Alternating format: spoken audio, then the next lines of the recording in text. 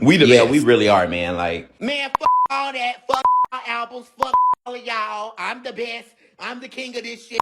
Y'all. and we don't trust you for real, Drake. Hold on, not too much on my boy, because first of all, Kendrick, your last shit was boring as hell, and I really can have somebody come handle you. Like, this is light work to me. Like, never mind. That kind of bothered my spirit saying that. So, Kendrick, you are kind of the best rapper of our generation. Like, shut the fuck up, Cole. Fuck you, Kendrick. Your shit ain't even banging how it used to, and you don't even want me to tell you what your baby mama did, bitch. How you think you big stepping, nigga? You only wear a size 7 men's, bitch. Drake, you think you... Shut your old ass up, Rick. Shut your old ass up. Man, Shut your old ass up. He ain't Shut talking... your old ass up. Drake, you really You can stop talking to me, too, and make some beats, bitch. It take all of y'all to go against me. That's crazy. Drake, I don't give a fuck. You gay. You gay. You gay. You side to a nigga that side to a nigga that side to a nigga that side to a nigga that side to a nigga. Boy, and you can't dress. And you pop your pussy with sexy red. And you don't take care of your kid. Boy. Matter of fact, you can't say nigga no more. You can't say nigga no more. You know, it's not necessarily what you're saying about me. It's the fact that you said it. Like, just in the sense of, like, you don't know what it does to me. Whether like, you like it or not, you know you're going to know it comes from a real place. And it's going to feel unapologetic, not compromising, and it's going to feel me. You know, and if you express, like, any form of discontent for me in a song and call me by name... I like Drake with the melodies. I don't like Drake when he act tough. Then all of a sudden, like, I'm left to kind of, like, pick up the pieces in my own life that I've, like, tried to build up for myself. I want to go deeper. I should have went deeper. You know, I shouldn't have held back.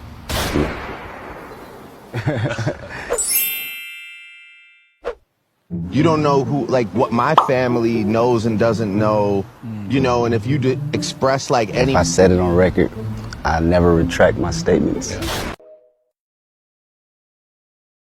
Drake is desperate to respond, but he needs a beat worthy.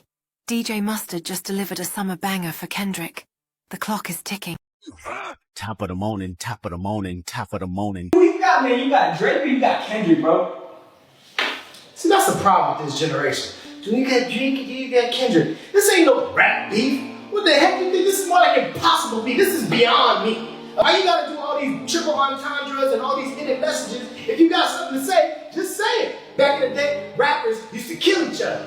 Biggie and Tupac, both of them got killed from rap battles. How much you would bet they gonna kiss and make up to an R&B track in about 5 months? Can Drake or Kendrick sue each other over a diss track? Maybe, but it would depend on a few things. For one, it may be hard to prove defamation when it's said over a catchy beat and rhymes. Yo, Ugo Lord don't know shit about the law. That's because when it's said in a diss track, a court may be more likely to think the statements are opinion and not meant to be taken literally. I pray my get big as the Eiffel Tower so I can the world for 72 hours. Well, there's no way that's true. But another reason they wouldn't sue is because they have to prove what the other person said about them is a lie. And I don't think either of them wants to, because rappers like their private lives private. I don't know if they like judges and lawyers poking around their totally safe and legal parties. But what if it's all true? What if all the accusations said between these diss tracks are actually facts? Well, then it wouldn't be defamation, because you can't be sued for telling the truth. So can they sue each other? Absolutely. But I think it's better for everyone if they just keep dropping bangers. Hey, we sure showed Ugo, right, guys? There's no way he's gonna... Oh, no. I was really trying to keep it PG. Hey, Ken, you want to turn the lights on? No, leave them off. Did you hear that? Drake dropped. You heard it? I expected it. Oh, okay. You know you was talking about... My family. Yeah. I'm uploading now.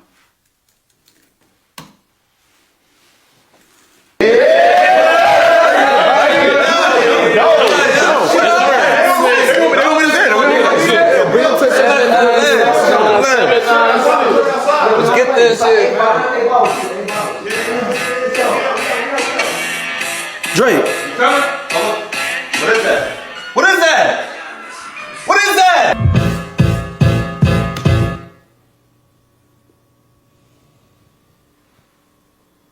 Drake and Kendrick both invite you to their birthday party. Which are you attending? Drake.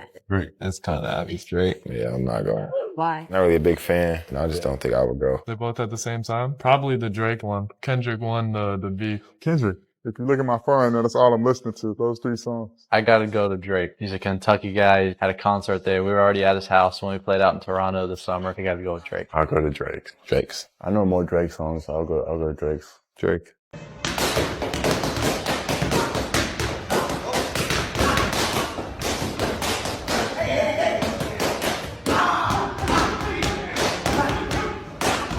Now that the beef is officially over, let's talk about the results, okay? We did learn some things along the way, like Kendrick stans are much more annoying than we thought they were previously, and Drake stans are just about as annoying as we knew they were. Now, who won the beef? If we're being honest, Drake. And that's not to say Drake's better than Kendrick, that's to say that his regime did not end. We will still live through Drake's reign of terror. I'll tell you exactly what's gonna happen, okay? Drake's gonna drop his next album, and people are gonna be like, ha ha ha, remember he lost to Kendrick, blah, blah, blah, blah, blah. His numbers are gonna be exactly the same. And then the album after that, hardly anybody's gonna bring it up, okay? Kendrick did not destroy Drake the way he set out to. And yes, public opinion says Kendrick won, but here's the thing, a true Kendrick victory, in my mind, would be making Drake too scared to drop his next album. Because Kendrick was the aggressor and Drake was the defender, a tie was always going to go to Drake. People want to be like, oh, but he exposed Drake for liking kids. He didn't tell us anything we didn't already know about Drake. We knew who Drake was texting. That video of him kissing that girl on stage has been available for years. Kendrick didn't just release that. A lot of you don't understand is that you don't actually care about these things. You understand, we knew everything about R. Kelly for years before that documentary dropped. Then when it dropped, everyone was like, oh my gosh, now that I can actually see the victims, he's a bad guy, he should be in jail. People made jokes about what R. Kelly was doing, same way people make jokes about what Drake is doing.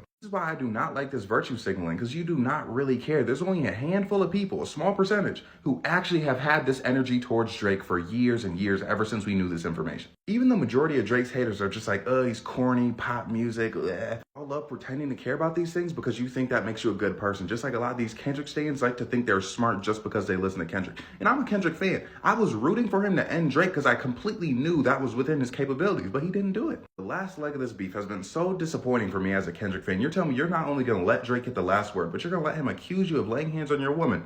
And after naming the song The Heart Part 6, like you're just letting that all slide. It's like, yeah, everyone on the internet is saying you won, but don't you still have business to take care of? Don't get it twisted. I love Kendrick still. I'm still a Kendrick fan. If Kendrick and Drake drop on the same day, I'm listening to Kendrick twice and then listening to Drake. I honestly just expected more from Kendrick as a fan. And it's one thing to not like eliminate Drake, because obviously that's a hard task, even though I think Kendrick's capable of that. You're letting him get the last word and naming the song The Heart Part 6 when everyone's on your side. Like the court of public opinion, Kendrick all the way, right? If he would have dropped one more diss after Drake was literally like, I don't even want to diss you anymore, it would have been a layup victory for Kendrick. But no. The definitive ranking of the diss tracks goes as follows: Euphoria, Part 6, Not Like Us, Family Matters, 616 in LA, Push Ups, Tailor Made Freestyle, Meet the Grams. Drake destroyed everybody. Drake destroyed everybody. But the thing I just heard from Kendrick, it's a battle now. I feel like it's a battle. Man, that was trash what Kendrick just did. No. You think it was trash? No, you think it was trash? I don't think it was trash. That boy Drake said, we want to see your contract so we can see the splits. The way you doing splits, boy, your pants might rip. I ain't nothing, man. That boy ain't saying not one bar that could top that one bar. He said somebody's parenting. Yeah, his parents. Yeah. Like, I'm like, he said something about that. And then he was like, and then he switched to the Canadian accent when he was talking about Crody. When he the was FUBU line. But guess what, y'all? All that cryptic rap, that metaphor. You don't want to think too hard. Listen, it ain't even me. The world ain't thinking that hard. They like Drake. Well, you got some real hip hop heads. Drake, it don't matter. It's okay to like both. I like both. No, I like both. Okay. I love both of their music. But when it comes down to that Drake dropping Give Me 50. I ain't gonna lie, Drake killed him on that one. Everybody. Anybody that was coming at him, Ross was hard, right? Yeah. Ross, in the song he did was hard. Yeah. But Drake murdered it. I don't care if I Drake think he assaulted them with that song. I don't care who Drake went and got writers from. I don't care who his writers is, whatever it may be. But do you think Future gonna come back with something? Future already. He don't have to. He didn't like that. Yeah, he didn't like Future's done. Kendrick He did the whole album. Yeah. The whole album. No. Future come back for your bitch. Nothing been the same since they dropped Control and tucked the sensitive rapper back in his pajama clothes. Ha ha. Nothing's been the same since they dropped Control and tucked a sensitive rapper back in his pajama clothes. Now, when this dropped, Sway was interviewing Schoolboy Q. got Kendrick on the phone. Is it about Drake? And Kendrick didn't answer. Kendrick kind of skated around it. He was laughing it off. And before he could continue, Schoolboy Q was like, nah, you ain't taking my shine. Click, hangs up the phone. But that says it all right there. Instead of just coming out and denying it, I think we can definitely connect those dots nowadays. It's ironic. Drake tried to call out Kendrick for not being direct. Like, come to New York, if you want to be on that energy, then just be on that energy. Be direct about it. When Drake wasn't even on that energy and very direct about it. Here's your flowers. Here's your backhanded insults. What are we doing? I'm about to crack the Da Vinci Code.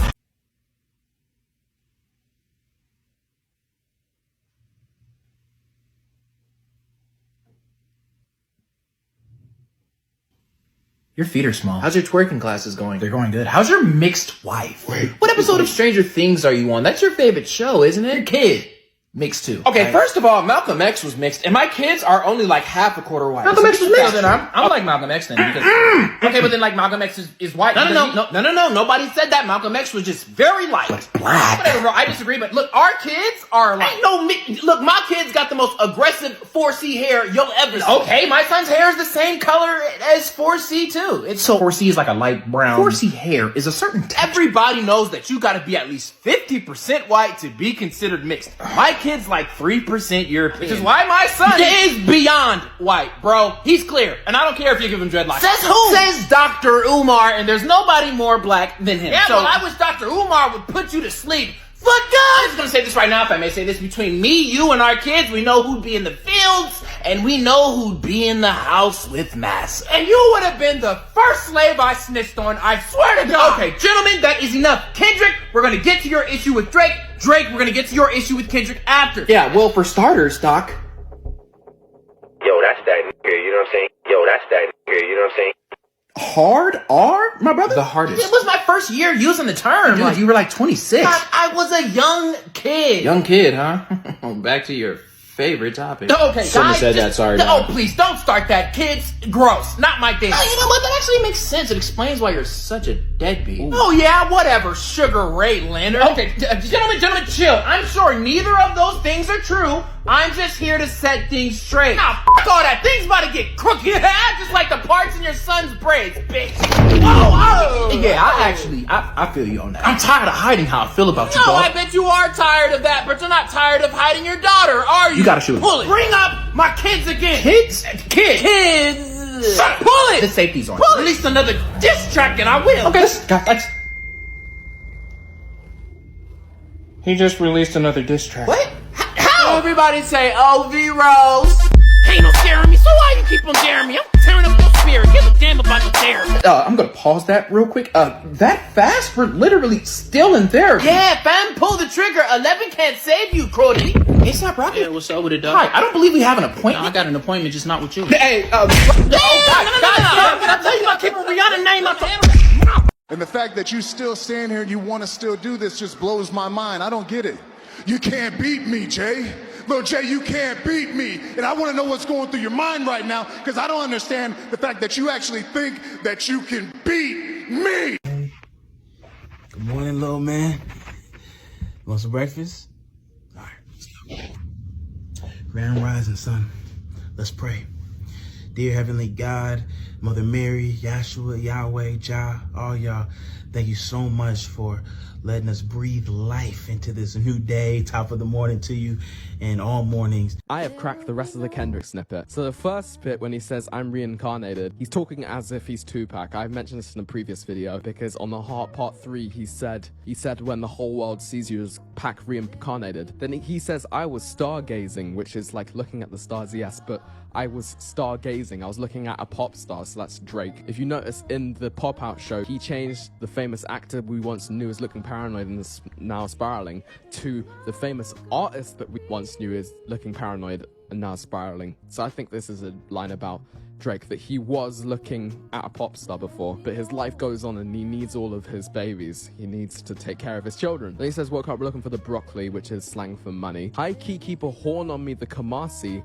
I think this is a Tupac bar. One, it's like keep a gun on me. But also, if you know Untitled #1 from Untitled Unmastered, it's about the apocalypse and he talks about the last trumpet. The whole of Untitled 1 is a reflection of the conversation that Kendrick has with Tupac on Mortal Man. So I just think he's saying, like, I keep the horn on me, but also I keep the horn on, because Kamasi Washington is a saxophonist. Then IP ownership, the blueprint is by me, is a double entendre. IP is obviously like IP address, so like he's owned the internet for the past however long in terms of the rap beef and stuff. But IP ownership is also intellectual property ownership, which Jay-Z has owned his masters since 2004 because Jay-Z wrote the blueprint. So the blueprint is by him for owning his masters, because Kendrick now owns his masters by being on PG Lang. And then Mr. Get Off, I have no idea what it means. But yeah, that's my breakdown of this snippet. I hope we get to see and hear the rest of what this actually means. Take care and see you tomorrow. Yo, academics, dip from my live, man. Real talk, man. I'm really like, bro. Need to dip from my live, man. Real talk. I found out Drake has an op that none of us know that is a huge rapper that we all think is his friend. I found that out like 2 days ago. I won't even drop the name.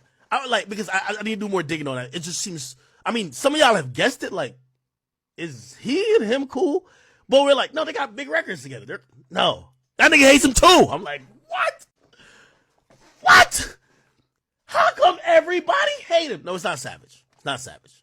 The real reason Drake is suing UMG is gonna shock you. I don't know if y'all seen DJ Academic's recent stream, but this is basically what he said. He said that Drake has kept a clean reputation until the beef, which is false. He also said that he thinks that out of nowhere, a whole bunch of people are about to start coming out the woodworks about Drake. He thinks it's because he sued UMG. Nobody caught this, bro. Nobody paid attention. Remember when Kendrick said the embassy about to get raided too? Drake is tied in with all this stuff in the industry that's been going on behind the scenes. And he knows it's about to catch up to him. The reason why he sued is to make it look like UMG planted this stuff on him. Make him basically look like Michael Jackson. So y'all will say, oh, it's not true. It's only going on because he went against UMG. In reality, these cases were coming back to bite him in the ass regardless. Okay, call me crazy, bruh. I don't care. DJ Academics just started the campaign. Favorite this video and come back to it later on. I guarantee you that's going to be the narrative when these cases start dropping on Drake, bruh. Watch. To him, it's a possibility he thinks, right? Nobody listens to that shit. That shit gotta be bots. He's never heard it. When would Drake have heard the song? Now, does he see it on Twitter? Yeah, but he probably thinks that's paid campaigns. He's never been out somewhere and they cut the music and everybody's shouting out, certified lover boy, certified pedophile, wop, wop, wop. He's never heard that, ever. Promise you. I'll put any amount of money. He's never heard it, ever. That's where you get to. And, just like I would say, for a point with Meek, I don't think Meek heard back-to-back neither. Who would play back-to-back, at least initially? Until I think Meek is more closer to the ground level.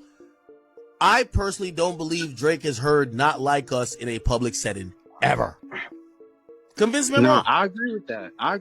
Because so when you're that popular, it's easier to think there's a bunch of bots when you're saying, who's playing this shit? I never heard it.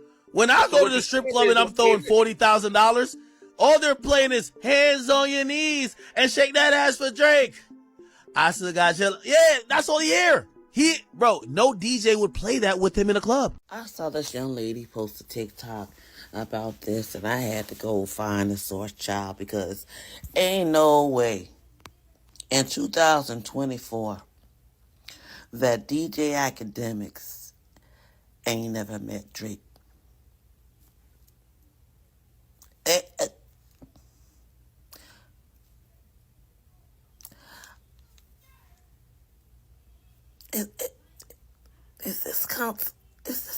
You got a crush? Are you in love with him?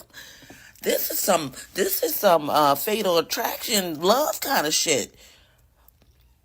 So you have been capping for this man for years, and he hasn't deemed it necessary to breathe in your direction so you can smell his breath. You don't even know.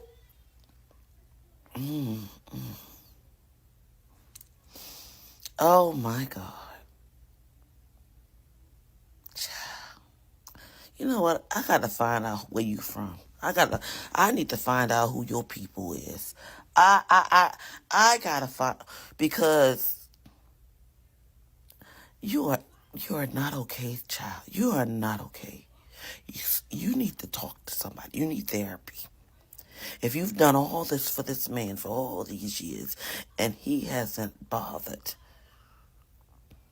to come on your show, wasn't he just on that white man show who totally disrespected him by playing music he know he wouldn't like, bringing up subjects he know he wouldn't like?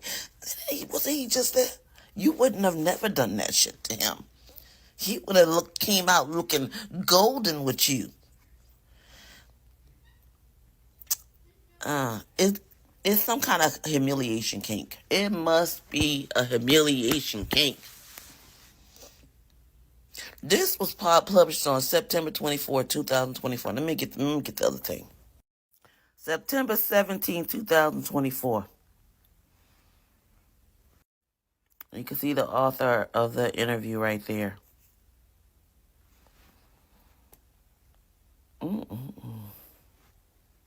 It's sad. I've been trying.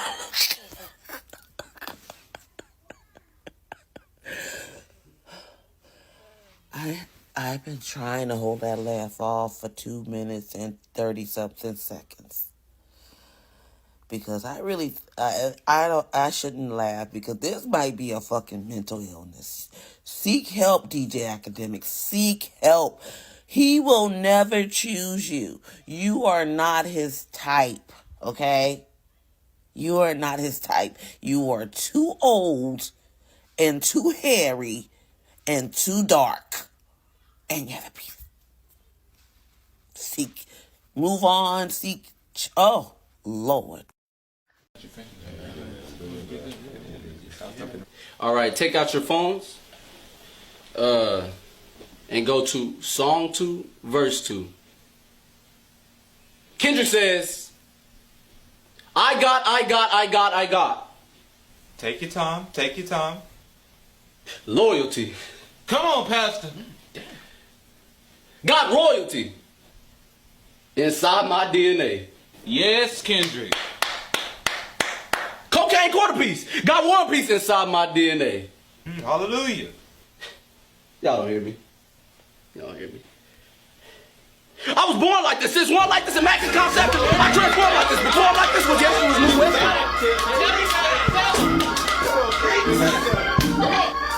Everybody bow your heads.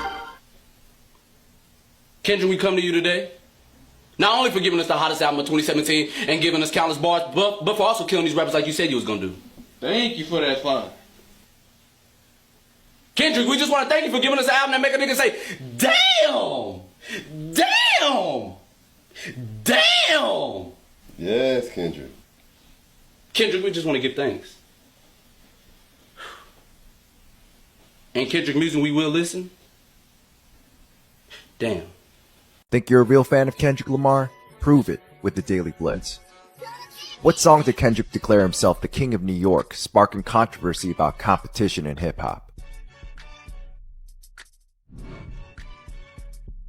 K-Dot won a Pulitzer Prize in 2018. Which of his albums did he receive it for?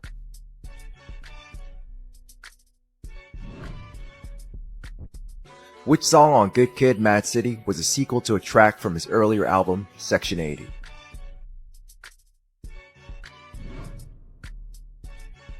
The chorus in the hit Alright was inspired by a mantra from a famous comedian. Who was it? Which legendary rapper is featured in an interview with Kendrick Lamar in the song Mortal Man?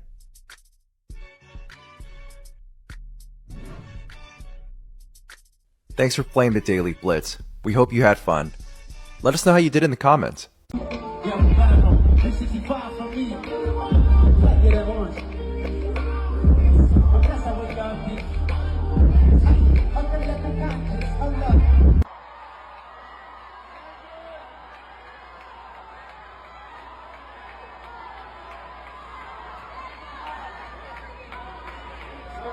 Yeah. ATL. It's been real every motherfucking time.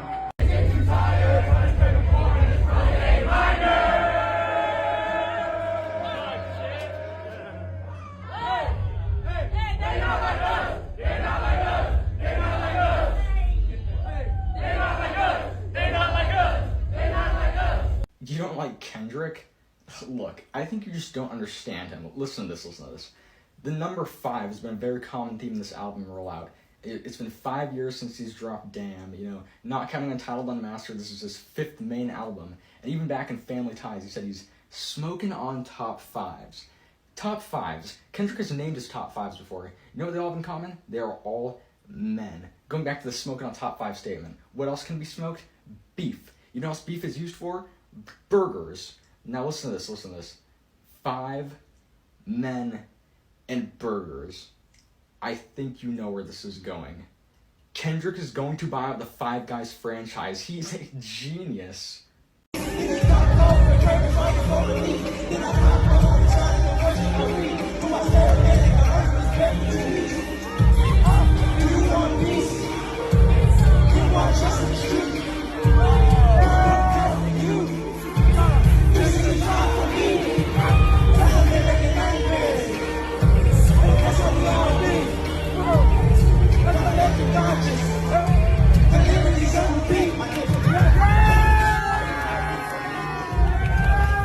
A minor.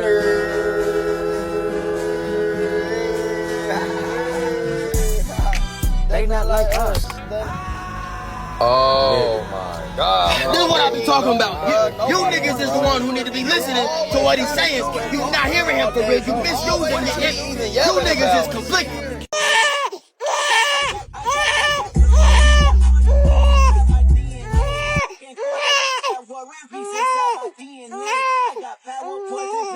Inside my DNA, I got hustle, though ambition flow inside my DNA. I was born like this and born like this, immaculate conception, not transformed like this. Good now? Like this was Yaoshu, a new weapon. I got PTSD. What the fuck? Number 3. Nigga, it's just Big Me. Nigga, My left stroke just went viral. Crossed over, put the fenders in a spiral. You can't guard me, you can't guard me. You can't guard me. Just guard me. I'm gonna score and shoot. Yeah. Hey. Oh! He said hey as a greeting, but also as in hey for horses because we're just in there horsing around. Did you also catch it was an acronym for Hello Eccentric Youngsters? Oh, but it's also an acronym for How's Everyone's Yarning because we're directly miles from a yarn factory. Tell me you heard the new Kendrick Lamar album. Oh, hell yeah, I was listening to it, bro. I just heard the whole thing. It's fire.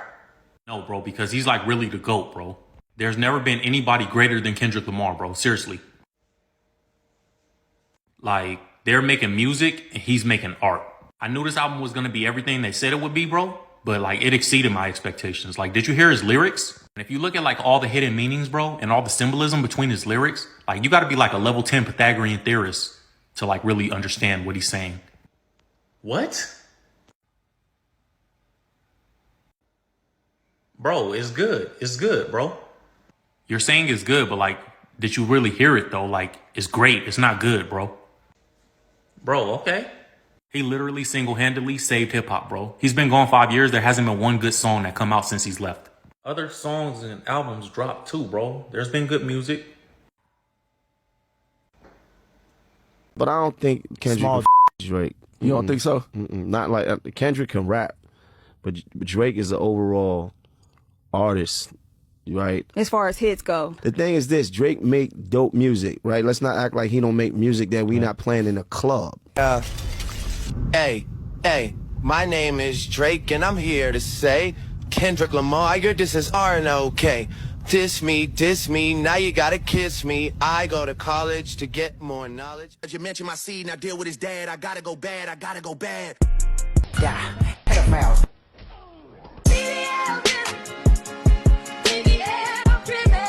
Drake heard the Bay won't let him disrespect Pac. You think the Bay gonna let you disrespect Pac, nigga? So he thought Argentina would let him disrespect Messi. For context, Drake posted on his Instagram story with a betting slip on the Copa America semifinals saying, "This could get messy." To clap back, Argentina posted this graphic after beating Canada saying, "Not like us," referencing Kendrick's diss towards Drake. Being dissed by a whole country is crazy. That Drake bet now seems more like a donation. Family Matter drop. And we like, oh shit, like that shit was crazy. Like what he said, somebody runs in and was like, yo, Kendrick dropped again. I was like, you lying. Hooked on my phone and it was Meet the Gram. So I was like, as soon as I hear it, my face went like this to like this. Then eventually like,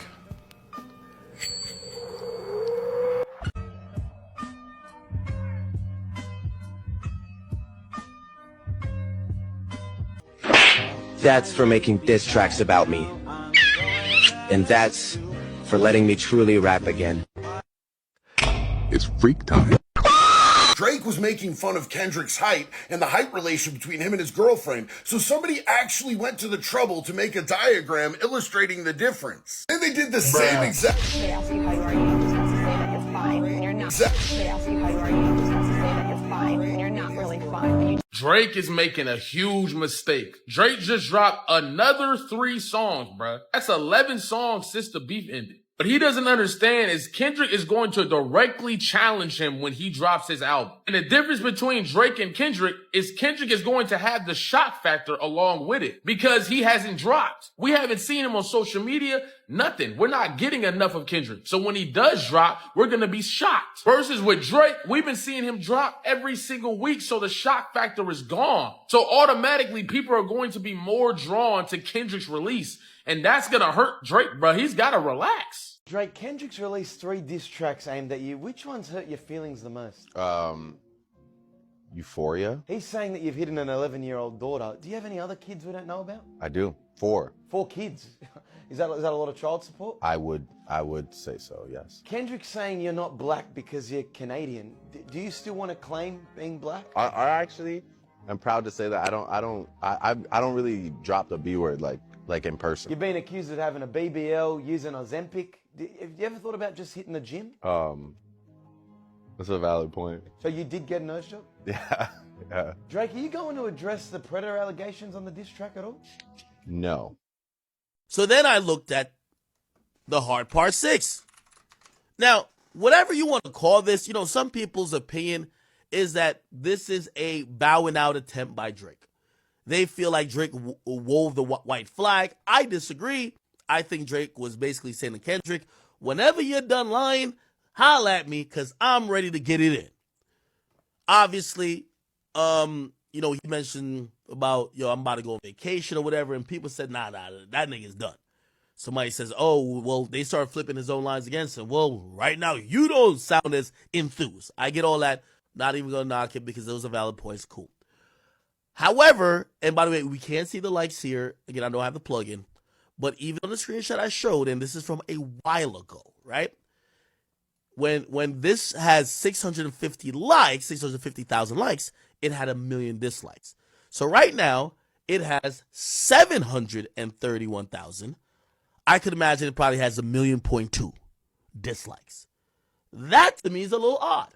By the way, the views still are going up. It's number 22 trending for music, 19 million in 2 weeks. That's pretty good.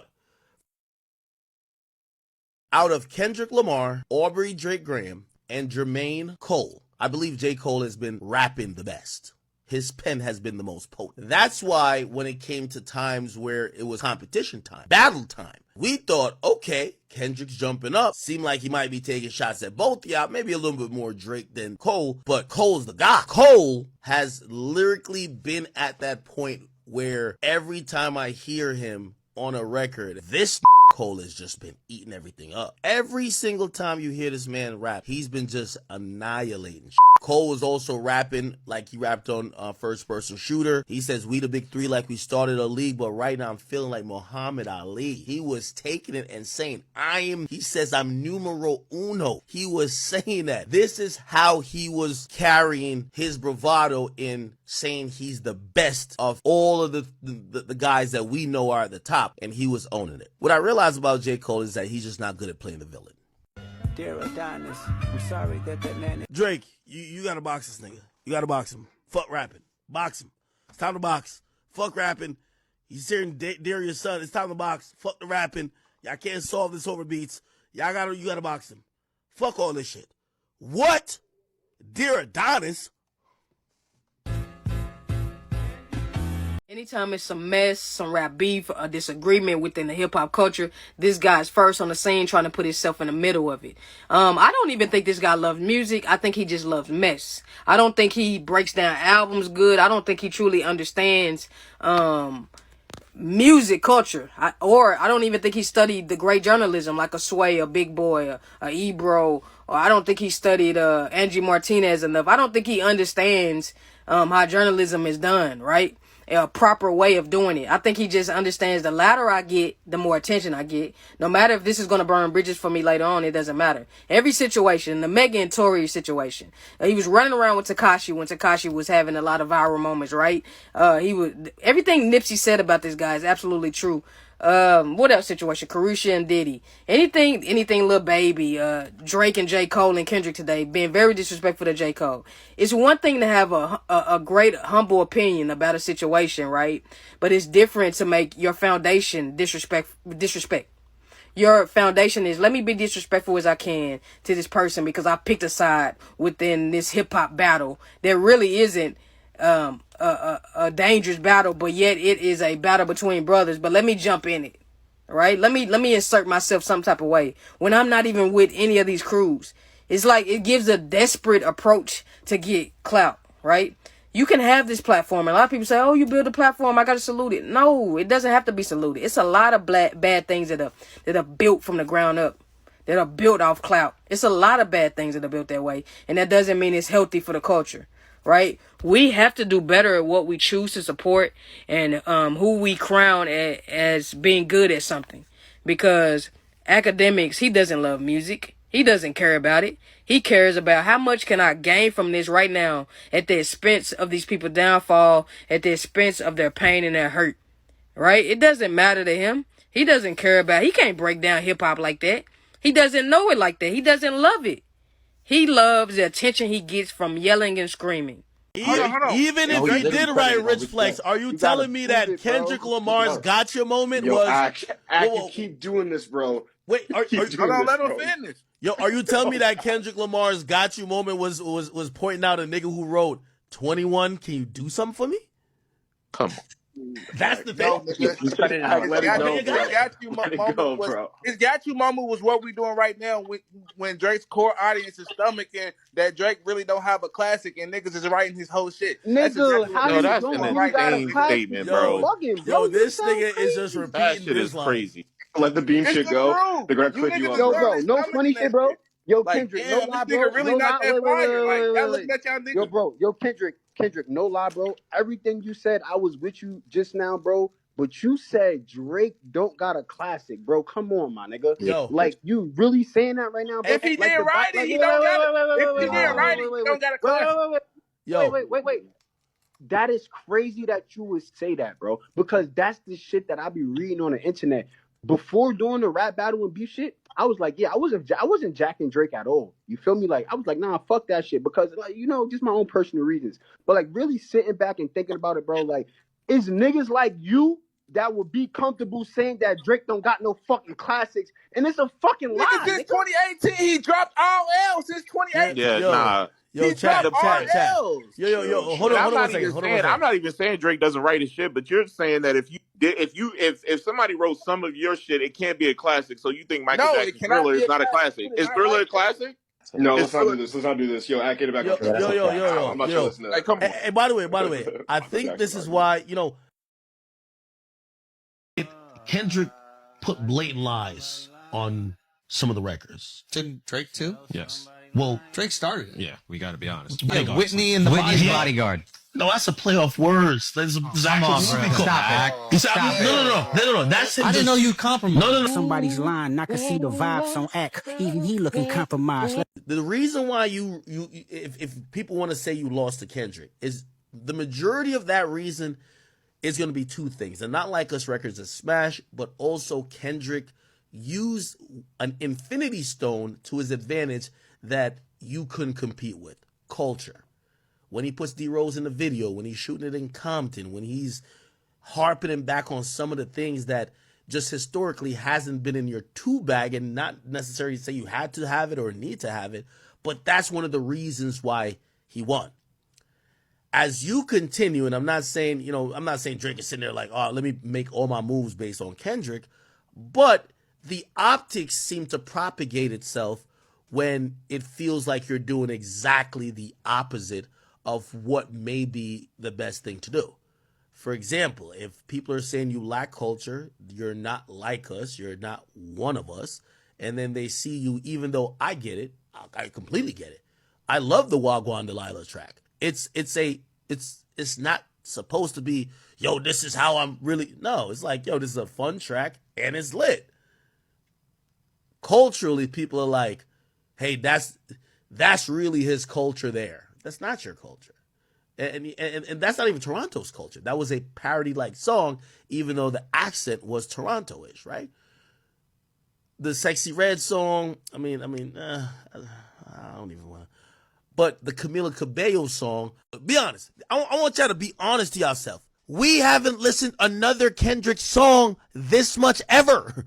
Kendrick gonna be performing for 15 minutes, and the majority of people gonna be like, what are these songs? With all due respect, if he come out to the Super Bowl performing Money Trees, Collard Greens, niggas don't own them shits. You think niggas in Sri Lanka? Niggas in fucking Mozambique? Yo, there's aliens watching the Super Bowls, my nigga. You're not just performing for Compton? And like the few Kendrick fans on Twitter, Kendrick puts out music once a decade.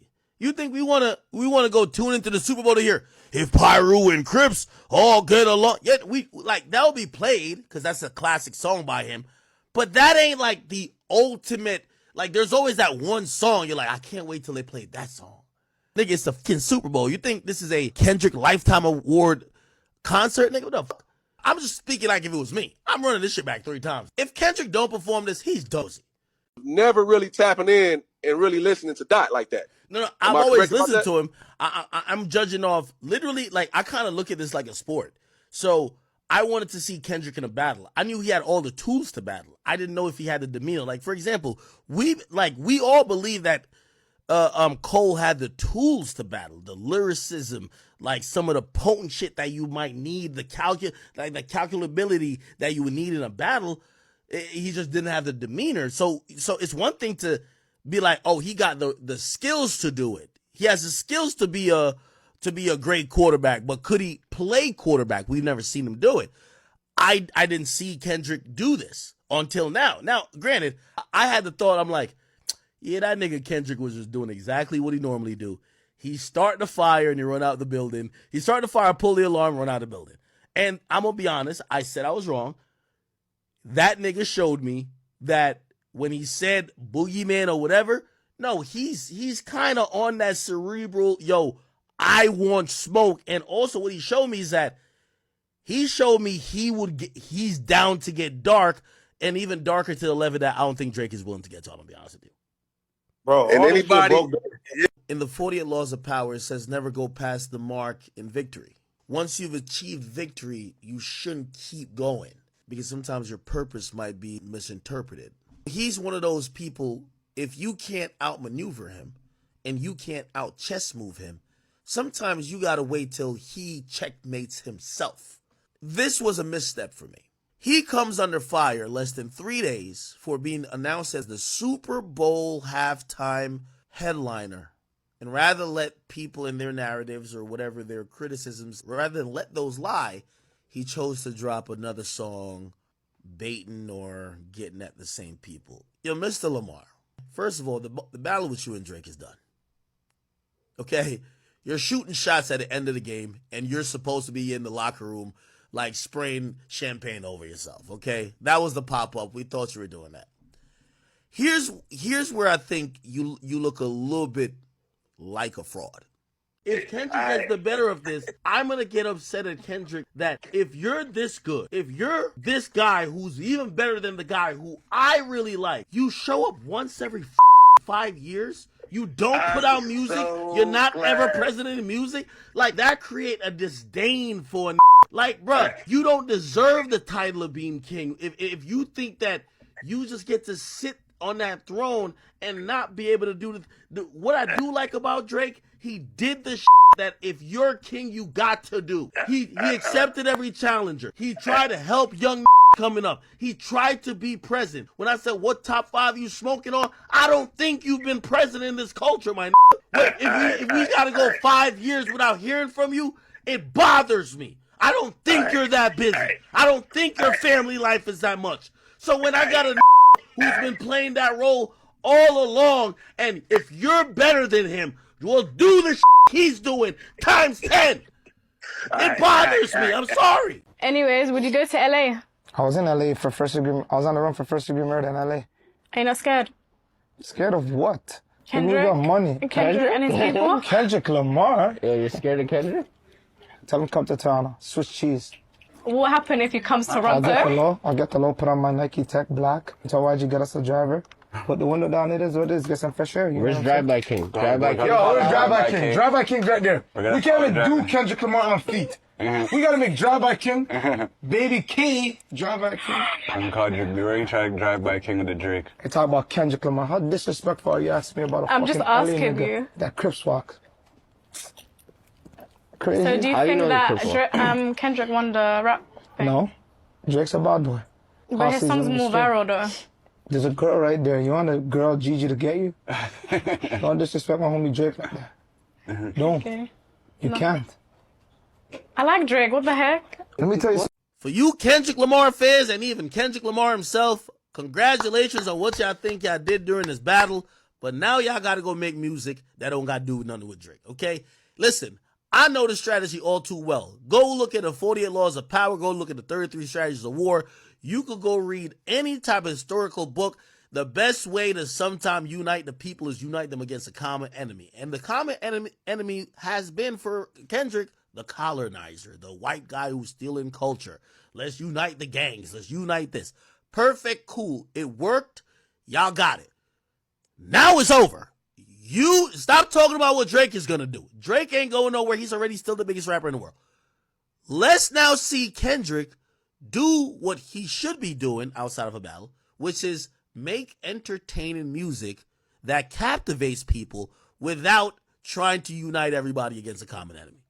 That's what I'm ready to see. How does the biggest artist redeem himself from being number one when he's still number one? Make this make sense. Big Sean keep sneak dissing, I let it slide. I think it's false confidence got him inspired. I can make them respect you, baby, it's not my job. You're finally famous for who you date, not how you rhyme. Boy. Cute ass raps, get your puberty up. What? They make you a classic album before you come at us. What? Drake and McMill beef might got you gassed up. But I'm a whole nother beast, I really fuck you up. Oh, god damn. Yo, Sean, you know we're not believing you, right? You see, he literally was warning you saying, Drake and Meek Mill beef might get you gassed up, but I'm a different beast and I will fuck you up. Now, look how easy Drake demolished Meek Mill, and then him and Drake went at it, and yeah. So, bro, I ain't gonna lie. Y'all know why Big Sean plays stupid. Big Sean is too smart for this shit. Damn, I forgot this how he was violating him. I forgot he was saying names. Like another dead prophet, hoping the God to give him life. Big Sean keep sneaking. Now, granted, I don't know how that battle would go, but I'm giving Kendrick credit at this point that he's smart enough to find an angle. Obviously, with Drake, there was an angle of he's light-skinned, not from America. He's from Canada. I could use he's stealing culture. He doesn't respect what real, growing up in inner cities look like. He's not like us. He don't, there's so many things. Oh, he's just stuck on fame. He has no substance. There was so many angles that he was trying to get at Drake. granted, most of those angles wouldn't work on Sean. Sean isn't seen as a womanizer. You can't call him a pedophile. Sean is a black man from Detroit. You can't really use those angles. But I'm gonna be honest with you, the battle with him and Drake to me was a proving ground that I was like, yeah, I think all you niggas want to leave this nigga alone because I think he's gonna come up with an angle to violate you, like violate you. So just leave Kendrick alone now. I don't know who he's gonna take to punch this nigga in his mouth, man. Lyrically, obviously. Because Kendrick's streams has gone all the way up and he's done so much, I heard that his album is pushed back slightly. I heard his album would have been here for in the next like 2-3 weeks. That's what I'm hearing. I heard that Kendrick would have been dropped his album. If this battle did not happen, his album would have came. However, everything has changed. Number one, a lot of people are giving him so much positive press and reinforcement after this battle. Number two, the streams from the 3 diss songs that he has up, right? Think about this. The streams from only the 3 diss songs he has up on Drake that are on DSPs, they have done so much streams, it's equivalent to 2 albums. Not Kendrick albums, but 2 regular albums from a lit artist. So essentially, if we're thinking about artists who work for a company, even though he works for himself, allegedly with PG Lang, but they have distribution deals and whatever the case is, if you have to check the box of maybe, you wanted to get, I don't know, let's say 500 million streams, right? Like that was the goal. Like you needed to drop your album and get 500 million or 1 billion streams. Well, those 3 diss songs got those streams that your album was supposed to get. So now what that does, if you're a businessman, it makes you now play the game different. Because you've satisfied the quota in what you needed to provide in streams and sales, obviously you do want to take advantage of the moment because you're lit right now, so he is going to drop. But you don't necessarily have to rush out your product because you're dominating streams with 3 songs. So from what I heard he's like, he's refining the album, he's polishing, but he's letting the songs that are doing, like Not Like Us is going crazy. Let those do the numbers, which by the way, they're doing 3 songs are doing so much numbers, it would be equivalent to 2 regular artist albums. And when I see regular artists, I would say like 100,000 or so. So that's why I've heard that his project, isn't coming immediately, but it is coming. Hey, what's your name, man? Angel? You look like an angel. Come on, we're gonna play something. Come on. Drake was called a certified pedophile by Kendrick Lamar in his mic drop diss track, Not Like Us. A woman from a previously deleted video is coming to correct the record. The video circulating on the internet is from a 2010 Drake performance in Colorado. The girl is brought on stage by the then 23-year-old rapper, who gives her a neck kiss while they dance. Then he stops himself and declares, "Y'all are gonna have me getting carried away once more. I get into problems for doing things like this." She responds that she is 17 when he asks her age. Jayed provides further background on the evening in a lengthy statement. She says it's common for musicians to be picked by Drake's crew, recalling how her father took her to the event. "I was 17 back then, and I'm 31 now," she writes. "This was a concert that my dad took me to back in high school. Drake's entourage actually picked me out from the crowd of people, not Drake himself. It was nothing then, and still nothing now." Of course, when Rick Ross heard about this, he was quick to jump on his Instagram story and went off big time on Drake and barred him.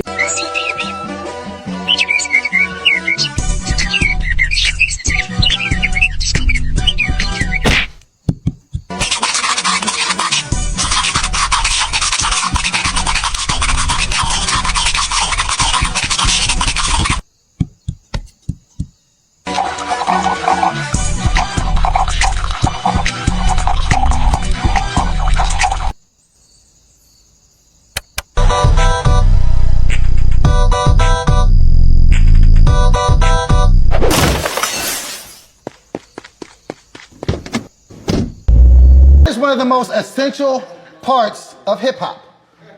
Battling, right? Did Drake not give us one of the most classic battle rap records when he just ethered Meek Mill on back-to-back? They had it playing in the club. Kendrick won't even get in the ring with nobody. Who will Kendrick battle? Everybody always wants to say Pusha. Drake actually kicked his ass in the battle. Pusha came out with some little facts. Oh, you got a kid. Nigga, that doesn't mean your bars were crazy.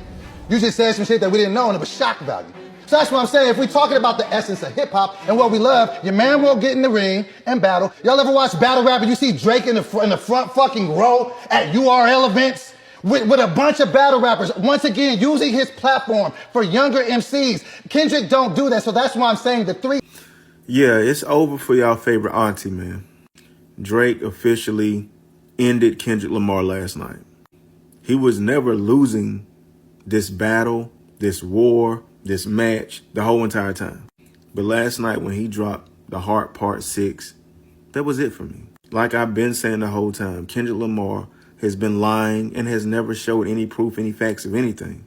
But your best friend, Dave Free, really is loving pictures of your supposed kids with your girl. Now, she doesn't even follow you on Instagram, but she follows the man that she allegedly has kids with. See, that's called proof, my boy. And that's why Drake is looking like this in his Canadian estate. Because you have shown no proof. You just talking. He's really dropping facts. And don't tell me now, oh, Drake's went too far talking about Kendrick Lamar getting molested as a kid. It's not taking it too far calling someone a pedophile. It's not taking it too far bringing someone's son into this. It's not taking it too far bringing someone's mom and dad into it. There's no rules in love and war. So when Drake starts to dig up your past, the same way you want to bring up his family's past, oh, it's not fun picking on someone who was molested. It's not fun picking on a 6-year-old little kid. I have no remorse at all for Kendrick Lamar. So now it's over. If this was a 7-game series, you go to 4 games. Drake just won last night, 4-1. Kendrick Lamar, only good track to me that slid was Meet the Grams, which should have been the first thing he dropped. Drake is undefeated, man. Leave this man alone, because you're looking bad. Picking on the fact that he's not black, but he's destroying your sport, which is hip-hop. He's running through it, and he's been the biggest name in hip-hop for almost 20 years now. What you want about Drake, but he's actually a marketing genius. Just when everybody thinks he's down and out, he drops 100 gigabytes of new music videos, behind-the-scene footage of tour, studio sessions, and just like these really cool vlog-style videos that gives you a different perspective on his life from the usual IG polished videos. Now, this is a great move from Drake. It'll definitely give him a lot of positive buzz, especially because we're going to see old footage we never thought we'd see before, like Virgil Abloh DJing for him and him performing. And that's just one of the many cool videos in the files of something that honestly I never thought I would see. If you haven't checked it out already, go check it out, 100gigs.org. I'm sure somebody will make a guide to all the content soon, but it won't be me because that's mad work. Peace. Straight music videos going on now.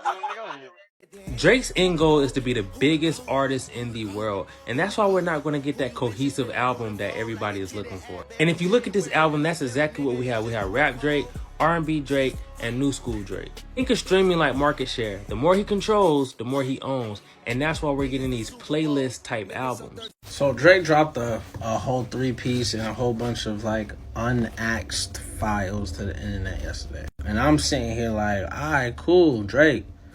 He dropped some new music. Bet, let's listen to it. But what's so interesting wasn't even the music for me. The interesting part was the fact that Mans really dropped all this footage. I'm thinking, like, with my creative brain, why don't you just put this in a documentary? You feel me, right? You over here just releasing all willy-nilly footage. I think it was the fact that, like, bro was really trying to sit here and let everybody know, like, I gave y'all 3 tracks, right? Y'all can have fun with. But also, this is how I work.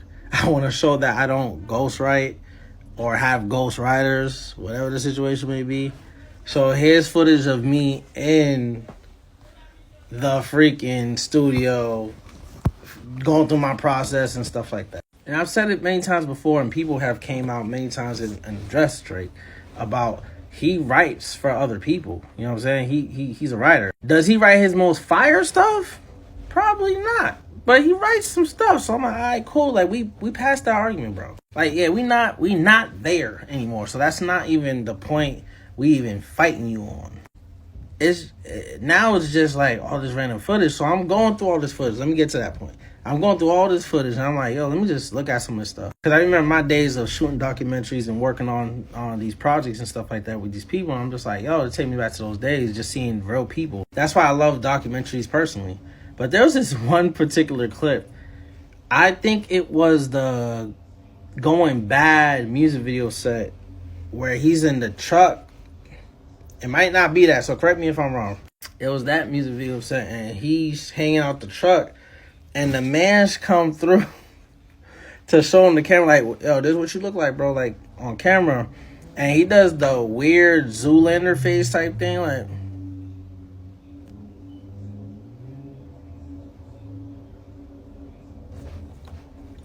I don't like using the word sassy. It's, like, almost not in my vocabulary. But for that moment, I just really realized, I was like, oh, that's what y'all call sassy, because that definitely was sassy, bro. And I kept on looking at that footage. I'm sitting there like, Drake, bro. Drake. Come on, man. Come on. And then not to mention, he got clips of Rihanna on these files. And I'm like, bro, like, you just keep stirring the pot, don't you? Because it clearly shows that him and Rihanna's chemistry was unreal. Why they broke up, I don't personally know. But if the internet knows, please expose it. Because I really want to know why. And I do think Drake at least, Rihanna was the one that got away. Rihanna is the girl that he had, but somehow fumbled that shorty. So he's like forever stained and hurt about that. Y'all let me know, because it's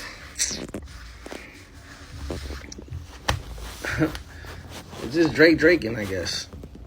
No, I don't. It's fine to go in right now. Here, let me go to your part.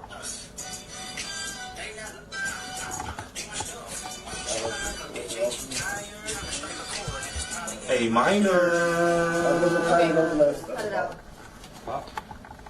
I promise you, ma'am, I was not trying to go to minor. I have kids at home currently, and I need to get home and deal with them because they're with my mother.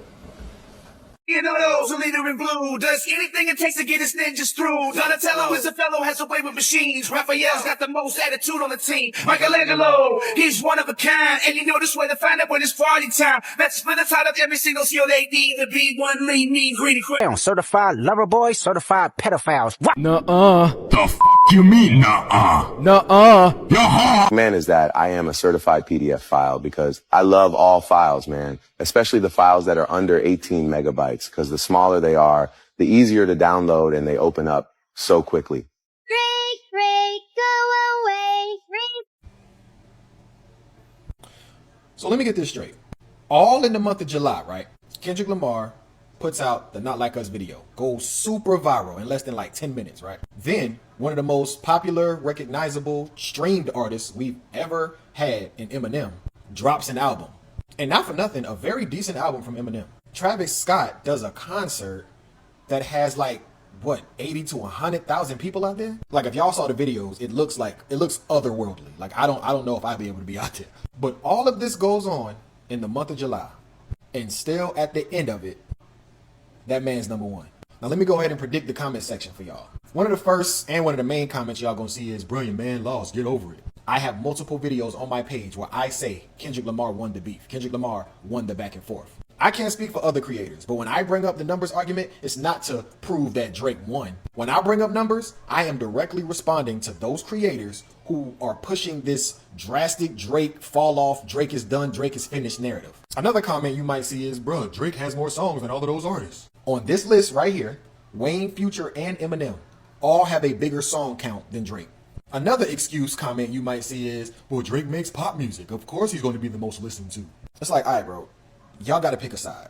Either he's done, falling off, not many people are listening to him, and his numbers are down, or the only reason the numbers are up is because he makes pop music. You have to pick one. Like, it can't be both. Like, those two phrases cannot exist in the same universe. And then of course you're gonna see some sprinkled in pedo and ghostwriting comments. But those are just people that's like coping and just reaching for stuff outside of what we talking about. You got people like Ab-Soul and DeMar DeRozan that are clearly on Kendrick Lamar's side with this, as they should be. And you got some TDE artist named TDE King who just did a live stream with Academics a couple nights ago, publicly declaring their respect for Drake. DeMar DeRozan said he still looks at Drake as a friend. If all of those heinous allegations were true, you really think people that's on the other side of the beef would be still publicly saying positive things about Drake if those things were true?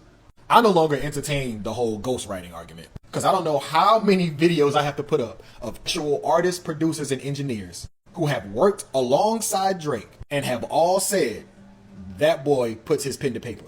Not to mention the hit records he's written for other artists. Like, that stuff never comes up when we talking about Drake. But hey, keep your hopes up. Maybe next month.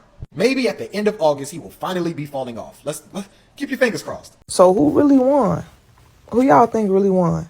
Because in the streamer world, everybody be so stream based. Nobody really talk about talent like that no more. Nobody really talk about, you feel me, lyrics and shit like that. Motherfuckers be going off streams and awards. So who y'all think won? Because Kendrick right behind his ass. Damn, Drake got 1.2 billion for the month. I would have thought it was Kendrick. I ain't gonna lie how much motherfuckers been playing that. Sometimes you gotta pop out and show this. How much I been hearing that. Damn.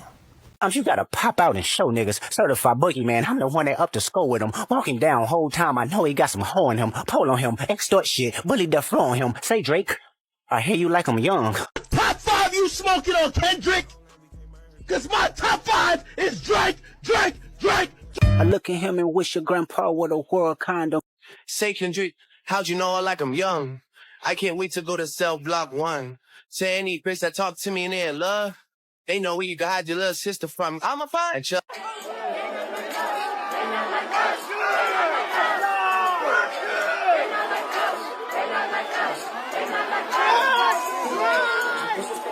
Yo! Drake just text me! Drake has just texted me. Stay on screen. Kendrick, what? Kendrick, drop your lying. You're lying, bro. You're cap. Bro, you're cap. Oh my god, he did! Oh my god, he did! Nigga, boom. I'm really like that. Hey, your best work is a light pack. Nigga, Prince outlit Mike Jack. Nigga, boom. For all your dogs getting buried, that's a K with all these lines. You don't see Pet Cemetery, nigga. Two Chainz say you good, but he lied. You run to Atlanta when you need a few dollars. No, you're not a colleague, you a fucking colonizer. The family matter and the truth for the matter. He was God trying to show y'all the liar. He a fan, he a fan, he a fan. He a fan, he a fan, he a freak ass nigga, 69 guy. When he comes out of the bathroom, he sees me.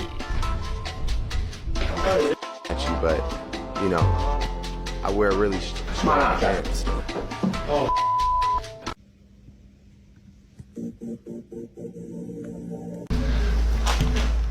No, right there. Please have a seat. Right there. Set the phone down, please. Hey, blood, the homies want to beat your ass. But I'm telling them not to. Because I'm trying to get another feature. You know my career is in the fucking toilet. Nah, homie, you not feeling me. I'm not feeling your energy. Everything is energy. And the energy I'm feeling right now is that if I left you alone with my daughter, I wouldn't be able to trust you with her. Bro, remember that time when we was in Atlanta and we seen them girls at the playground? And I was looking at them and they was looking at us and I was trying to tell you, we can't do it. Bro, I know. I understand. I get it. Sometimes I look at my daughter's little friends she bring over and I be getting all frustrated. I'm saying, bro, you lucky I got a heart.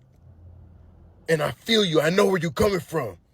I know these little girls out here, they be looking grown as fuck. But you can't do it. I got kids, homie. Look at it.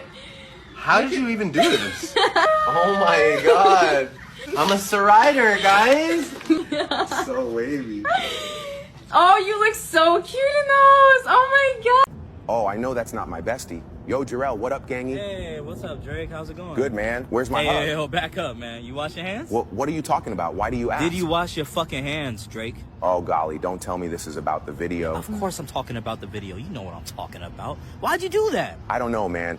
Must have been the teenage fever. Well, it certainly ruined my fucking day. You know, at first, when I seen you were trending on Twitter, I was like, oh man, Drake probably dropped another hit. He probably did it again. Little did I know. After further speculation, you're just playing with your wing wham. What's up with that? Listen, Jarrell, I wasn't trying to hide my dick from the world. I was trying to hide the world from my dick. It's a big difference. Besides, it wasn't even that bad. Wasn't that bad? Nigga, I was eating cereal. I was eating Apple Jacks, Drake. You ruined Apple Jacks. And I'm sorry. Now every time I eat Apple Jacks, I just think about the cinnamon sticks swinging around. And I'm sorry to hear that. I swear that wasn't my intention. It just kind of happened. Yeah, whatever, man. I really don't want to hear the excuses right now. You're still down with the gangy, though, right? You're one of my members. Yeah, we're cool. It's just, I'm gonna need a little time to get my mind together. I can't really wrap my mind around all that, you know? I'll take that as a compliment. All right, man. I'm gonna catch you. Keep your hands to yourself. I can't make any promises. Not literally, because I know what you about. All right, I'll catch you later, I guess. I'll see you. I know sometimes Okay, it makes me feel shawty. Let's dance. I'll give you my Drakey after, sweetie. okay, Papa. Oh, shawty. You're so hot when you do that little dance pokey. I know sometimes I make you feel insane. Sorry, that's just how I play this stupid game. I can't act like a child and disobey all that you want from me and that you say. I'm sorry, baby. Please, puppy. I'm trying to be. Drake got caught being sus again, because Yeet and Drake were in the studio cooking up some new music specifically for a song named Walter Black. And when they released the song, fans heard this ad-lib from Drake that's gotta be the fruitiest thing I've ever heard. I do whatever I want. I'm kind of that money for fun. You know, popping new birthday. But it gets even worse, as Drake seems to admit to shooting both ways. As in one of his songs, he straight up said this. Feel like I'm by, 'cause you're one of the guys. It's unknown exactly what Drake is looking for with a relationship, but luckily for Drake, Jack Harlow seems to want a piece of the action. Some would call this an embarrassing moment for the two, but not Drake, as he has a different way to say this. Embarrassing! And to top it off, Drake always gotta be that sus dude on a movie set. My Uncle Pinocchio! But if Drake is more sus than you, follow. Bro, do not be doing that shit on my head. Why do you, what you do that for? Alright, I said no. My allergies are killing me, first and foremost. So pardon the... I'm definitely getting absolutely cooked lately. Like I said, I like to be honest about where I'm at. You know, I still got something left in the clips. And hope for a miracle, you know? And I call this move the helicopter. Guys, I have big news. We just accepted a new member for the Predator League. Yay! But back Drake, who's the new member? Well, Super Diddy, it's the one, the only, Chris Tyson. Son, son, son. I'm Timmy Butch, and I approve this message. Would you ever get a BBL? No. What Why not? do you mean? That's a surgery. Just like pop out with just a crazy wham Absolutely not. It's like a... I already have one. Really? I'm already really, like... I'm not skinny. I think skinny is attractive. I'm not. What's your best feature? I have a really, really big butt.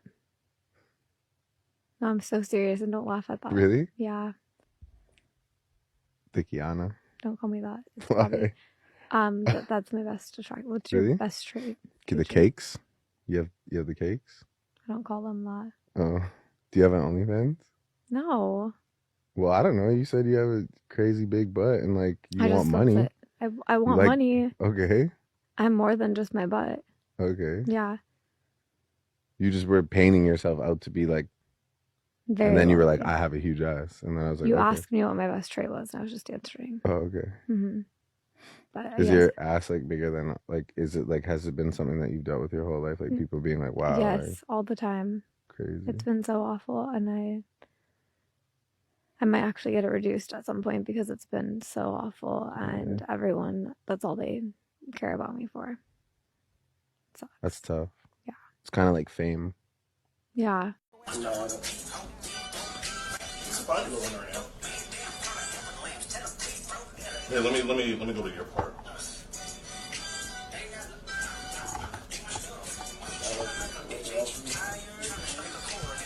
Hey, minor. I promise you, ma'am, I was not trying to go to minor. I have kids at home currently, and I need to get home and deal with them because they're with my mother. I'm not gonna lie, this shit was some good exercise. Like, it's good to get out, get the pen work, yo.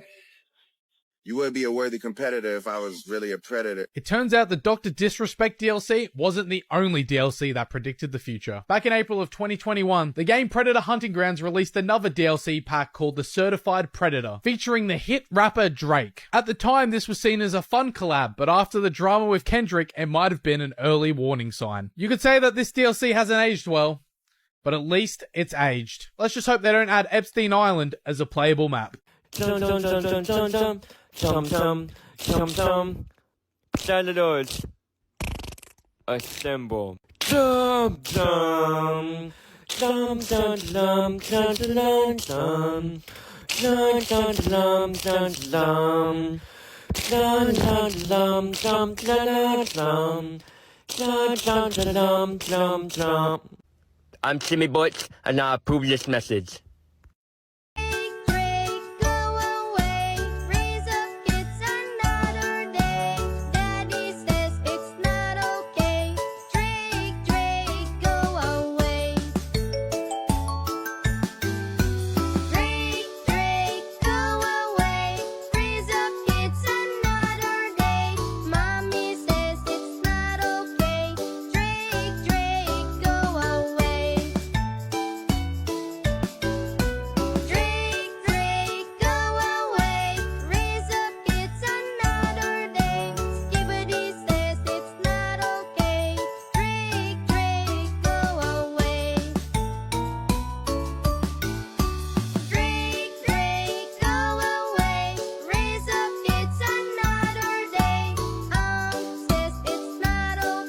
Bro, these allegations are getting out of hand, gang.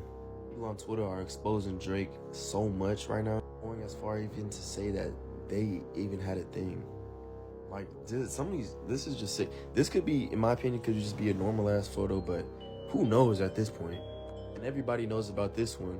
Bros are really sick for this. People are saying that he's been grooming kids at a young age. Billie Eilish said 18 tomorrow, and then bro said, I've been waiting. There's no way that's real, gang. Before y'all be saying I'm spreading false information, I'm just going off of what everybody else saying. I'm just going off what everybody else saying. People turn this into this, which is crazy. And for those that don't know, this is like the child predator watch thing. Like, when you're on the child predator watch map, this is what it shows. And this is an old tweet from Drake. If amazing was a young bit, I'd be going to jail because I'm effing amazing.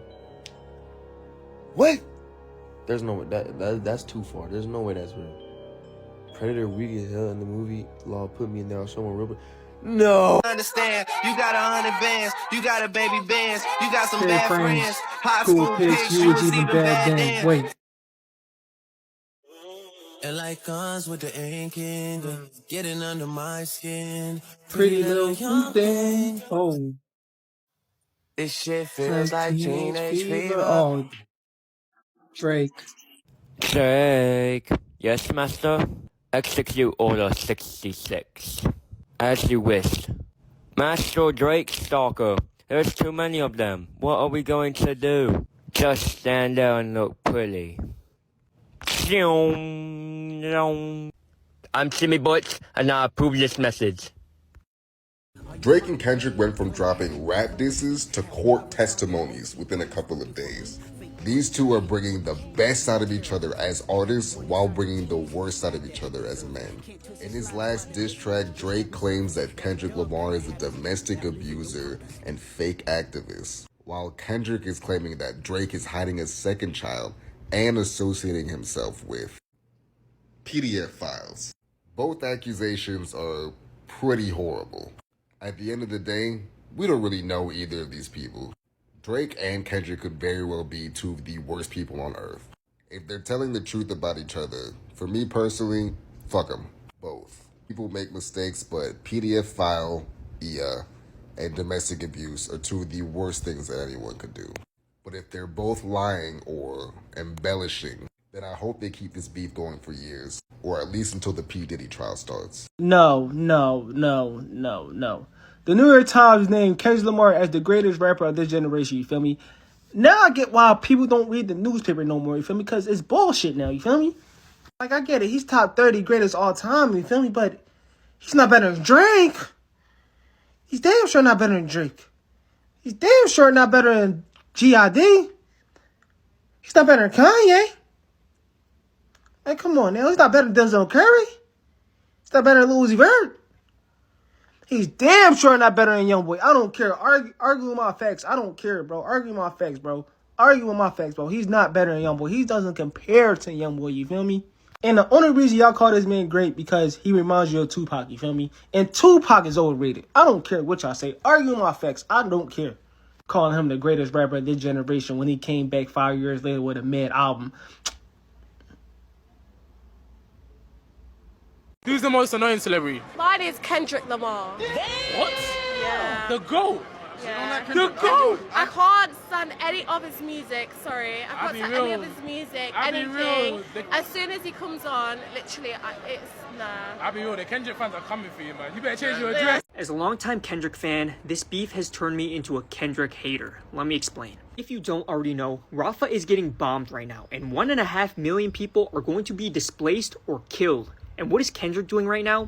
Yeah, he's trying to find more women that Drake has abused in order to score more rap beef points. Like what? And before people are typing away in the comments like, we can care about more than one thing. Well, maybe you can, but the American public as a whole cannot. Do you know why Israel chose today to start bombing Rafah? It's because this rap beef and the fucking Met Gala have the attention of the American public. They employed the exact same strategy during the Super Bowl this year. So Kendrick, how can you accuse Drake of making music that pacifies people when you're doing the exact same thing? And I'm sick of Kendrick acting like he's the second coming of Tupac. Tupac would be in the streets right now. Tupac would have said something about the genocide. He would have spoken up about the police brutality we've seen at colleges across the country. And I forgave Kendrick for not speaking out during the George Floyd protest.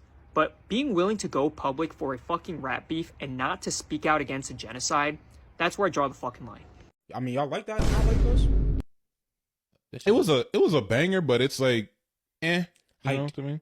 To me, hyped. I mean, it's all right. Like, overrated as fuck, in my opinion. I honestly think, like, I mean, the beat. First of all, the beat's amazing. The beat is amazing. It is. The way he rapped on the beat was amazing. The only thing is, it's like, this is the type of song I want to hear all summer, but the words in the song just turn me off about it. Right. It's like, I like hearing it. I can admit it was a good song, but there's a cringe aspect to it that I just can't get past. Right. What's that? So I'm seeing people dance with it in the club, and it's just like, I don't know, man. Like, it's like, it's like y'all are forcing it. Kendrick, you gotta tell the truth. So Kendrick sat down with Harper's Bazaar magazine and got interviewed by SZA. And in the interview, he talked a lot about like his masculinity, among other things, as well as the meaning of Not Like Us. And to paraphrase, he basically said that Not Like Us is basically him standing on morals. Which I understand, but nah, I'm not giving you a pass. You call that man Drake a PDF file. We want to know why. We want to know the reasoning behind the disses. Besides the simple fact that you don't like Drake. Like, we want to know, like, now that the battle's over, we want to hear from you, Kendrick.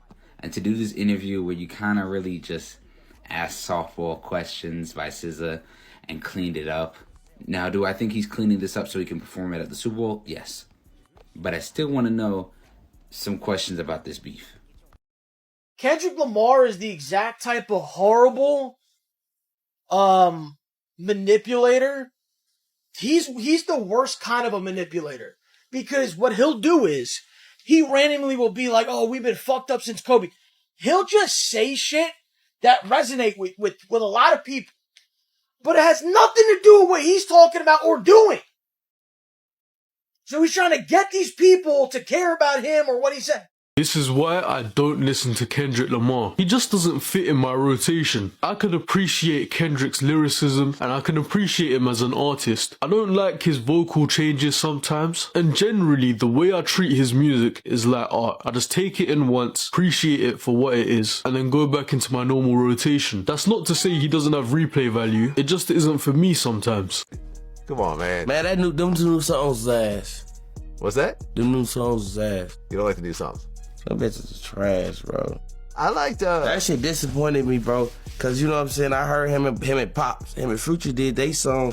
When they did this, I'm like, okay, he dumped on that bitch. Yeah. Right. So when Drake clapped back, I'm like, okay. Push-Ups was hard. Then he clapped back at Drake. I'm like, Euphoria? You didn't like Euphoria? What the fuck? And then he clapped back again. I'm like, are you fucking serious? The man started fucking yelling at that motherfucker to my he hate. What is Kendrick's least popular song? This question was asked because I did a video on Drake's least popular song, and the answer is kind of interesting. So besides the ringtone, a 27-second track that has 2,000 plays, it actually comes from Good Kid, Mad City in 2012. Have you heard it? And I like to welcome you to Good Kid, Mad City. Mad City. So grab your cartoons and cereal, and sing. Your pop guns and fireworks. You'd be forgiven if you didn't know, because it was only released as part of a Target limited edition CD back in 2012. It's now on streaming services, but there are countless Reddit posts saying, how do I not know about this song? But hey, if you didn't buy it from Target, you weren't going to know about it, and just goes to show how influential Target was in terms of album sales and charting at the time. Spotify had just come out, Apple Music was still coming out, so unless you bought it from Target, you had no idea about this song. And hey, if you have that CD, I think it's a bit of a collector's item. I want this to be addressed. The way that these songs and the topics that they convey build throughout this setlist is masterful. Euphoria sets the tone. You are whack. DNA, I'm dope and I'm built like this for my culture. Element, whatever I gotta do, I'll make it look sexy because you ain't it. All right, that's for the people, because you know us. That show was made for us. That changed the streets, bro. Swimming pools, drug abuse and alcohol abuse and substance abuse in our community, talked about while having fun. Money trees. The whole systemic issue and the fact that Drake said he doesn't plant money trees in Compton. Of course, he had to go to the fucking graduation and make it. When? This is victory lap money right here, bro. King's dead. Boom. 616 out late with Absol as an emotional moment. Fire. Because I feel like it just reminds you why we're here, bro. Really do. Now, when it comes to everyone from Black Hippie having songs, except for Absol, it makes me mad as hell. I'm definitely going to be talking about what songs I think he should have performed, but I'm going to let it slide. Because I'm telling you, bro, it's a victory lap. It's him and my friends laughing at you because you're a joke. That's what that is. And if you're with Kendrick, you're a friend. Because when it comes down to like that, and then the Dre, it's a reminder that Drake really did a lot of fucked up shit during his beef that did not age well, that did not work, and just gave him reasons to prove why. One, he's wrong. And two, he was never right. Brace yourself, I take you on a trip down memory lane. This is not a rap while I'm slinging crack or moon cocaine. This is cold as second, plenty cognac and major pain. Not the drill sergeant, but the stress that weighing on your brain. It was me, El Boogie, yeah, YG Lucky. Ride down Rose Pants, it got ugly. Waving your hand out the window, check yourself. Warriors and coldness, hope euphoria can slow dance with society. The driver seat, the first one to get killed. Seen a light-skinned nigga with his brains blown out. At the same purpose, stand with same gout. Now this is not a tape recorder saying that he did it. But ever since that day, I was looking at him different. That was back when I was 9. Joey packed a 9, pack a stand on every punch is fine. We adapt to crime, pack a van with 4 guns at a time. With the sliding door, fuck it up, fuck you shooting for. If you ain't walking up, you fucking punk. Picking up the fucking pump, picking off you sucker, dick or die, you sucker punch. A wall of bullets coming from AKs, ARs, AR. Send this to a girl you know that has a big old fat ass. Girl, I want your body, I want your body, 'cause you got a big old fat ass. Girl. No, I can't switch it on though, because Good Kid, Mad City's got more slappers than Damn does, that's for sure. But but it's definitely up there with Good Kid, Mad City. You can't interchange the two. Kendrick Lamar's GKMC is actually the West Coast's Illmatic, and I'll make a lot of different reasons for that. One of them is the storytelling on it. So a very interesting aspect about the album is that Kendrick sort of puts you in his perspective. I would say maybe around the age of 17, you know, right before he started, you know, anything, and he was going through a lot of different adversities in his life, especially as a young teenager, and he was seeing his friends gang. He was seeing home invasions, and, you know, you get the songs like, let's say, you know, The Art of Peer Pressure, where you're actually in a home invasion with Kendrick, and then, you know, you get something where he's doing a victory lap with his boy from Compton on Money Trees, and it's just one beautiful song about, you know, uncertainty, but also, like, you know, making money with your boys and being in that situation. And then you get this beautiful hook by J-Rock, which is one of the best features of all time. You know, you get love songs like Poetic Justice, where Kendrick and Drake are going back and forth, and it feels like there's a genuine emotion in it. I always found it incredible how Kendrick Lamar was able to connect the storyline of Section 80 to the storyline of Good Kid, Mad City, and you find it in two different songs, Keisha's song and Sing About Me, I'm Dying of Thirst. So let's start off with the first lyric. Nothing really matters till she hit the backseat, then caught a inside the bladder, left with there in the street. Keisha's song. That was one of the lyrics off of Keisha's song, but what's very interesting about this track is that Kendrick Lamar actually made this song for his little sister as a cautionary tale, because in the song, you come to figure out that the main character is actually a lady of the night, and as she works, she lives a very dangerous lifestyle, and by the end of the song, she sadly passes away. But let me tell you how this all connects together on the second verse of Sing About Me, I'm Dying of Thirst. You wrote a song about my sister on your tape and called it Section 80. The message resembled Brenda's got a baby. So let's jump into Sing About Me, I'm Dying of Thirst. In this second verse, Kendrick Lamar is rapping from the perspective of Keisha's sister, and she was never in approval of this song to be released because it was painting Keisha in a very negative light. But that was never Kendrick Lamar's perspective, because he actually wanted to use this track as a vessel and more of a cautionary tale to warn people about the dangers of leading those types of lifestyles. And what's interesting about this track, Keisha's song, is that it was actually supposed to be on Good Kid, Mad City. Back in 2012, Kendrick Lamar was gearing up to release Good Kid, Mad City, an album that would change hip-hop forever. But not every track made the cut. Cartoons and Cereal, featuring gunplay, was one of the rawest, most intense tracks from those sessions. Yet, despite its powerful lyrics and storytelling, the song never officially saw the light of day. Due to sample clearance issues, it couldn't make it onto the album. Instead, the track leaked online, and fans quickly embraced it as a hidden gem. Do you know what the mad means in Kendrick's album Good Kid, Mad City? The answer comes from a wild story when Kendrick was still a teen. The meaning comes from a traumatic experience that Kendrick had when he accidentally smoked pot that was laced, also known as angel's dust. The word stands for My Angels on Angel Dust. Kendrick has been adamant that he doesn't use drugs or drink, and it's largely due to this experience. He has tried to spread a message to the youth that you don't need drugs to be happy or have a happy life. And that's why I ask, Cool J is hard as hell. Battle anybody, I don't care. You.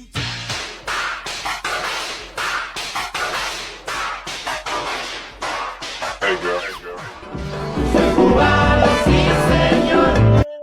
Yo soy cubano. Arring, king, king, arring, king, king, arring, king, king.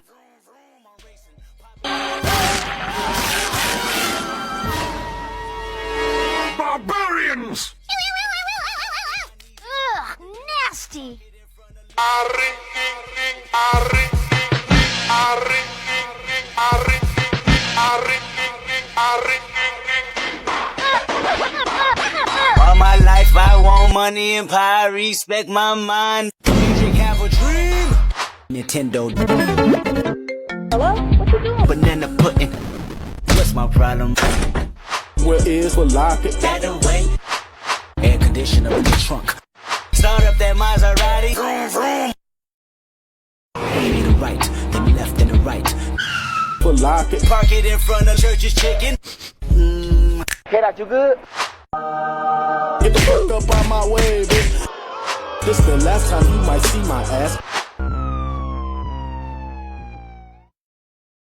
We live in a world. Check out your my vibe. Up in the cloud. You get my spouse. Rumors on the ground, getting too loud, please turn them shit down. Wait. I've been in my wave like 20 years straight. I've been on my vibe like 20 years straight. Don't fuck up my high, That nigga body, that shit. Good dude.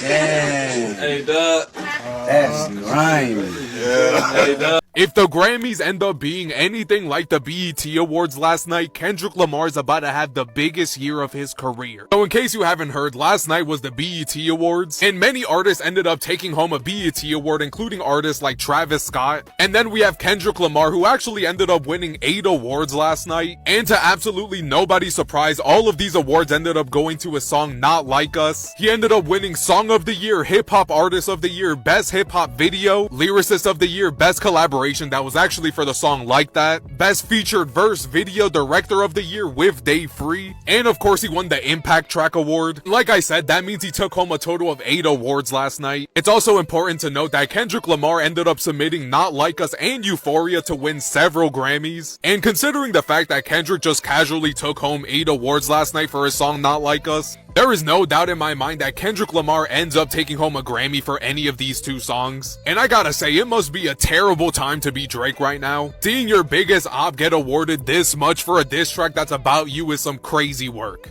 Kendrick Lamar won 6 awards off of 1 diss track. The first award he won was the 2024 BET Hip Hop Award for Hip Hop Artist of the Year. Nominees included 21 Savage, Cardi B, Drake, Future, Nicki Minaj, Glorilla, and Megan Thee Stallion. And he won for Not Like Us.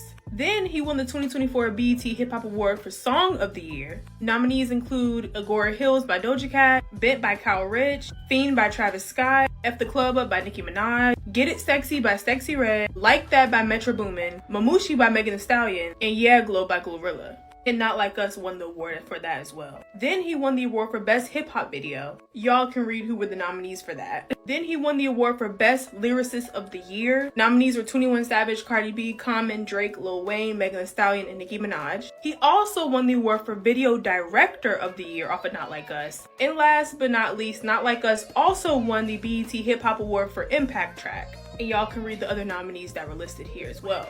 I mean, oh my gosh. 6 awards off of 1 diss track. Not Like Us will forever go down in history. I mean, not only was the song a part of a legendary rap beef, it's catchy as hell. It's timeless. They can play Not Like Us 5 years from now and y'all still gonna bop to it. No matter if y'all think it's corny or not. So congratulations to Kendrick Lamar. 6 awards off of 1 diss track is insane. Has there ever been a better year for a hip hop artist without dropping an album? Because listen, I contend it's gonna be hard for me to move 2003 50 Cent out of the picture. 1998 DMX run out of the picture. And I think So Far Gone / that Thank Me Later era with Drake out of the picture. So the question I want to present is without an album, without dropping an album, because I'm gonna assume that's gonna drop that album during the Super Bowl. Has there ever been a better year? Yes, I am gonna give more weight to the Hip Hop Awards. Yes, I have an agenda, the BET Hip Hop Awards. I don't care about no Grammy noms. I don't care. I know there's some new thing I'm trying. I don't care about no Grammy nominations. I'll tell y'all later why I don't care about them. BET Hip Hop Awards. Hip Hop Artist of the Year, Song of the Year, Hip Hop Video of the Year. These are all nominations, collaborations, live performer, lyricist of the year, video director, hustler of the year, best feature verse, impact track. I can already tell you, this is just just for doing it for ceremonial purpose. Because let's be honest, I can already tell you what he's gonna win. Hip Hop Artist of the Year is gonna win that. Song of the Year is gonna win that. Hip Hop Video is gonna win that. I'm on 3. Best collaboration is gonna win that. Lyricist of the Year, he's gonna win that. The only ones I wouldn't see he would win, technically he was a director on his video. I don't see Hustler of the Year.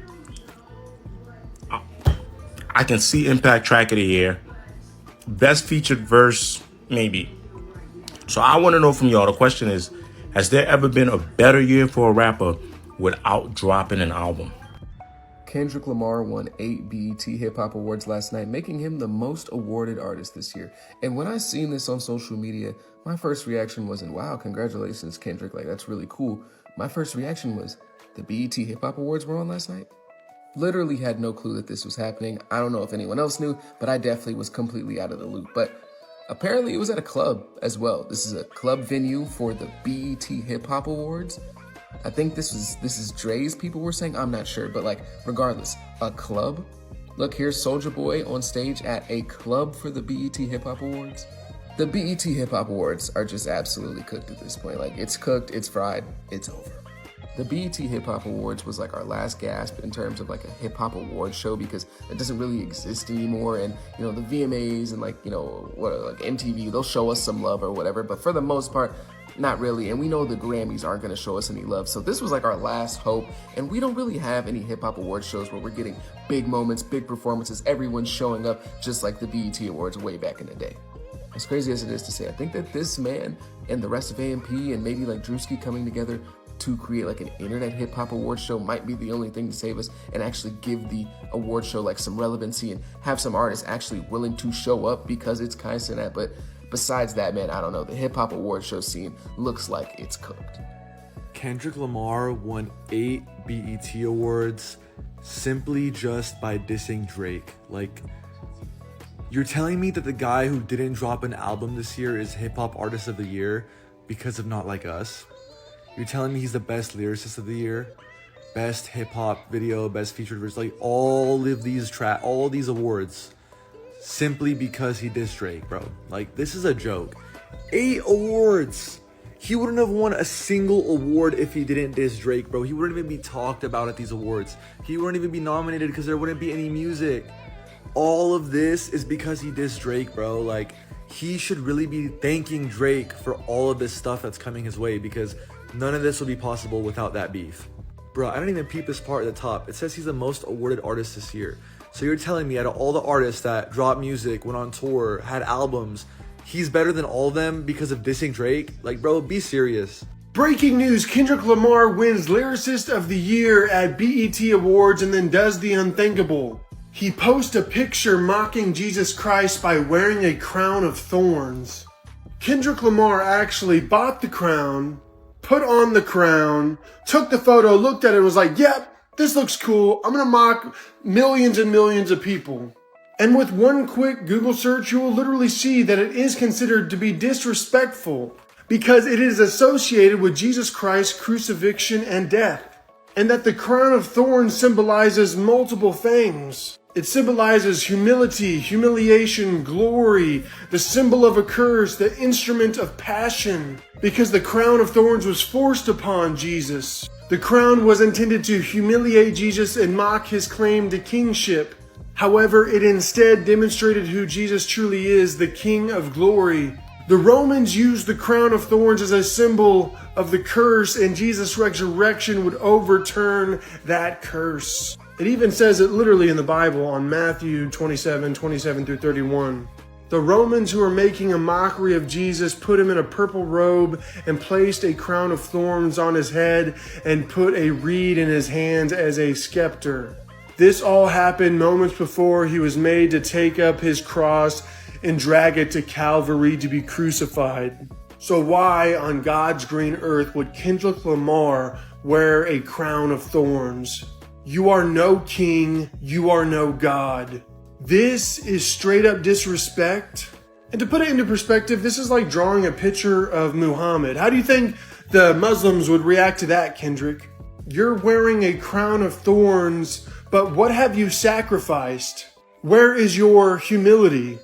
In all your songs, you actually show the complete opposite of humility. You brag about how much money you make and how cool you are. I mean, one of your lines are pretty much, F the big three, it's just big me. That doesn't sound like someone with humility. And in another one of your lyrics, you say, they not like us, they not like us. Well, you're not like Jesus, so take off that crown of thorns and quit mocking Jesus and repent, because this is disrespectful.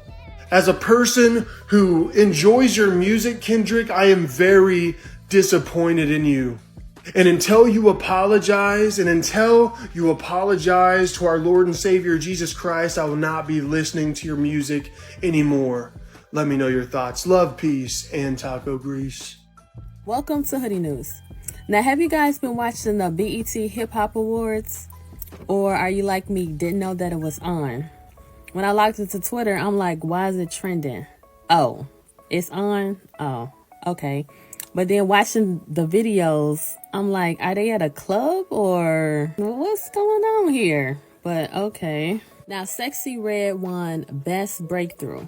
Now we got Best Duo or Group. We got Future and Metro. Best Hip Hop Video winner is Not Like Us by Kendrick Lamar. I mean, that video was good. That was good. Now, Hip Hop Artist of the Year went to Kendrick Lamar. Lyricist of the Year, Kendrick Lamar. Best Live Performer winner is Missy Elliott.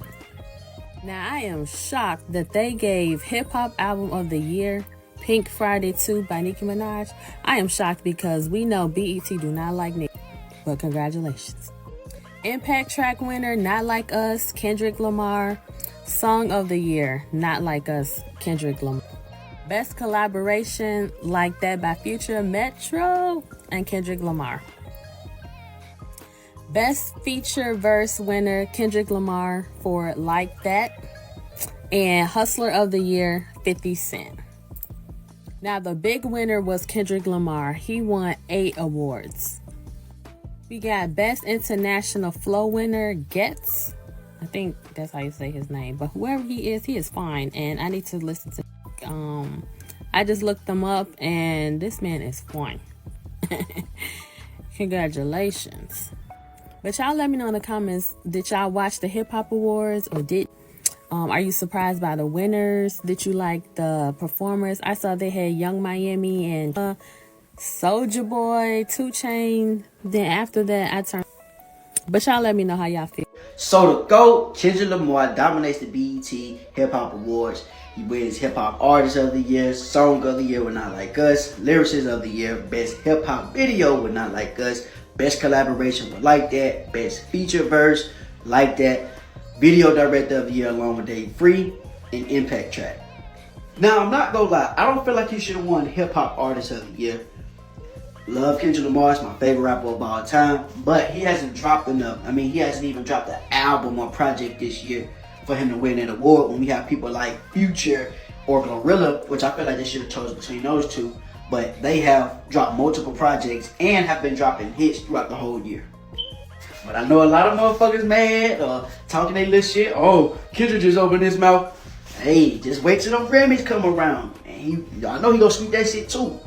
Y'all really gonna be able to say, Kendrick just opened his mouth. Someone just having him a Grammy right now.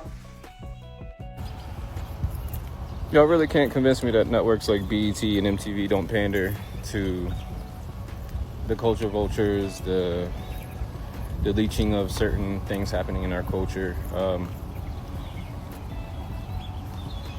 They gave Kendrick's 2 diss songs 8 awards.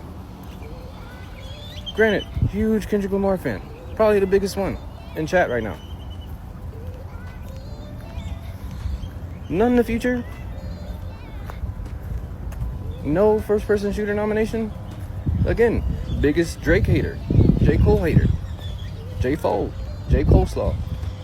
BBL Drizzy. I mean, look.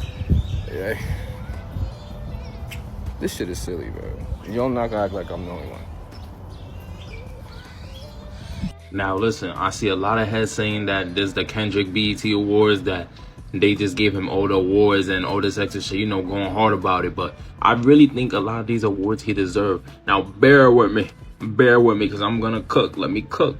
I might burn the house down in the process, but let me cook. You know what I'm saying? Before we get into all this, shout out Drake with 8 assists. You know what I'm saying? Because if I'm keeping it real, he really just won all these awards for constantly dissing Drake. All right, so I gotta move my big ass head so we can see the list. But first of all, Song of the Year, Not Like Us. If you're being honest, there's not a lot of songs that was released this year that we could say it was memorable. This song was played so much, I actually got tired of it. So I give it Song of the Year. Hip Hop Artist of the Year. Like I said, the song was played over and over, and he fake had us on a hook with all the songs as he was dropping them, bro. Like every artist, streamer, everybody was responding and doing reactions to it, so they got that too. Best hip hop video, I fake fuck with the video, I'm not even gonna lie. I feel like it was creative, so I give it that too. Lyricist of the Year, we could actually debate that because Lil Wayne dropped music, and we know Lil Wayne is really like the GOAT when it comes to lyrics, but I'm not gonna front. If we're adding all the songs and not just Like Us, Kendrick won, and it's not even close. And I know a lot of people gonna hate me for that take. Best collaboration, I don't know about that one. I'm gonna be honest. Best featured verse, still don't know about that one. Video director of the year, he directed his own video. He got that. Can't even pack. An impact track. This is the one that I actually really wanted to talk about, if I'm being honest. Impact, I'm not gonna front. Glow really low-key could have won this one because Glow was in every fucking anime gaming video edit I seen on this app. But like I said, there's a lot that happened because of this song. Bro brought together the Bloods and the Crips and had fucking Russell Westbrook Crip walking on stage. Yeah, he got it.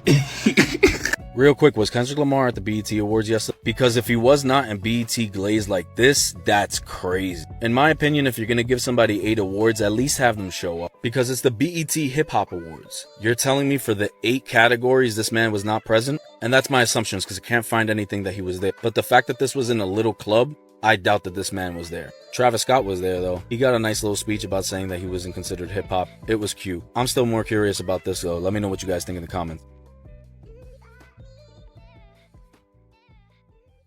Cole chose a side, and no one's talking about it. After the beef, even after Drake had said, I don't give a fuck how Cole feels, and went after Kendrick, we have seen Cole collaborate with 2 people that one could deem be ops of Drake specifically. We know he's been going back and forth with A$AP Rocky. We've never even known Cole and A$AP to ever have like a relationship like that.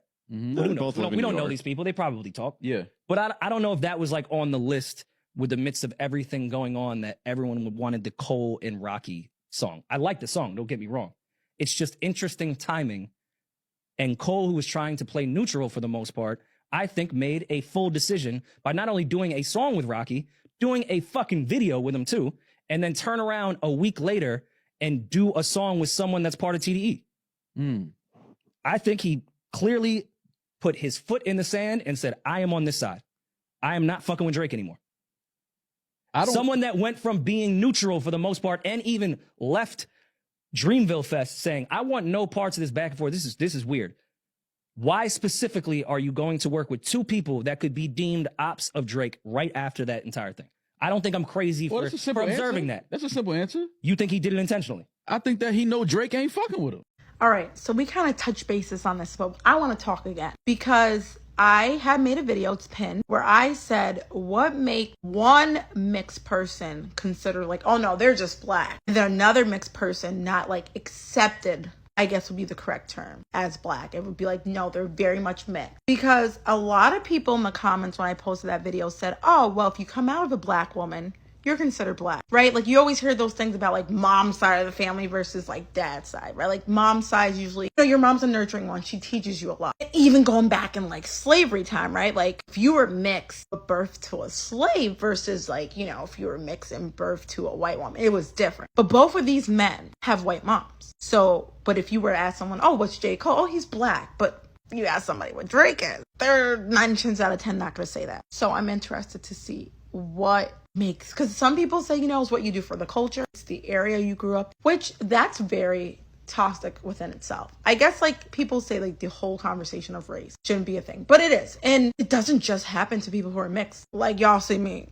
I'm black. There's no question. But because of where I was raised, right? Raised in the suburbs, never lied about it, never tried to pretend like I wasn't. I have been told my whole life, well, you're not really black. You don't sound black. You play Nirvana in your car. Are you sure you're black? Oh, I'm sorry. Do you want me to show you the rest of my play? Like I hate it. But I know that that could maybe play into the conversation. But at the end of the day, you're going to look at me, I'm black, right? Like, so because both of these men, you can't argue that, oh, well, one came out a black mom and the other one didn't. Why do you think that is? And I just love hearing, you know, conversation from you guys. And one thing I really love hearing too is people who are mixed race give their experience, give how they identify, because I have mixed kids. So I love to learn so I can make sure they always feel heard and seen and get some perspective, because at the end of the day, like, I'm not going to know what that's like, right? So let me know in the comments, but be respectful in the comments, because sometimes y'all be bugging. Apparently, Rocky has dropped this song on Drake. It's a song called Ruby Rosary featuring J. Cole. And yo, J. Cole, brother, could you stop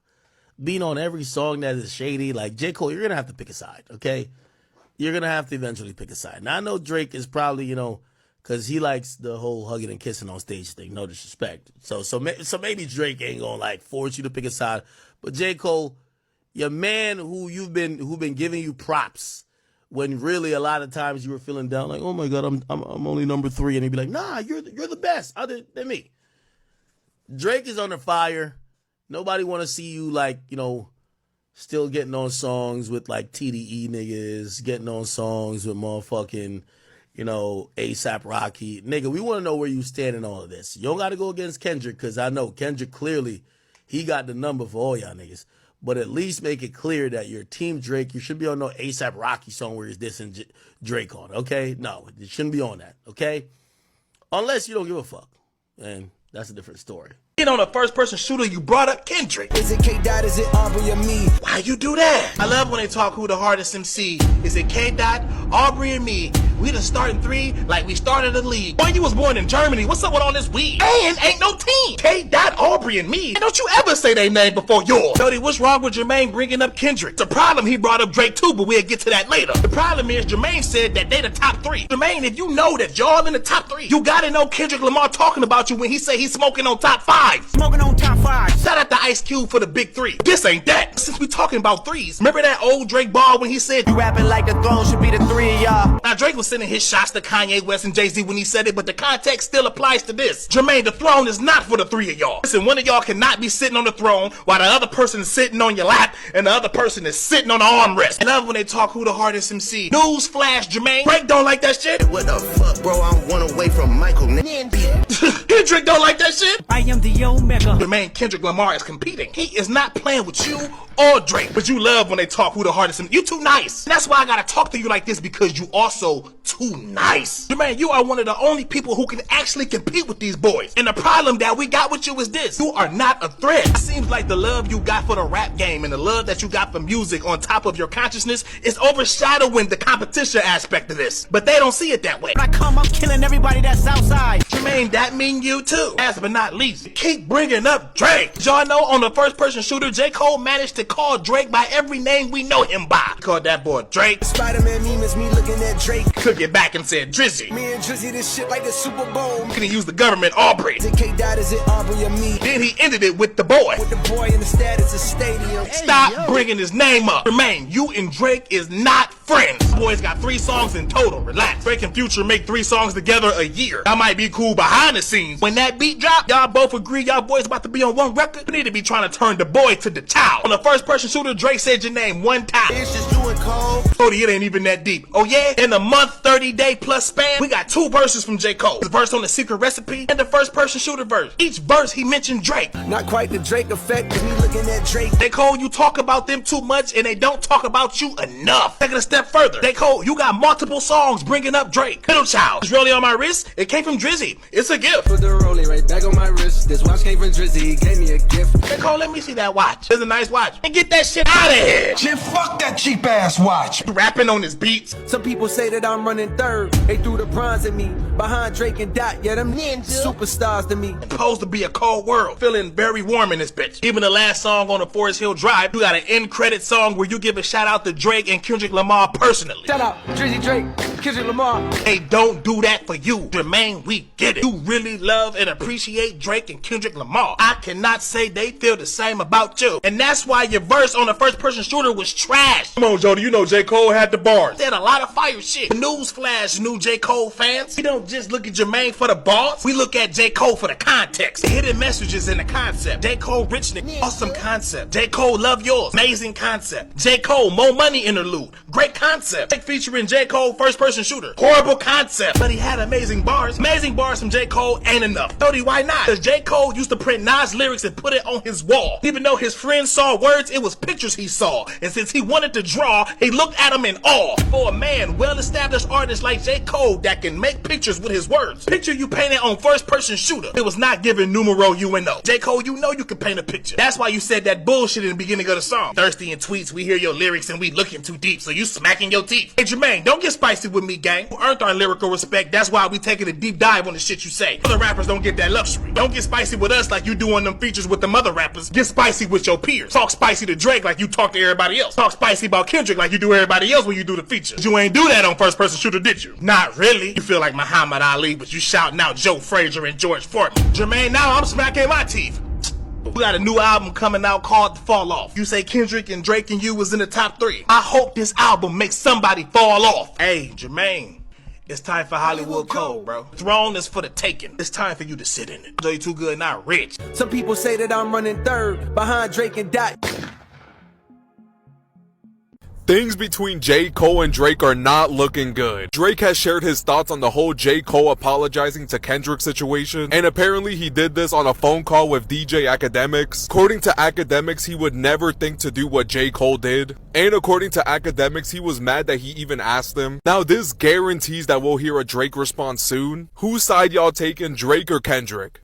I may have figured out why Kendrick Lamar came after J. Cole. We all know Kendrick has a major industry backing, which may be the very reason why J. Cole apologized after his diss. But before we go there, in 2021, J. Cole said this about Puff Daddy. My last scrap was with Puff Daddy, who would have thought it? I bought that nigga album in 7th grade and played it so much, you would have thought my favorite rapper was Puff. Hindsight being 2020, we all know what Diddy was doing, but he was really there as an industry plant to get dirt on everybody else. So to me, it seems like Kendrick is fighting the industry battles because Drake and J. Cole don't want to play by their rules. And since the tragic death of Tupac, Diddy has run the West Coast. Therefore, it's a strong possibility that he was the one that put Kendrick in that position and now has to fight the industry battles to stay relevant while also getting attention off the Diddy scandal.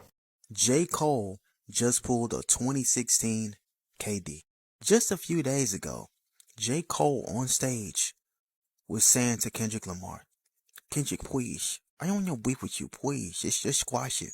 And then We Don't Trust You comes out. And J. Cole, bro, is on one of the songs, teaming up with Future and Metro Boomin. And in this song, he addressed the beef. My energy was never on some toughest nerd shit. I was just a conscious rapper who would, bullets get to blast and I turn into a track star. He's basically saying, Kendrick, I didn't want to beef with you. I just, so please just don't take it seriously. Like, you don't bring out any weapons, or I'll run like a track star because I'm not really like that. Why would you respond in the first place? I don't get it. You made the greatest diss song of all time, and then you just dropped out. Like, that doesn't make any sense. I wonder how Drake is feeling. I bet he's like, Cole, so they attacked you, you attacked back, and then you took it back. And then you went over there and said, hey, side. Okay. Drake is about to turn into 2016 Russell Westbrook. He's about to put up triple-double numbers. It's Drake versus everybody now. We just got confirmation that J. Cole's The Fall Off is still coming, and something on that album will shock a lot of people. Trader Truth was on a Breakfast Club today, and he spoke about J. Cole, and he said, and I quote, matter of fact, I'm going to play y'all what he said. But I'm wondering, is this going to answer, did Cole foul? I don't know why you still pretending. Or will this answer why J. Cole went on that stage at Dreamfest and apologized? Let's listen to what Trader Truth had to say. I'm coming is probably going to shock a lot of people. So I remember what I tell you all the time. A lot of people form opinions on things and they don't fully know the situation. That's right. Are you the intro? Are you the intro? No, I was the outro. It's hey, but to let you never know what bro made. And then now again, I spoke about this before, but the way things are stacking up, it's looking like we're going to get a Drake album this fall. We're going to get within fall, winter time. We should be getting a Kendrick album, and we're still getting J. Cole's The Fall Off. So the previous, what people considered the big three, should all be dropping around the same time, which is insane. And I'm really interested to see how this plays out and what does Trader Truth means when he says the fall off is coming, and it will shock a lot of people. Because Cole is cooking up. He's sitting somewhere in a dark cave cooking up. And a lot of people counting him out after what he pulled, but we don't know. We don't know. And still, make sure y'all go follow my backup page. I will never stop shamelessly plugging it. It's going to be linked in the caption below. It's also linked in my bio, gang. Make sure y'all go follow my backup page. I will start posting on there as well as this page. In case this page gets taken down, the motion will never stop, gang. Make sure y'all go follow my backup page. I appreciate y'all, gang. And don't forget that boy Cole can rap. If people look up this legendary battle between you and Kendrick Lamar, is this the photo you want to see next to it? Oh, shit. Come on, people. Is this the photo you want to see next to this battle? Is this your game? Hey, look, man, the only reason why I'm saying something about this is because we've been here before. Oh, my God. We've been here before, dog. And I'm talking to you right now, man. I'm talking to you, man. I'm trying to help. I'm trying to help you, dog. You've been here before. This duck lip thing gotta stop. Please! Please! No! It needs to end, dog. Just really confused because I thought he was into young girls, but here he's trying to be a young girl. Is this like camouflage? Like, is he trying to dress like he's back in Degrassi so that young girls feel safe around him? Like, what is... everything about this man says he needs to be in jail. Look, you can't help it that you popping and they stopping. You can't help it that you packing and they lack. You can't help it that you great and they late. You happy and they crappy. That ain't got nothing to do with you. That's a damn problem. That's a damn problem. I know you lying. I know you got to be lying.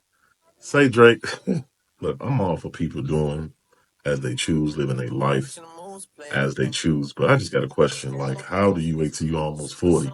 A 40-year-old man to start painting your fingernails and wearing pigtails with barrettes in it. So I started noticing over some time that he seemed like to keep himself relevant and not to take anything away from his artistry. He started to move like the younger guys do. Even dumbing down some of his lyrics, which I know some people are going to say, well, he doesn't even write them, but that's neither here nor there. But now you're starting to dress like them and paint your nails like the young guys and wear these weird hairstyles like the young guys as well. So I'm wondering, is this an issue of relevance, or is Drake starting to discover maybe possibly something new about himself? And the time is rather odd because it's like after the whole Kendrick Lamar situation, you probably think that he would be kind of moving in a different direction. But hey, what do I know? Drake, do you, bro? Can someone just go and check to see if Drake is alright? Because this fit, that hair, that look is insane. I don't know what's going on with this guy. Double denim. Crazy business. Now that jacket's kind of cold, but the pigtails with the blue bubbles and the pouty lips is screaming mad sassy to me. I don't know what Drake's on. Since that battle ended, Drake has been acting kind of suspicious. That's all I'm going to say at this point. I don't know what it is when certain people get money, but they start to alter their whole look and they start moving mad suspicious. I can't lie. This is one hell of a fruity look. Now, I'm a massive Drake fan, been a Drake fan since way back in the day when I was hearing Best You Ever Had and all them tunes right there. But the fact is, 2024 Drake is moving like a teenage girl and moving super sassy, and someone needs to check in on Drake just to make sure he's okay, because this look ain't the one. Now, I don't know what type of music he's going to be going for with this particular look, but someone needs to go check on Drake. Tell me your thoughts, follow for more. Anytime when Drake posts, like, I don't know if I want Drake to, like, look tough in his selfies, but the duck lips gotta go, bro.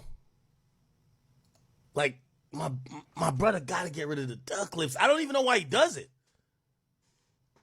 Man, he a light-skinned nigga. What you expect? Nah, bro. Like, come on, bro. Like we don't need this. We don't need this right now. Like, if I'm Drake, all my selfies look like this. Fredo Santana, the mugshot, nigga. You gonna see me look like this, nigga. He backed out because that song he put out didn't land. It didn't hit as hard as he thought it would. I think that was a tester. He put his foot in the water to test the temperature, and he backed out. This He didn't want no parts of it. Of course, this podcast But now you can't recorded, sit here. so- You can't sit here and say, "Oh, they wanted blood." Who wanted blood? We wanted to see y'all rap. Nobody wanted to see nobody get hurt. Somebody, of Nobody course wanted to not. see nobody That's- fight. I don't think Cole So, is all right, suggesting that hold it's a on. metaphor. I don't Hold think it's on. a So hold on. legitimate blood. So hold on. This is what he's saying though. Mm-hmm.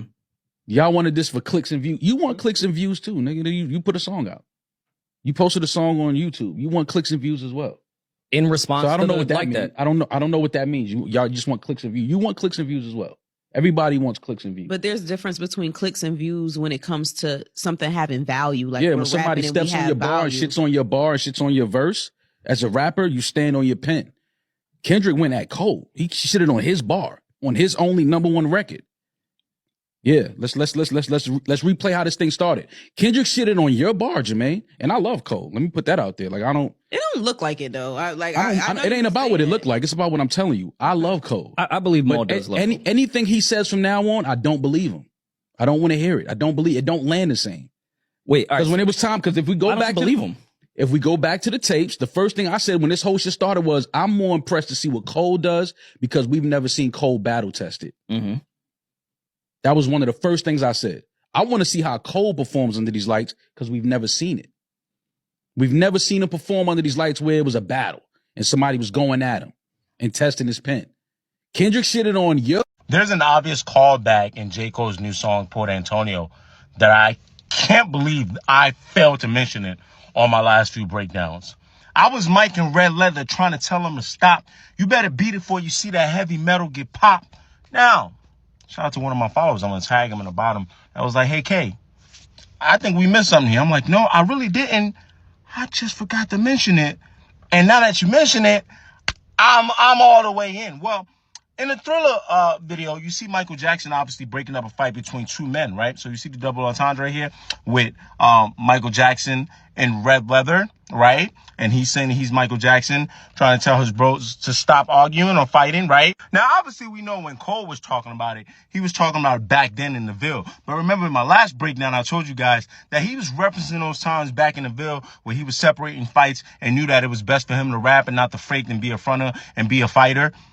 To now his issues with, Kendrick, and then also talking about the beef between Kendrick and Drake. Well, duh. It takes me back to this moment. Red Leather.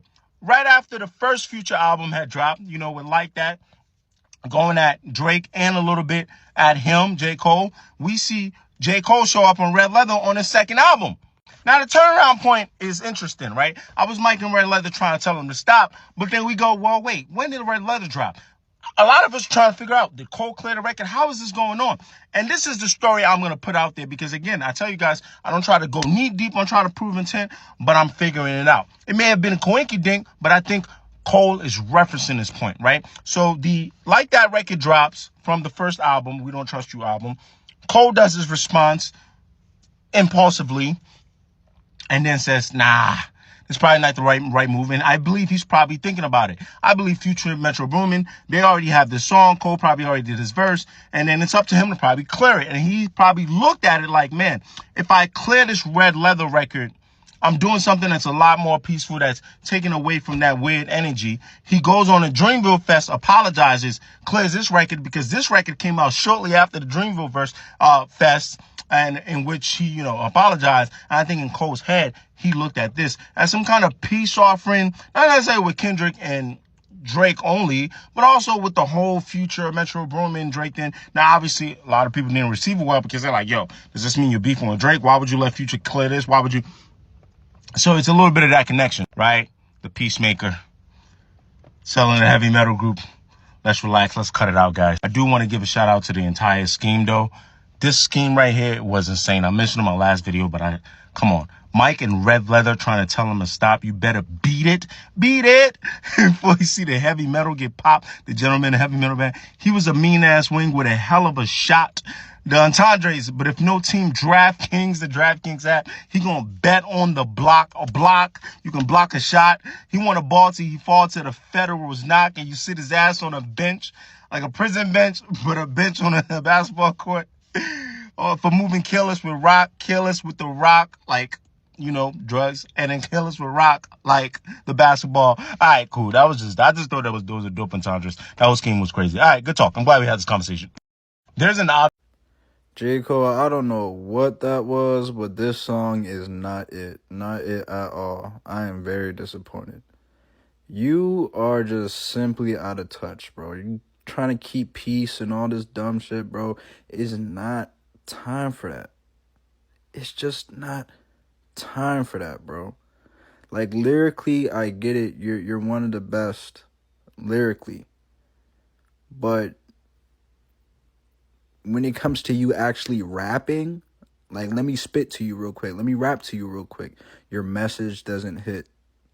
It does not hit the same. Lyrically, you are nice.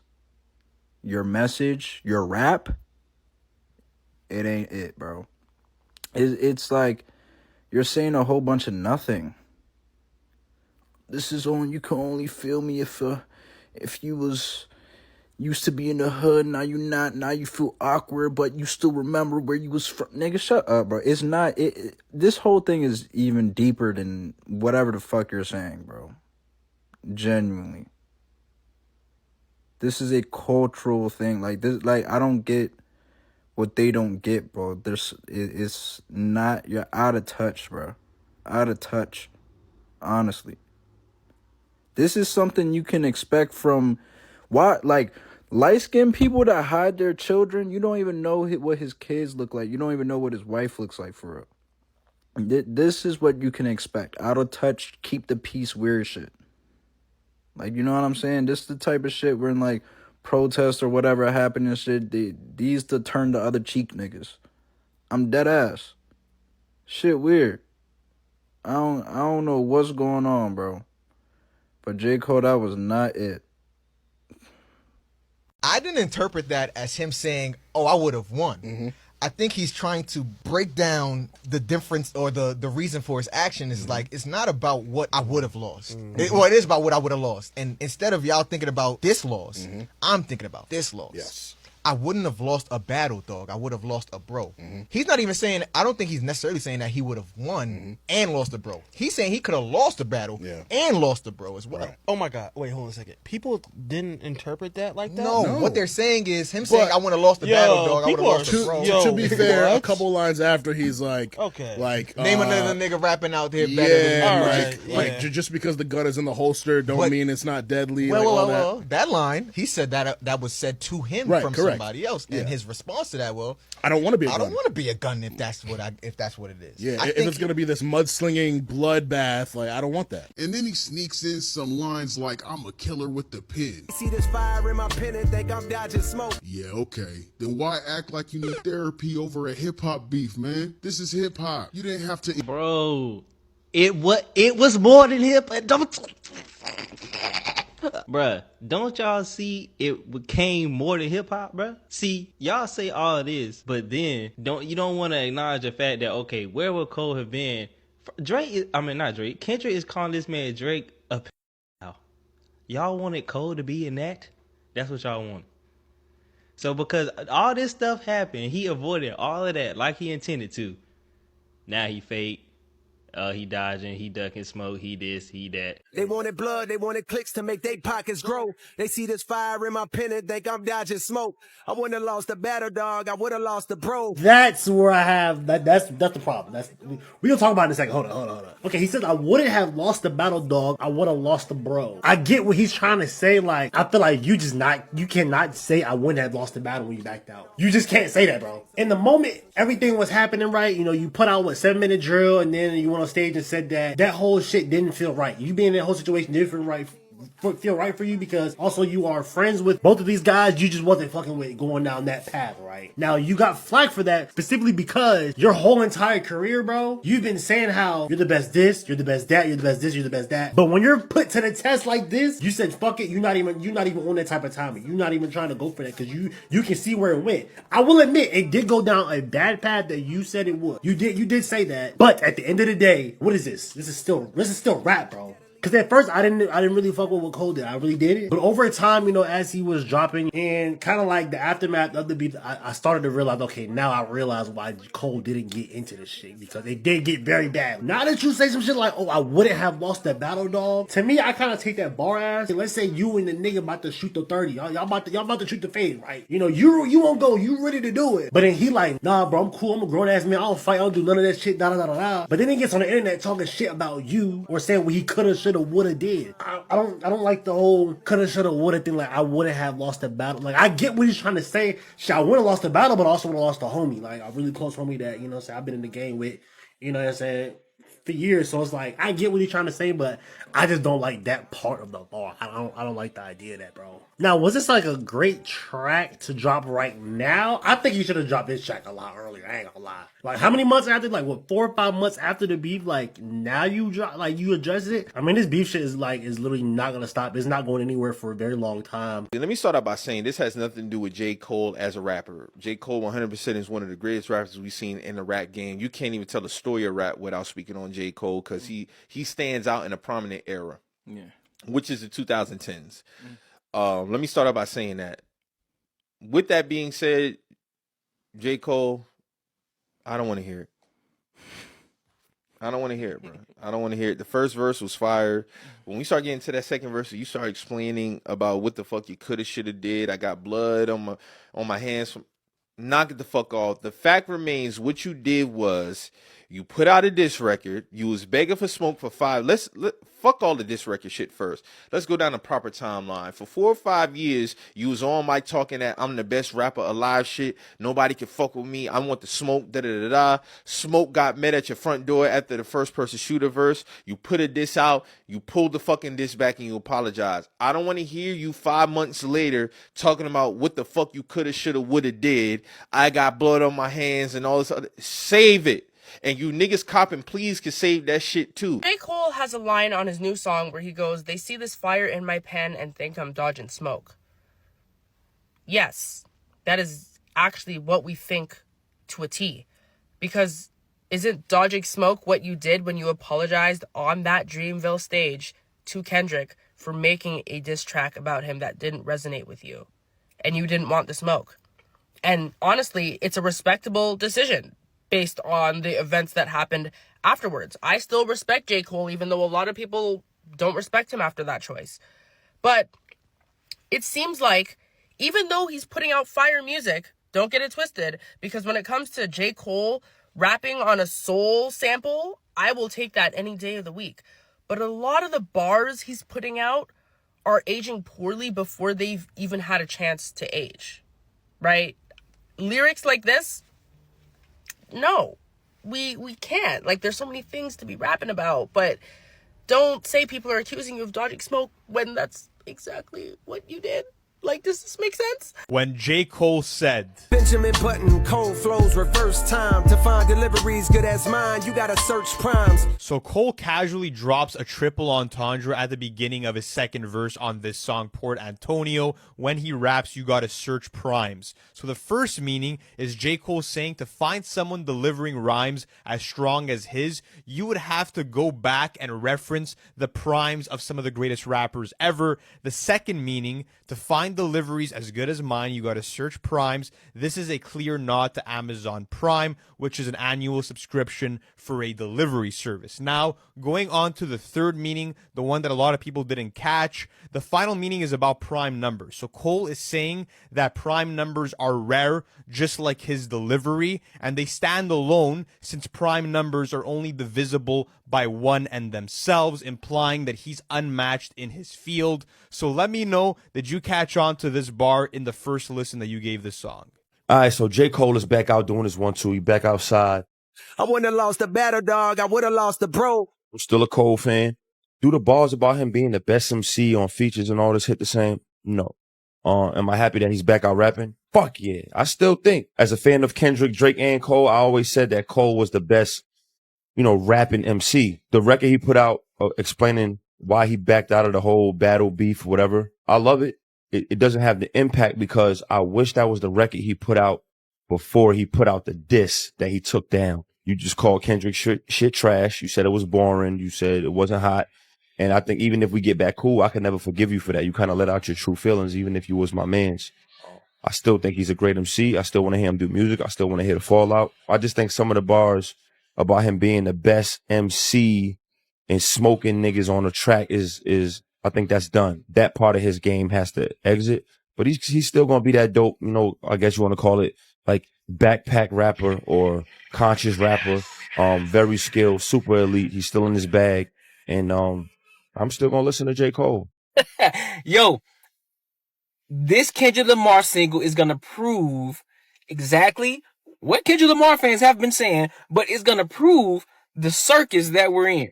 The reason a lot of Drake fans do not like the Kendrick Lamar song, hear me out, the reason they don't like it is not the fact that they don't think that he's dope, it's the fact that these motherfuckers want to be mindless.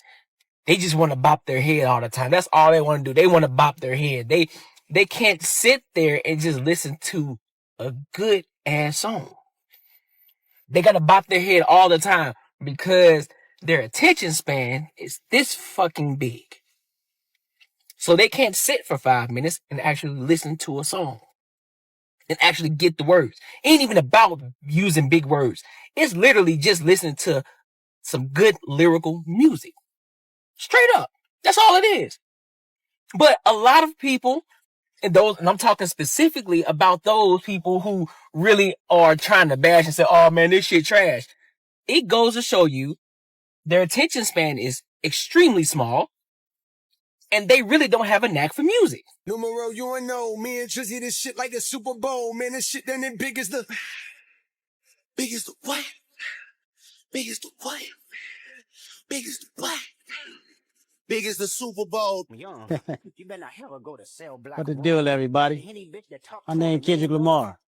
And I'll be performing at Super Bowl 59. Will you be pulling up? I hope so. You know it's only one opportunity to win a championship. No round twos. Let's get it. Well, time to get the scariest beat anyone's ever heard and rap about how I'm going to destroy the industry and leave absolutely no survivors. Hold on, wait, stop. Kendrick, are you good, bro? What is wrong with you? That sounds terrifying. No, I'm fine, bro. I just need everybody to remember. Remember what? I remember you was conflicted. Oh, my God. Let's go. So I bet they on their face right now. Boom! Off the block.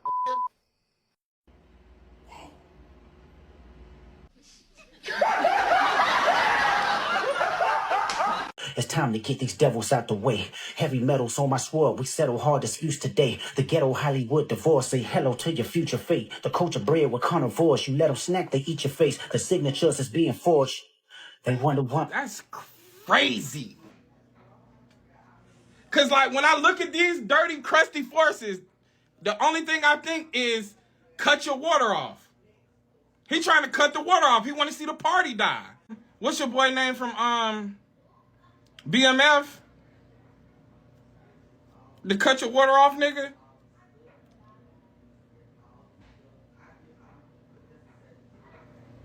Yeah, he on that.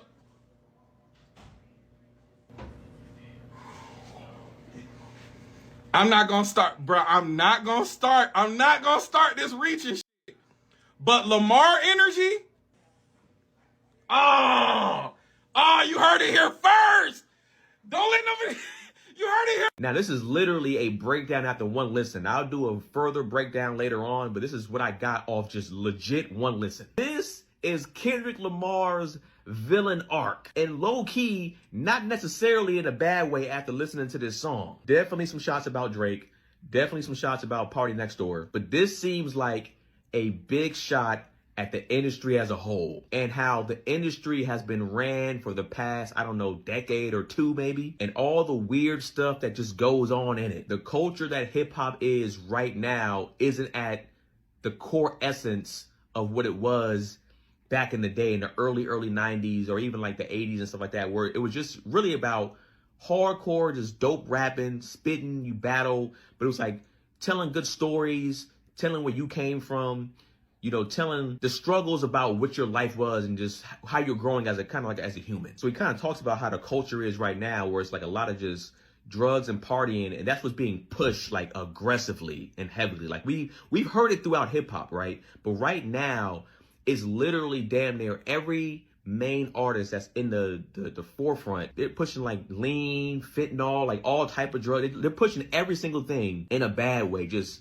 everything super overly sexualized, everything. This super drug party culture, and even deeper than that. And essentially, some of these guys who are older are still living this quote unquote young lifestyle. Like y'all still doing this and y'all essentially in y'all 40s. Or later than that. At a certain point in time, bruh, you got to grow up. Like, I understand that women want to party for years upon years, but like as a dude, it's like, all right, this could kind of get a little corny after a while. So at the end of the song, he said, I forgot who he said it was. Like I said, this is literally a one listen breakdown. He talks about how somebody said you have to burn something down to bring it back up. And this is what it seems like Kendrick is doing. He's legit going to it's just not just about Drake. It's bigger than Drake. I think a lot of us, including myself, we thought it was mainly, or it was just about him. He might be one of the biggest parts of it, but I think Kendrick is gearing up to essentially burn the industry down for what it is right now. This weird, just super pushing drugs on kids type culture, and building it back up to what he feels like was the reason why he got into hip hop, the essence of it. Like you look at all of Kendrick's projects, like they all have some type of theme and some type of story behind it, whether it's from Section 80 all the way down to Mr. Morale. And I think he looks at that like this is what hip hop is, right? Some of this stuff can exist here and there, but the fact that a lot of like the core of what hip hop started from is like dead, I think he's on some like, nah, bro, nah, I don't like this. I don't like where this is going. So this is me guessing that this is essentially, I don't know, his start of the destruction of burning down what is possibly the current culture of what hip hop has become and what he's about to build it back up to, or at least his letter to it about what he's about to start doing. So that's just my analysis of it. Like I said, I could be wrong, but nobody has the right answer yet. This is going to be dissected, I'm sure, by thousands and thousands of people online, but I'm happy, man. I'm happy that he's just dropping music. I'm happy that he's back in the game. I'm happy that he's doing stuff. And this is going to be interesting to see leading up to the Super Bowl now, how all this is going to go. And, you know, once you see dirty black Air Forces, you know what's up.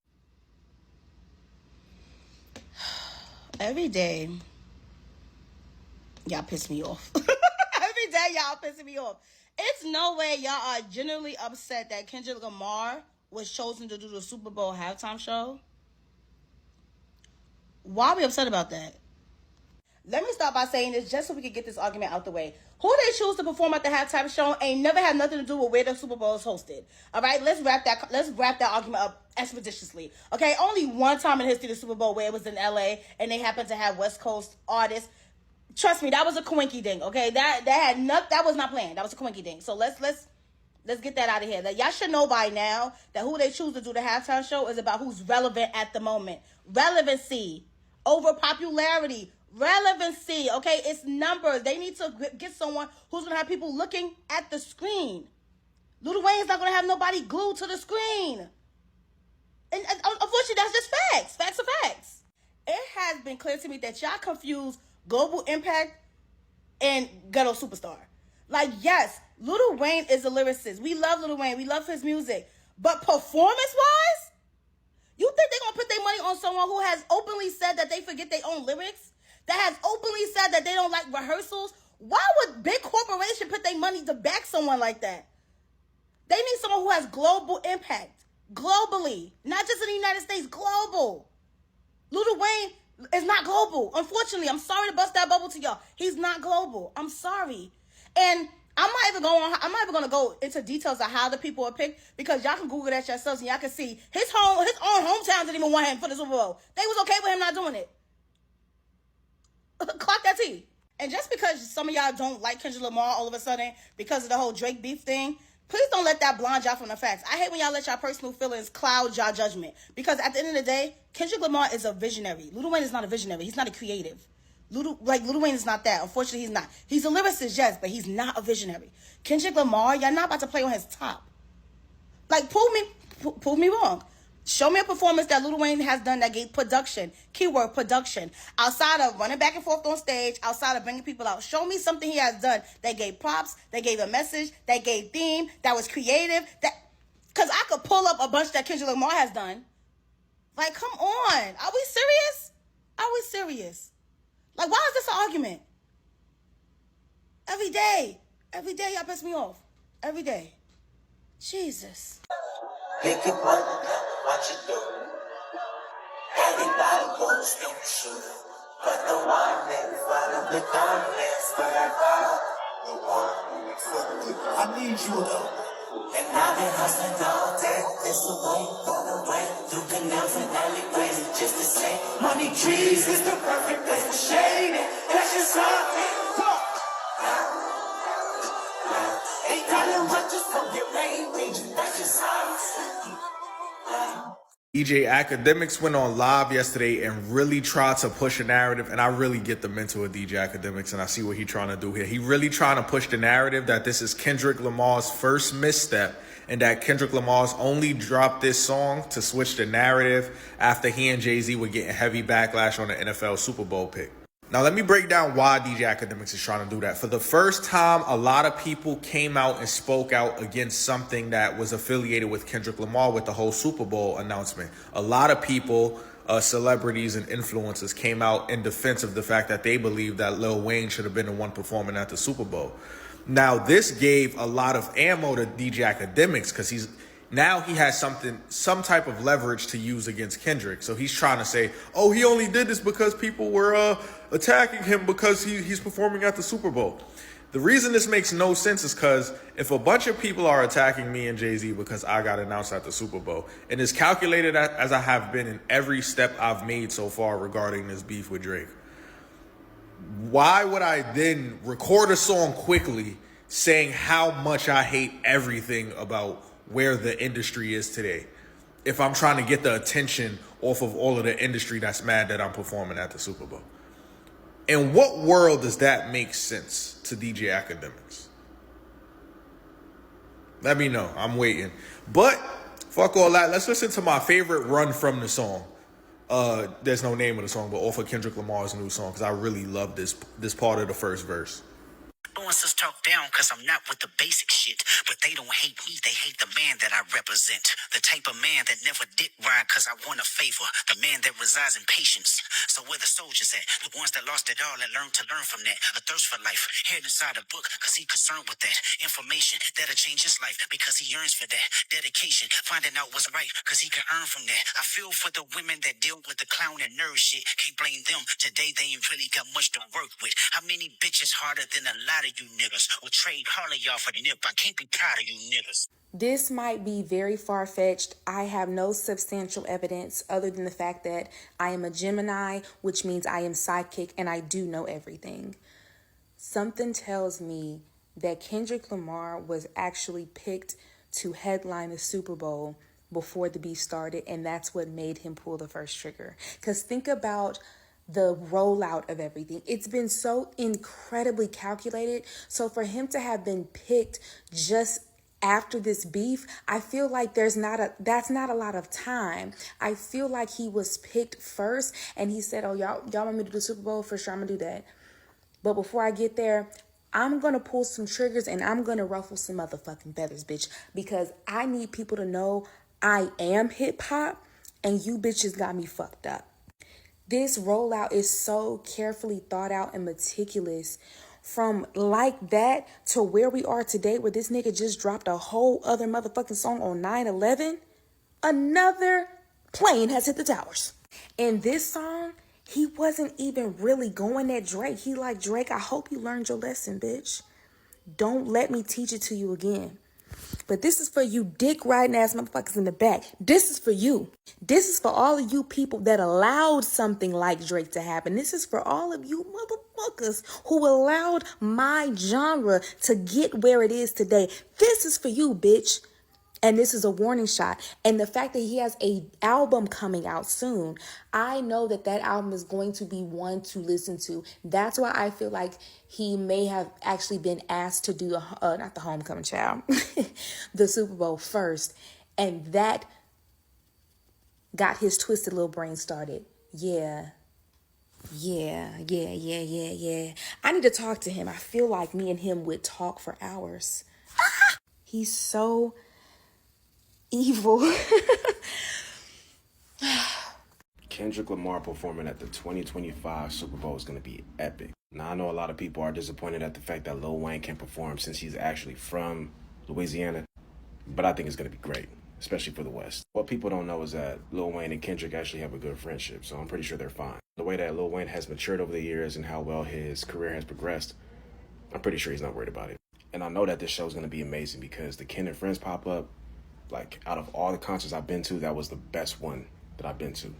I'm not even joking. And knowing that he put his own money into this, because I know he's not getting paid, knowing that he put his own money into this, I know it's going to be a lot of light work,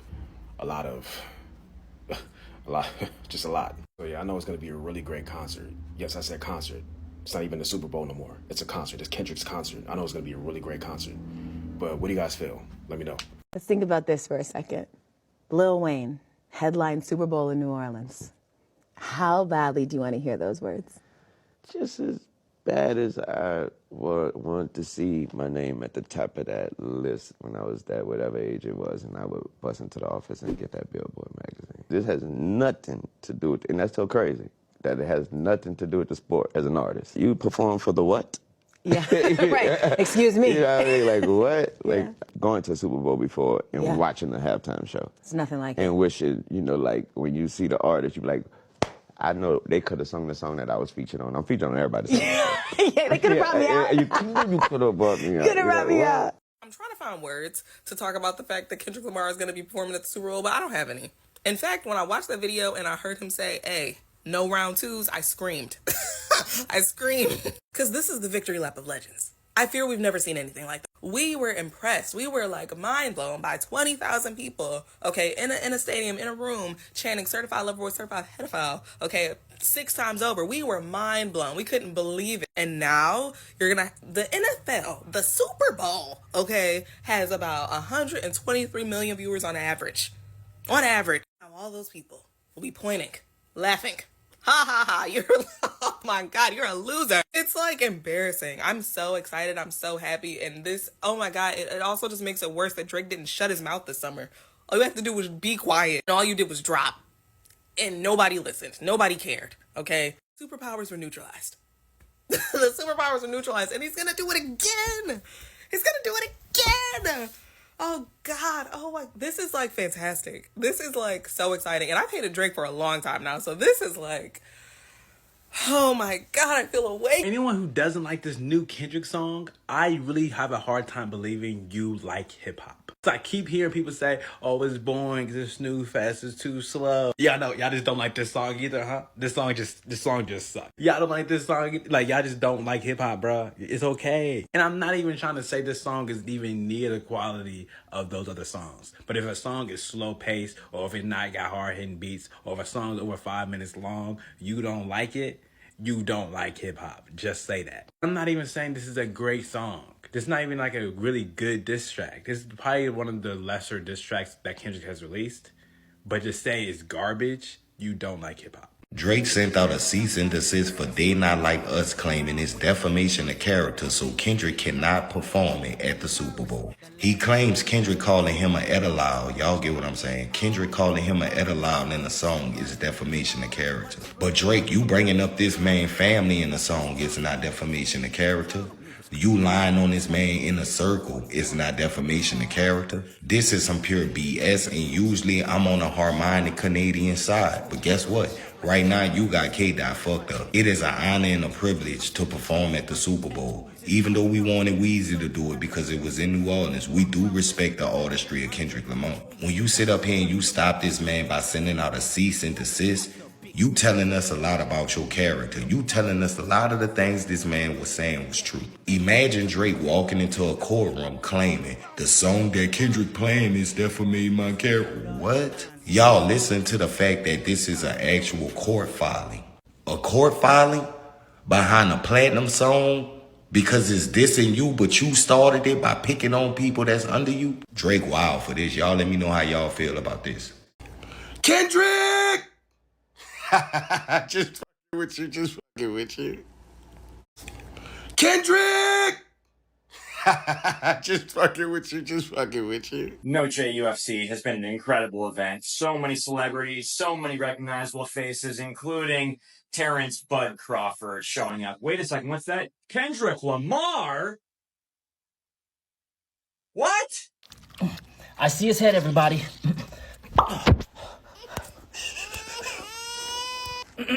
Doc, who's my dad? Your father's Drake. You're gonna be rich. It's good. Yes! Where's Champagne Father? Oh, here he is right here. Hey, Dad, it's why are you looking at me like that? Doc, move. Let me hug him. Doc, get off me. Dad, it's your son. Love me. It feels like Kendrick Lamar is telling a bigger story, even on his Instagram. If you go on Instagram, 616 in LA is not on streaming. This new song he just dropped is also not on streaming, but you can go listen to it on Instagram.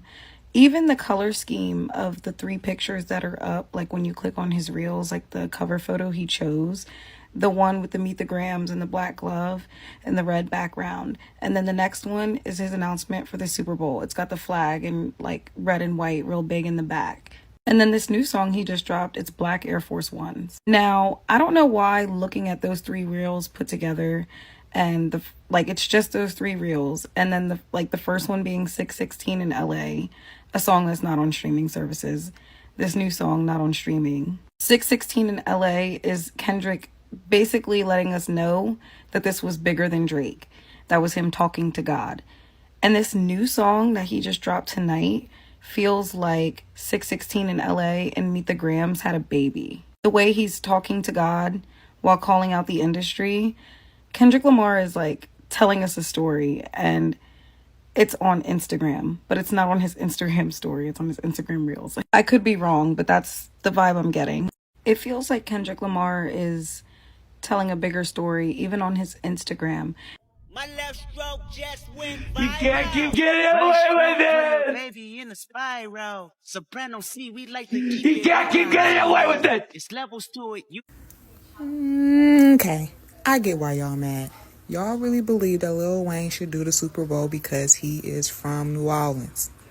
Y'all ain't noticed that the Super Bowl don't pick the halftime entertainer based off where they from? Granted, we know Wayne. We know he a legend. We know he's iconic. But what the fuck has he done for you lately?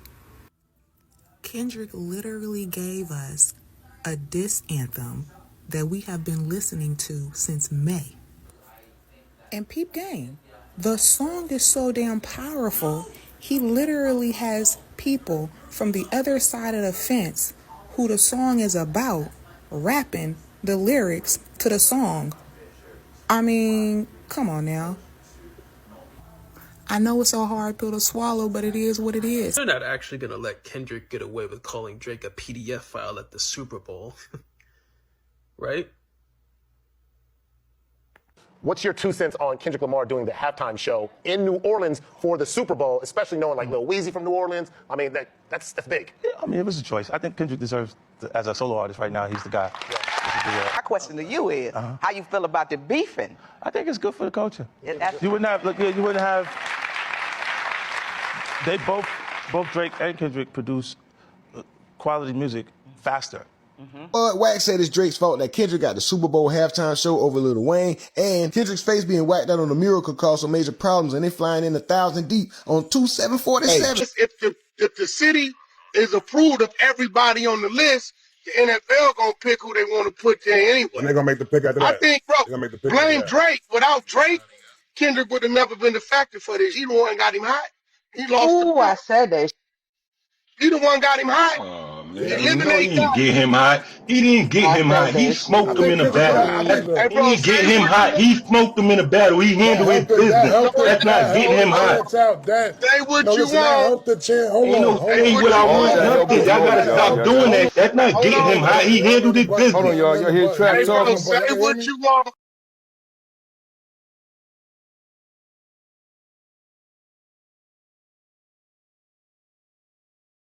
Just don't care my vibe. Just don't care my vibe. Holidays are made for me to chill and not to cook and not to clean. I know the house is filthy dirty, but today I'm yelling, Charles don't kill my vibe. Charles don't kill my vibe. Charles don't kill my vibe. Charles don't kill my vibe. Drake will be Ja Rule. If Kendrick Lamar perform at the Super Bowl, Drake will be Ja Rule. And Universal Music Group and Cash Money Records, they know it. That's why they gonna fight tooth and nail for Kendrick Lamar not to perform that song. And they gonna push the narrative of Lil Wayne performing at the Super Bowl. How much of that $400 million mega deal you think Cash Money gonna get? Lil Wayne is not a better performer than Kendrick Lamar. Now, Lil Wayne may be a better touring performer because he a rock star. But as far as the experience builder, man, Kendrick Lamar is an artist. Mess around Kendrick Lamar, you might get a whole show of They Not Like Us. The Universal Music Group, they know that. We really about to see a diss record being played at the Super Bowl. A diss record that went #1 on streaming last year. A diss record that had Drake suing his own music label. I don't think y'all understanding the magnitude of this. I don't think y'all understanding the consequences of this happening. This song already broke through barriers and genres. But at the Super Bowl, and Drake is trying to be strategic, starting a tour that same day in Australia, trying to be as far away as possible, but that's not going to make a difference. Many people on social media are predicting that he is not going to perform They Not Like Us, but I don't believe it. And there's certain lyrics that he can't say on national television, like Certified Lover Boy, Certified, but that doesn't mean the crowd can't say it. Can you imagine he puts the mic out to the crowd and they finish the lyrics for him? And this might put the nail on the coffin. And I'm hearing that Drake is not selling tickets in Australia. So this might be detrimental.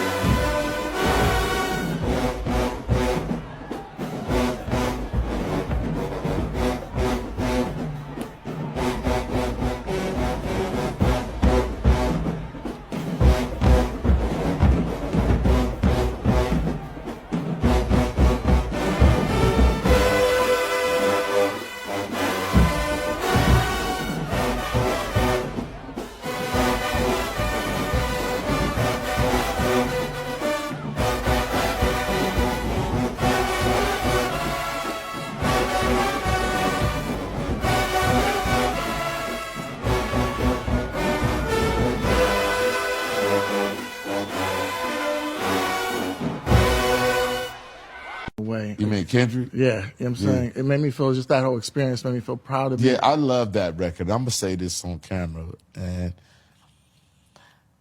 I don't want to get negative. You know, my whole shit is about being positive and moving forward and all that shit, but the fact that I heard Drake say something negative about Kendrick's wife and his kids, that made me say, adios. This dope-ass motherfucker, Kendrick Lamar, are you really saying something negative about his wife and kids? That's when I clocked out. It's crazy. I was thinking, just having this conversation, I was like, what made him wake up and having the best life? He's Michael Jordan, you know, and say, you know who I want to fuck with? The one person who can do it. This motherfucker, Drake, fucked around and stepped on Rosecrans Central. He did. That was a big mistake. Stopped to use the bathroom. That was a big mistake, bro. At the wrong store.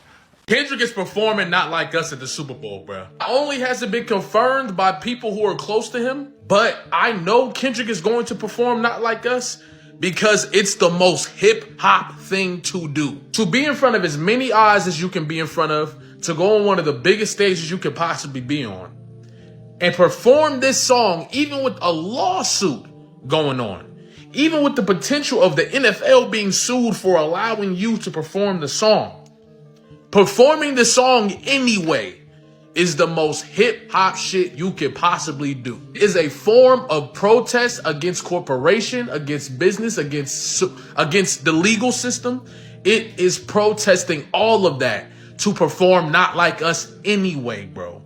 And because of that, Kendrick Lamar is going to do it. And Kendrick Lamar is going to face whatever consequences come with it. Because that's what hip hop is.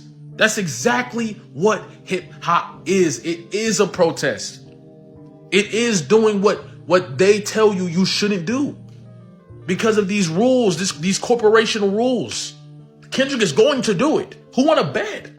The NFL Super Bowl is a week and a half away, and a question on a lot of people's minds is, will Kendrick Lamar be allowed to play Not Like Us at the Super Bowl halftime show?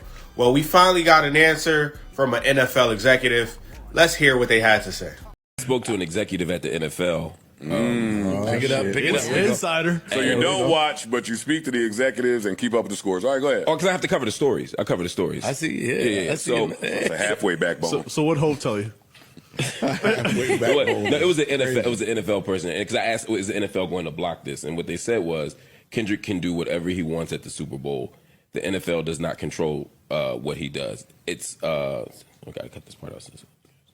So that's basically, all right, they're not liable. Yeah, right. They said we asked Snoop not to crip walk or throw up gang signs. He did it anyway. Nobody died. In court. That's funny as shit. So that's funny as That's hell. hilarious. Because he definitely was. I was like, is he throwing up crip with the all blue bandana suit on? Yeah. So just FYI. So if y'all expecting the NFL to stop it, They're not. It ain't happening. Yeah. So for those of you who are unaware, that's Mark Lamont Hill, famous author, activist, worked at places like BET, VH1, even made CNN appearances. Very reputable source. You feel me? If you want to believe him, take it with a grain of salt, I guess. But yeah, he said he spoke to an NFL executive, and they basically said Kendrick Lamar has free will. He can do what he wants. He's going to perform what he wants. We once upon a time told Snoop Dogg not to crip walk and throw up gang signs, and he did it anyway. Nobody died. Nobody really cared. You feel me? So if Kendrick Lamar wants to play Not Like Us, he'll play Not Like Us. So yeah, I think we can expect to hear that song. You know, we seen the advertisements, and they had that song playing in the background already for both conference championship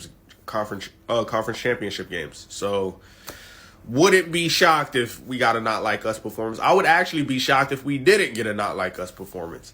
But what I can expect for a fact is a great performance. As somebody who's seen Kendrick perform live on tour, we can expect a hell of a show. How do y'all feel about this? Are y'all excited for the halftime show? Till next time, I'm out of here. Make sure you hit that follow button. Follow my backup account, link in the caption, link in the bio. Follow me on Instagram. Subscribe to the YouTube. In my bio, I will be dropping long form content there. Until then, I'm out of here. You shitting me?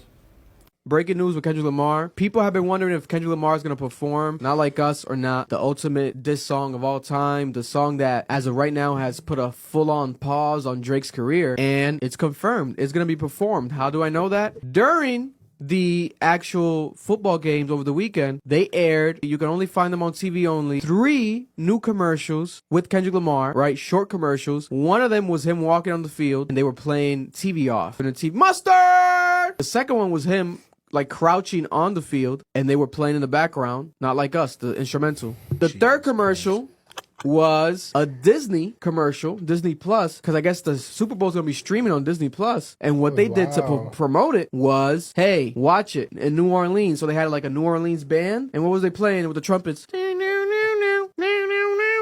Disney's using Not Like Us for the promotion. Crazy. Is he gonna open? Is it gonna be the middle? Or is it gonna be the end? I think he's gonna start with Not Like Us. He's gonna get out the way. He got that ambition, baby.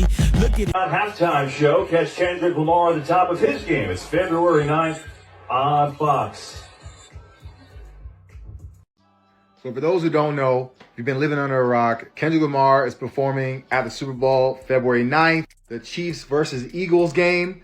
And a lot of people are talking about, what is he going to perform? Is he going to perform Not Like Us? Because as we all know, Drake filed a lawsuit against Universal Music Group filing a defamation case against the song Not Like Us and citing all of its lyrics, pretty much trying to prevent it from being performed at the Super Bowl, biggest most embarrassing moments in Drake's career. This has been Drake's goal this whole time, which is to stop Kendrick Lamar from performing Not Like Us, because he is going to be yelling A minor in the biggest stage in the world, the Super Bowl. But this next clip proves that Not Like Us will be performed at the Super Bowl, 100%, no doubt. Look at that. That's the ad. That's the ad right there. Based off of that, best believe Not Like Us is for sure being performed at the Super Bowl. It's going to be insane. It's shutting down everything. This is going to be the biggest show ever. Bro, got Mason Crowder, the kicker good. Green and yellow, we sticking to it. Super Bowl goals, shooting for the stars, baby. Trigger pull. Bah! Super Bowl champ, bigger rings, big bling. Lombardi trophy. Lil Wayne's catalog is better than Kendrick Lamar's catalog. And I want to know from the people, who do you think has a better catalog between Lil Wayne or Kendrick? I want to know. Shout out to the NFL for not putting this nigga Lil Wayne on stage. All we will get anyway is a self-proclaimed Pyru gang member, lean, drinking, drug habit having nigga on the stage. Why would we want that? Have you seen his last performance at the WrestleMania event? Garbage. The nigga's off key. And you expect the NFL to invest millions of dollars into what? A nigga who can't even remember his own lyrics? That's what you want? You want to take the chance that he's going to remember his lyrics. You want to take the chance that he's going to give a fuck that day. Social media and pretend like he's so hurt. Oh, pass, thank you. At least Kendrick Lamar tries to edify his people. I say his stuff is corny, but when has knowledge and truth ever been exciting? So I would much rather have Kendrick Lamar on that stage being celebrated and giving him this honor, because I know that he's not going to put bullshit out there. A nigga like Lil Wayne, all he does is vomit up bullshit that begets more bullshit. I want the slop that Massa gave to us when they wouldn't give us real food. Got used to the slop, so y'all just want to keep eating that shit. Well, thank you, NFL. Thank you, white folks. Thank you to the white people in charge for not putting the bullshit on the stage.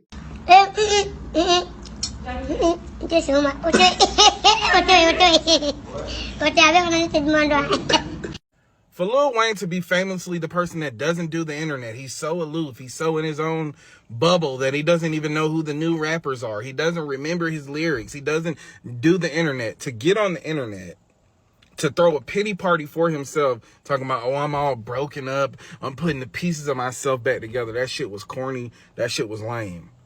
Oh, it's the fans that hold me up. I love y'all, but not to acknowledge the person that actually got the opportunity, who's actually one of your biggest fans. When you said you was going to retire, he went on live drunk for hours, and he also famously doesn't do the internet shit.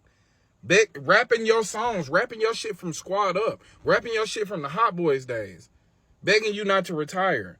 And you didn't even acknowledge him. You made the shit about yourself. Rappers famously haven't even ever been a part of the Super Bowl performance. Keyword. So for this to be the first time a rapper headlines, and if you love hip hop so much, this should be a win for all black creatives. This should be a win for the music industry and the rap industry in general. Y'all as a collective should be celebrating this. But because of some weird allegiance that y'all have to either Drake or just hating on Kendrick, you don't even acknowledge him. You don't even say congratulations. You don't even thank the Super Bowl for even having a consideration, even if they didn't. You just make it a pity party about yourself. That shit corny. That shit lame. That shit whack as hell. Bro been problematic as hell for years. Anti-black as fuck for years. But a lot of people let this shit slide under, and that shit was just a true testament of his character. And it seemed like the rumors may be true. He's arrogant. He's self-centered. He a fucking diva who think it's 2008 still, and he just sold 1 million records first week. That shit was lame as fuck.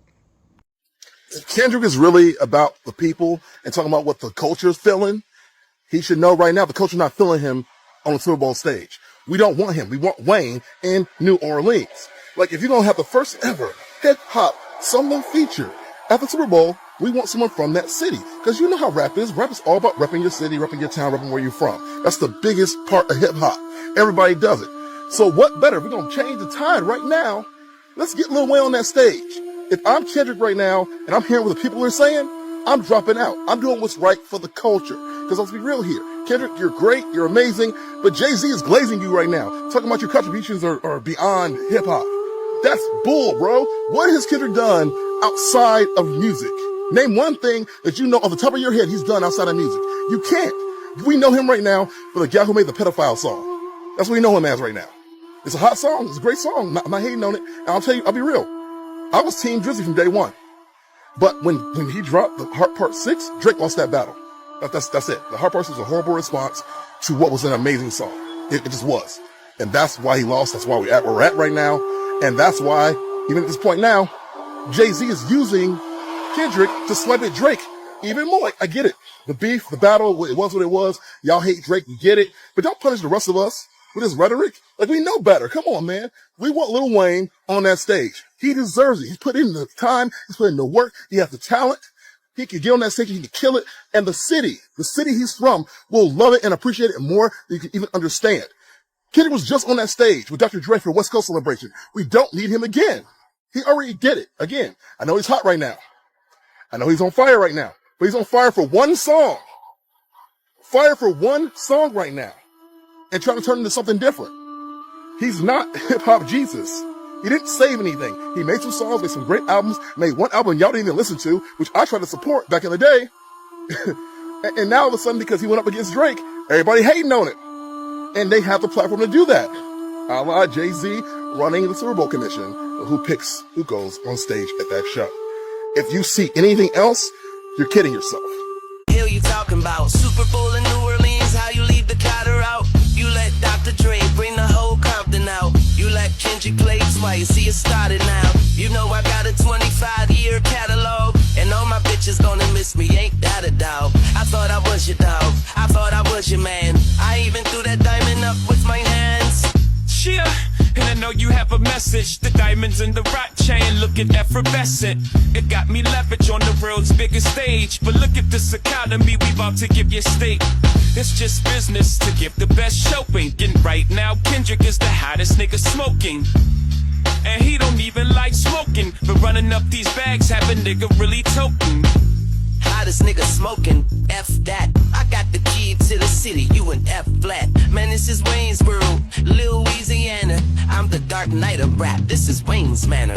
This what happen when you don't got baby money. And Super Bowl performers don't get paid no money. Kidnap your lady money, and we can fight a war. I'm too big for half times, I'm the final scout. But baby money ain't even like my baby's money. I mean my twins, cause they got that related money. But that's neither here nor there, cause truth be told, most don't perform in their hometown at a Super Bowl. So don't let your feelings get deeper, cause the Saints won't be at the game neither. And I'm sure Drake won't appreciate it, but tell him start his own league if he can't fade it. You're dead. Whatever. Yo. Huh? Yeah, what's up? Heard the news? Yeah, Drake said round 2, bro. It's up. Bro, it's up. We taking out Kendrick and his whole squad now, bro. It's up. It's over. Kendrick is performing at the Super Bowl, bro. What? Nigga, they would not put Kendrick on the Super Bowl, bro.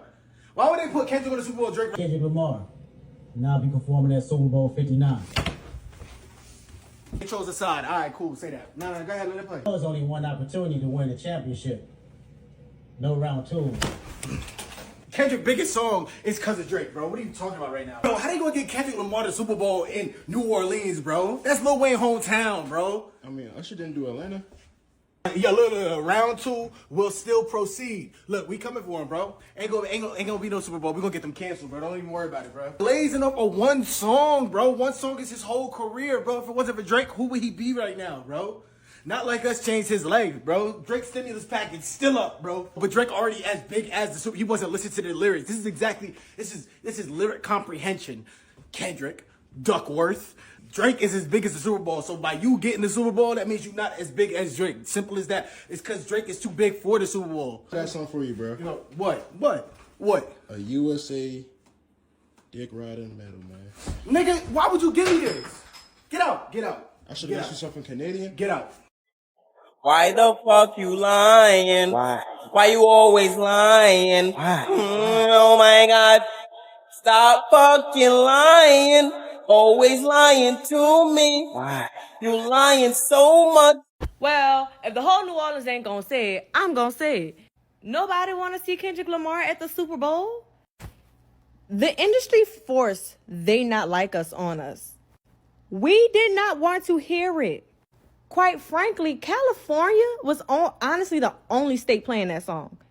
Everywhere else in the country, I promise you, doesn't care. And the only way you do care, I'll be frank, if you're 40 and up, They Not Like Us is your bop. I'm not gonna lie, that get the line dance going every time. But let's be for real. Now I get it because that song appealed to the masses, but like, this isn't an icon. Like, y'all could have gave us a Southern icon, something of that nature, right? Someone with more relevancy than just beefing with Drake. I would have preferred Taylor Swift. And y'all gave us Kendrick. It's about to be the lamest, most politically woke football game ever. Like, why? I'm not gonna lie, the only reason why Kendrick Lamar is even performing at the Super Bowl is because he dissed Drake. It is literally no other reason. I dare Kendrick Lamar have the Super Bowl performance without playing a single diss. I bet you it'd be a snooze fest. I already know what they're gonna do. He's gonna perform a few songs. He might perform Euphoria, but he will most definitely be performing Not Like Us. They're gonna censor the hell out of it, have a live band, add the extra hits where the cursing is supposed to be, with some pyrotechnics to try to play it off. It's corny. The song is overplayed. I'm sorry. It was cool back in the spring and a little bit in the summer, but now it's overplayed. I'm tired of hearing it. I don't want to hear it on the Super Bowl. How are you gonna have the Super Bowl in Louisiana and not have a single legend there? Lil Wayne, Boosie, Birdman, the meat munching gotta stop.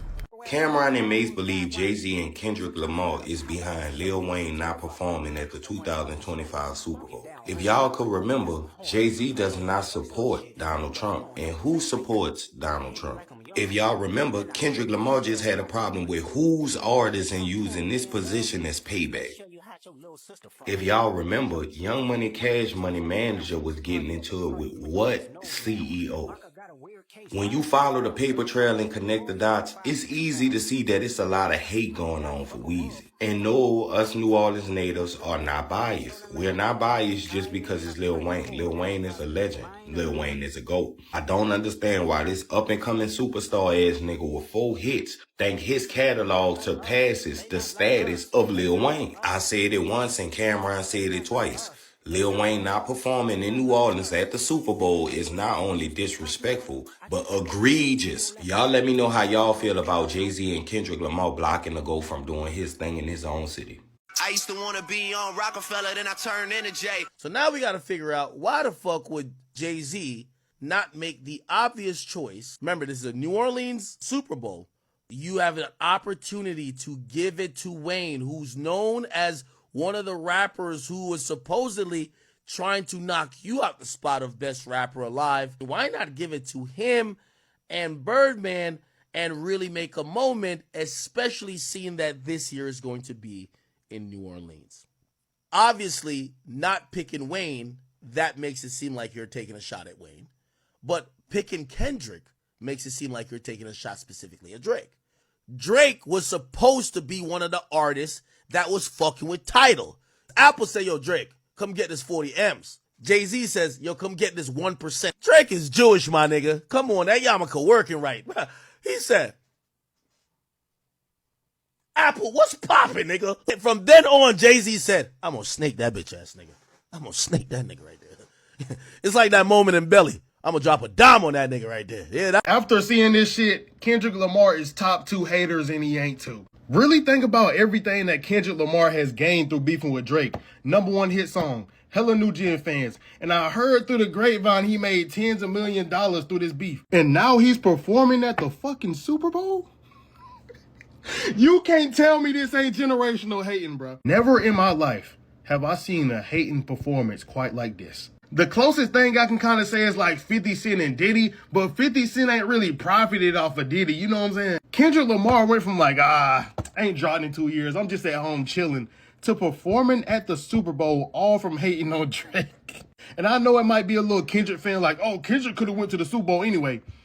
Let's keep it P. The only reason Kendrick Lamar is performing at the Super Bowl is because he was beefing with Drake. Let's not be delusional. Kendrick is about to perform at the biggest event of the year and call his top op a PDF file. Kendrick is the top hater, bro. I don't care.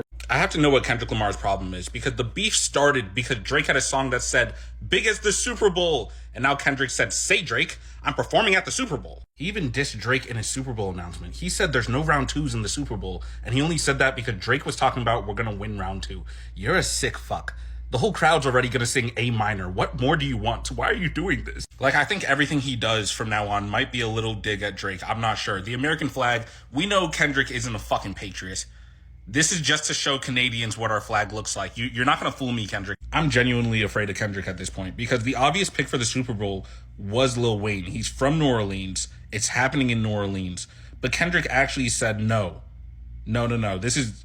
I still hate the way that he walks and the way that he talks. You need to let me have this. I don't believe in horoscopes. I just have a crush on women that believe in horoscopes. So at this point, I actually believe that this level of pettiness can only be achieved because Kendrick Lamar is a Gemini. Because this doesn't even make sense. How did you do this? How did you will this? I just want to come up on here and say early in the morning, fuck Rock Nation, fuck Jay-Z, fuck everything y'all got going. The only reason Kendrick is performing at this year's Super Bowl is because of the beef with Drake, and we all fucking know it. It should have easily, without a doubt, been Lil Wayne. I don't know how he fucked that up. Hometown, home city, Lil Wayne. Now, if Kendrick brings up Lil Wayne, I'll shut the fuck up. But is that going to happen? Probably not. He just had Kendrick not even, like 2 or 3 years ago, back in 2020, 2021, whatever the fuck it was. I feel like that was good enough for Kendrick. I don't think we needed a full Kendrick Super Bowl this soon. I would have been cool maybe 2 or 3 years later down the line. Like, I'd be like, whatever. But the fact that we all know why he's performing at this year's Super Bowl is crazy. Fuck Rock Nation. Fuck Jay-Z. Eat a Frank. Yeah. What do you mean Kendrick Lamar gonna perform at the Super Bowl in 2025? Not New Orleans. This ain't Compton, no. I don't know why y'all thought this would be a good idea, but they not like us, don't sound shit like gumbo, etouffee, beignets, nothing that got to do with New Orleans. Now, before I go on my rant, I need all my California natives to come under this post and agree with me, please. Agree that y'all would like to keep Kendrick Lamar at home because Wayne, what you mean not Wayne? We all understand Kendrick Lamar had a great year against Drake. We understand he held it down for the West Coast, but this is the South, baby. This is the South. The South. The dip which everybody get. This is that. This ain't Compton. So I really do not understand how you gonna disrespectfully disregard our multi-Grammy winning, most awards, most plaques, most hit songs in the world, Wayne, and this is his hometown, Holly Grove 17, and you mean to tell me you gonna pick this nigga? This is all shade. Fuck no shade. Kendrick, I'ma need you to gracefully bow out. Call Wayne up yourself and say, my bad, dog. They got it fucked up. I'ma need you to do that. I'ma need you to do that like ASAP. Y'all let me know how y'all feel about Kendrick Lamar performing and not Lil Weezy Animal. It's a problem. Nah, the man Drake has to box Kendrick Lamar at this point because this is just crazy, man. So apparently Kendrick Lamar will be headlining the 2025 NFL Super Bowl halftime show. Hope so. You know there's only one opportunity to win a championship. No round twos. Let's get it. Boom! I won't want you to miss it. This is just ironic considering what J. Cole said in First Person Shooter. Bro, even if we think that the beef is over, bro, the beef is never over, bro. The man Kendrick is still going. Cause he know damn well what he meant by round two, bro. We know what he's talking about. We all know exactly what song this man is gonna play, bro. It's gonna be the first song, watch. I mean, the man Drake did say that he wants a round two. I mean, Kendrick said he not giving you a round two. So anyways, what is your thoughts and opinions about this, bro? Because this, bro, Kendrick is a menace. A fucking den? Bruh! It's like this nigga's in my chat. It's like he's watching my stream. It's like we can't even get a moment to like, yo, hey, now Drake dropped a good one here. I know we gonna get, he's dropping again? Bruh! And listen, I love Kendrick Lamar. I love the pop up. I think he's one of the top artists of this generation, period. Hate the selection. It's in New Orleans. You don't get Lil Wayne. That's what we doing? Yeah. Listen, you don't get Lil Wayne in New Orleans for the Hot Super Boys. Bowl. Not just Hot Boys, Cash Money. All the songs Lil Wayne's done, whether it's Blink 182, there's no reason why Lil Wayne should not be performing the Super Bowl. There's one person who's stopping this. I know, it's not really a secret. Lil Wayne had a problem with somebody before who's kind of part of the organization running it. This is payback. Who's that? Who's Lil Wayne artist? Drake. Yeah, this hating at this age is crazy. It's crazy, bro. It's ridiculous. Like Mike, there's some hip hop shit that you probably don't know what's going on. To be totally honest with you, so we'll school you behind the scenes. Lil Wayne not to be performing in New Orleans for the Super Bowl is egregious, and it gotta stop. It gotta stop. Mike, we'll tell you what's going on later. It gotta stop, bro. It gotta stop, man. Yeah, and I'm doubling down on that. Hating at this age is crazy. Yeah, it's wild. I love Lil Wayne. It's wild, bro. Man. I work with Lil Wayne. I love him. Great dude. Great dude. And this has nothing towards Kendrick. If anybody deserved it, Kendrick would deserve it. But there's some backstory shit going on. Yeah. While Lil Wayne is not performing the Super Bowl. Right. Right. I can dig it. Yeah, that's sad. That's so sad. Yeah, that's like really sad. Like, come on, my nigga. For real, bro. You're that insecure, man. Like, come on. It's crazy. It's crazy. Me and you were supposed to be at Fanatics. Same thing. 3 weeks ago. The week before Fanatics happens, Cam and Mace didn't sign the contract. We banned from Fanatics, but who's at Fanatics? I'm gonna start saying names. Yo, it's wild, man. It's wild. The hate is crazy. Yeah. Yeah. We'll tell you about it later, Mike. We'll tell you about it later. We got to get bigger, though. Yeah, man. Right, though. We right. We'll hold on to stuff, man. And when we come together and get things done much bigger and better, you're right. Yeah. And we'll hold on to it forever. So I'm with you on that. Yeah. But no, this has none against Kendrick Lamar. Yeah, none against Kendrick. We think if any kind of artist deserved it, but Lil Wayne not to perform in New Orleans at the Super Bowl, it's kind of tough, man. Yeah, and I just said Hot Boys because everybody's out, you know? VG out, you know? But what I'm saying is Juvie. You said everything right. But Lil Wayne's such a star. He could, you know how many songs he's done with other people, and then you bring the Hot Boys out at the end? Crazy. Well, I can't speak on the other things, but I will add, I do think Kendrick will make it right because it is only right for Lil Wayne to be there if, things go as planned.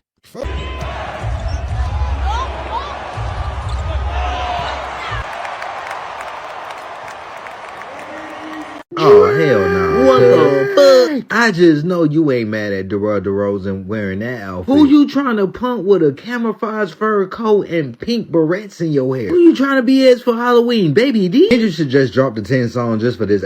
Alright, y'all. So by the looks of it, it seems like Kendrick Lamar really did win. Like, don't get me wrong, ain't nothing wrong with pulling up to the game. Like, we all know Drake is Canadian down, so he gonna support the Raptors no matter what. But my thing is, Lil Wayne had his Wheezy Fest last night. And instead of you supporting him, you went to a Raptors game to basically try to scare DeMar DeRozan. And let me remind you, DeMar DeRozan is really about that life. And instead of him saying something to DeMar DeRozan, he had to go on commentary to say something. And so he basically said if the Raptors ever put up a banner of DeMar DeRozan, he'll go up there and pull it down himself. And DeMar DeRozan responded. He said he gonna have a long way to climb, so good luck. Like, I know it's a lot of Drake fans, but he act too much like a female to me. Say you and your girl break up, and she still got your location. And so you at work doing what you doing, and you just look up and she just mean mugging you. Drake is the female in that situation. But hey, I don't know. What do y'all think about this whole situation? Let me know down in the comments. Hey, DeMar, tough loss to us, huh? Must have been tough to concentrate with me mean mugging you all game. That was you mean mugging? I thought it was some gay dude checking me out. Nope, that was me. How'd it feel watching Toronto retire Vince's number knowing they'll never retire yours? They probably will. I'm their all-time leading scorer. Well, if they do, I'm gonna climb up there and tear it down and pee on it. If you feel you need to squat down and pee on my jersey, do you. Why would I squat down to pee? That's what girls do. And then DeMar said I squat to pee. Poor baby daddy. Would it make you feel better to eat my coochie? No thanks, sexy. Last time I was down there, it smelled like the inside of a worn-out Timberland. I see this as one of those things I have to explain to Drake fans again, because, y'all have this conflated ego when it comes to Drake that makes y'all, think everything he does is smart when the entire world is telling you this was stupid and unnecessary. Drake does not have to fuck with DeMar DeRozan no more. You feel like what DeMar DeRozan did by going to the Pop Out and being in a Not Like Us music video is cool. You don't want him in a music video that's calling Drake a pedophile? Cool. Drake doesn't want to fuck with DeMar anymore. Cool. Drake showed up that night to show love and support to Vince Carter, who was getting his banner hung in the rafters. That's it. That's all. Was Drake going on a commentate on a mic and saying, "Oh, if they put DeMar DeRozan's banner up there, I'm going to go rip it down"? Was that necessary? Does that add to anything? All Drake has to do is not fuck with DeMar DeRozan anymore. Go about his business, make music. Yo, I just don't fuck with that nigga no more. I don't fuck with what he did. You standing there and staring at a nigga. What does that do? It makes you look corny, bro. There's no reason to do that. But if you not gonna do nothing, you mean mugging a nigga and shit and talking on a mic, but not really saying it to the nigga, what does that do? It makes you look corny, bro. All you gotta do is not fuck with the nigga. The nigga always has to go out and make a scene about things. And make, like, bro, leave it alone. You don't want to fuck with the nigga. Don't fuck with the nigga. Cool. DeMar want to say, oh, y'all still cool, even though you did the video, like you fuck with him, he was there for you. If he felt like that, be like, nah, I don't fuck with that. If you want to say something to the nigga, say something to the nigga.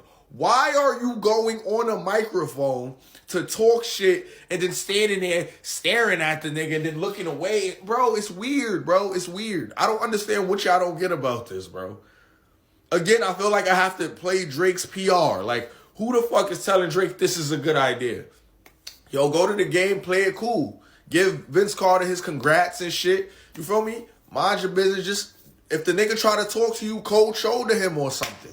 Show that, yo, these niggas still want to fuck with me, but I'm not fucking with niggas no more. But you do all this extra sassy shit for what? For what? For what? I don't understand what's so hard to get about that for y'all Drake fans. It's not that hard to understand. He did the most. He did the most. There's no way you can still say Kendrick lost after this. Got this boy Drake beefing with basketball players. Basketball players. The Raptors faced the Kings last night, but during the game, they retired Vince Carter's number. Everybody knew that was coming. Supposed to be a great moment. Vince Carter happy, DeMar DeRozan happy, returned to Canada. It was going great until the sixth god had a problem with it. Everybody knows Drake is an ambassador for the Raptors. Nothing new. Drake also commentates during the game sometimes. And during this game, he said some wild things. He said, if you ever put up a DeRozan banner, I'll go up there and pull it down myself. That's what Drake said. And after the game, as DeMar was walking off the court past Drake and Chubbs, this is what Drake said. I mean, you get it. Which led to DeMar DeRozan responding in the post-press conference. So this is pretty interesting. This is what DeMar had to say. Well, he's going to have a long way to climb to take it down. Tell him good luck. I mean, that's a pretty witty response. But this is ridiculous. Come on now. I understand DeMar's from the West Coast. You know what I'm saying? L.A., I understand. But Drake, bro. No one cares anymore. It's not even that big of a deal. The only person who's really thinking about it is you. Just let it go, make some good music, and continue to being the great rapper you are. Artist, shall I say. Drake said if you ever put a DeRozan banner up, I'll go up there and pull it down myself. And this is the kind of energy I love coming from Drake, man. Listen, all y'all that conspired against Drake, bro, that was on stage dancing to Kendrick Lamar, they not like us. The song where he was calling Drake a pedophile. How y'all think we friends after that, bro? How you think we gonna be friends after you dance to a song where a nigga called me a pedophile, bro? Like, bro, once I saw you dancing to that, bro, our friendship is over with, bro. So they interviewed DeRozan after he was on stage with Kendrick dancing and stuff. And he said, yeah, I'm friends with Drake. Drake is my homie, man. I know how to, this is just competitive. Rap is a competitive sport, man. I understand. I still rock with Drake. No, Drake do not rock with you, nigga. And if they put a DeRozan band up, he gonna climb up there and bring that shit down, nigga. We do not rock with you, DeRozan. You picked a side. Now stay over there, bro. Y'all just mad because now Kendrick is like a ghost again. He's going out the rap industry, but Drake is still here. And y'all just in like this weird limbo, all Kendrick's fans, bro. But listen, man, keep that same energy, bro. Nasty work. Yes, if you ever put a DeRozan banner up, I'll go up there and pull it down myself. That's the answer to your question. Well, he gonna have a long way to climb to take it down, so tell him good luck. Thanks, everyone. When you're not around and I'm feeling down, so won't you stay for a moment so I can say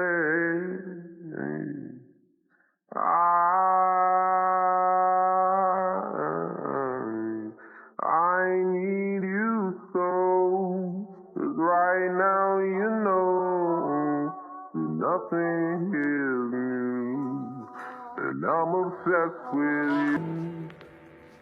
Whoa.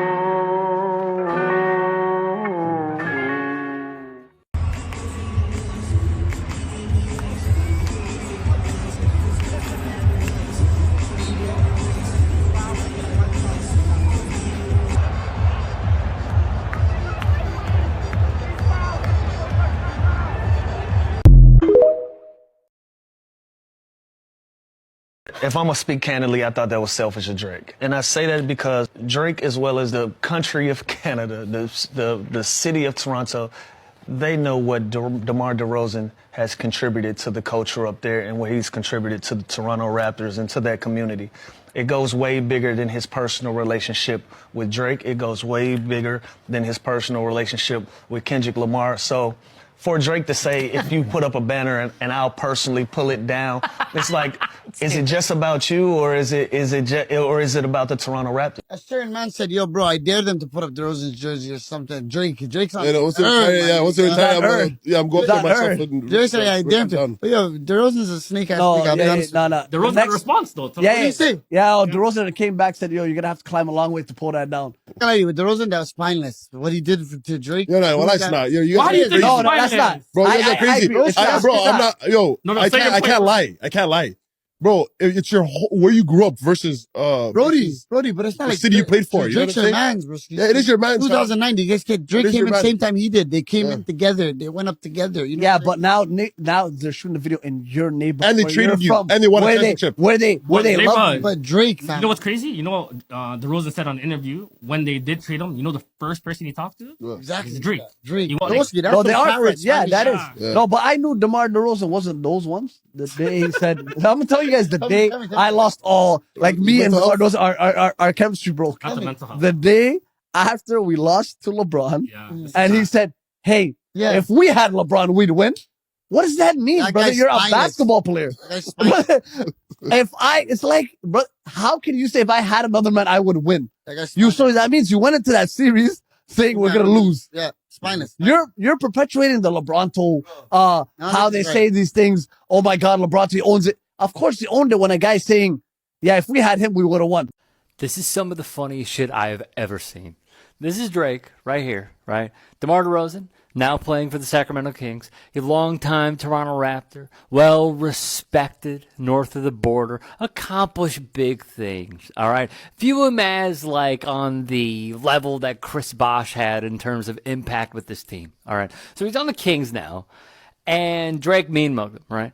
Drake mean-mugged him over and over again. And then when the Kings lost, Drake, God bless the cameraman, honestly, the crew, everybody in the truck, put the camera on Drake, caught him saying, effing P word, under his breath, but it was like, effing P word. It was straight indoor voice, right? And so then this happened. He got mad.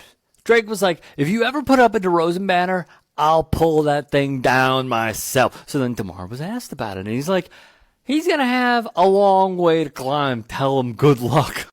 Then speaking of the indoor voice, if you know, you know, Debo put this up on his Instagram, which is just chef's kiss. Now, what I think we got to remember is this, all right? Drake thought DeMar DeRozan, who's from Compton, really had his back throughout the Drake-Kendrick beef. And man, let me tell you something. After he went on stage at the Juneteenth event with Kendrick, dude's taking L after L after L. You gotta realize what is going on here, man. You can't be in your feels about this stuff. It makes you look bad.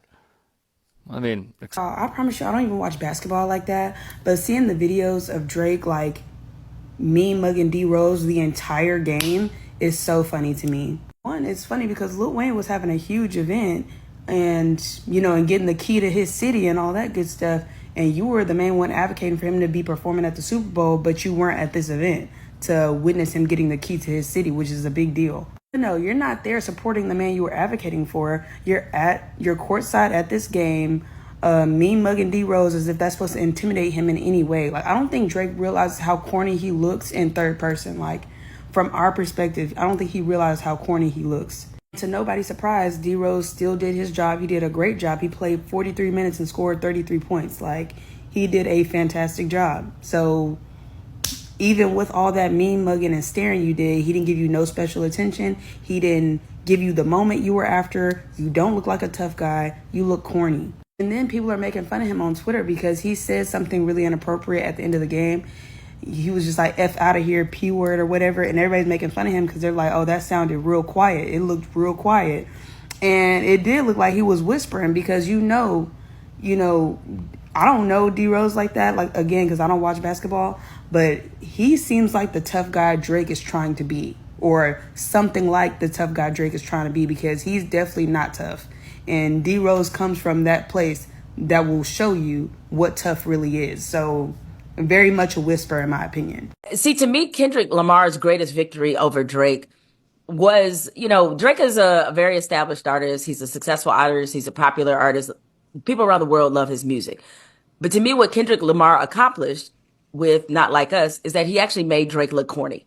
And it's hard to do it with somebody who's that popular, that famous, who has accomplished so much in his career. And I think the sting of that is still eating at Drake's soul at every opportunity. Now, what people need to understand is, although DeMar DeRozan played for the Raptors, he is very much an LA guy. I mean, this is where he's from, Los Angeles. All right. So in the battle, who did you think he was going to choose? I mean, and he didn't, what he did was he appeared in Kendrick's video. Kendrick, another LA guy.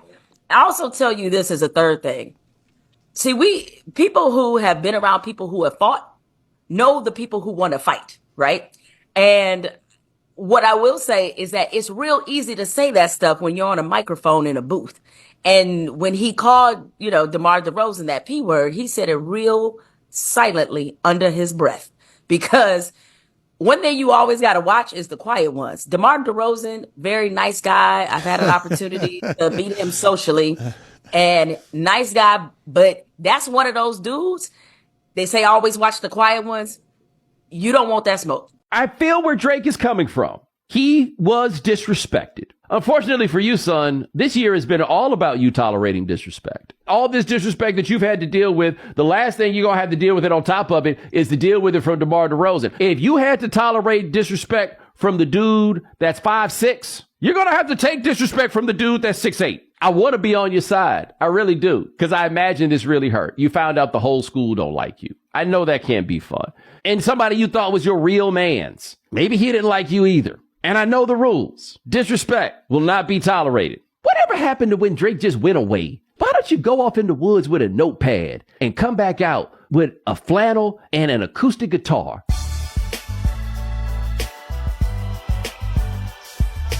Used to bump the Carter 3. I held my rolly chain proud. Irony. I think my hard work let Lil Wayne down. Wait. That is insane. And that shit did not connect. And I used to listen to the Carter 3. I used to play the Carter 3, rolling in my chain down. Irony. I think my hard work let Lil Wayne down. Because look, I used to listen to this wanting to be a rapper. And I busted my so hard that they ended up giving me the Super Bowl over him that I listened to. And then that's so dense too, because in Kendrick hard work, this shit sounds insane, bro. First, this shit sounds incredible. Kendrick hard work brought him to the beef as well, which ended up, look, he was a big Wayne fan. Everybody knows Kendrick had a mixtape that he rapped over the Wayne tracks. He had the cover art what he did what Wayne did. Like, he been a Wayne fan, but his hard work got him to like the point where, damn, I gotta battle this nigga that is your man. Yeah. So like, all of my hard work for me to even get to the Super Bowl stage let Wayne down. Yeah. Even me killing your man had to let you down. It's like, it's the irony, because my hard work let Lil Wayne down. Like, that's why that's crazy, Terrence. The Carter 3, I held my rolly chain proud. Irony, I think my hard work let Lil Wayne down. Whatever though, call me crazy, everybody. Kendrick Lamar is playing in New Orleans. Who's from New Orleans? Lil Wayne. Who was heartbroken that he didn't get the call up to play the Super Bowl in New Orleans and rep his city? Lil Wayne. So Kendrick Lamar, in a way, I don't take that as a diss, right? I just take that as it is what it is. It's a business at the end of the day. And it's what the culture is feeling. And that's why the NFL went with Kendrick Lamar. He's hotter than Lil Wayne at this moment in time. And everybody's going to be tuned in to see that Super Bowl halftime show. And there's no precedent that it has to be an artist from that city to play the Super Bowl. Kendrick Lamar not wasting any time. First track on this motherfucking album, speaking on it right away. Siento aquí tu presencia, la noche de anoche, y nos ponemos a llorar. Hola plebada, ¿cómo están? Soy Deira Barrera. Bueno, quiero tomarme un tiempo rapidito para agradecer primeramente a Dios, a la vida, por esta gran oportunidad, esto que está pasando en mi carrera como cantante, lo más importante, creo yo, que es lo que está pasando. Quiero contarles rapidito cómo fue conocer a Kendrick Lamar y trabajar en su nuevo álbum, GNX. How the hell did Kendrick Lamar get this mariachi singer to join him on GNX? I just interviewed Deida Barrera, the artist in question, and this is what she told me. It all starts at a Dodgers game. So it was game 1 of the World Series last month, and Deida Barrera was asked to perform a tribute to Fernando Valenzuela, the baseball player who passed away just a few days before the World Series. I was in tears singing for my friend who died at a packed stadium, and El Señor Lamar was there. Deida told me the story about how Fernando Valenzuela would go to this restaurant called El Tepeyac Cafe, and she would perform there every Sunday where he was a regular. Okay, so what happened in the studio? Just days after the performance, she was already in the studio with the quickness. Once she was in the studio, she says that Kendrick Lamar's team played her the beats on the album, but not necessarily the lyrics just yet. She ended up writing a few lines based on the emotions that he was trying to evoke. At one point, Kendrick Lamar stopped by to meet Barrera and thanked her for being there. He welcomed me and was so kind. He said, "You have such a powerful voice. Thanks for coming." This is Kendrick and Deida in the studio. Deida has been hustling as a musician for 30 years. You'll probably catch her at quinceañeras, weddings, at restaurants, or you might have seen her on TV.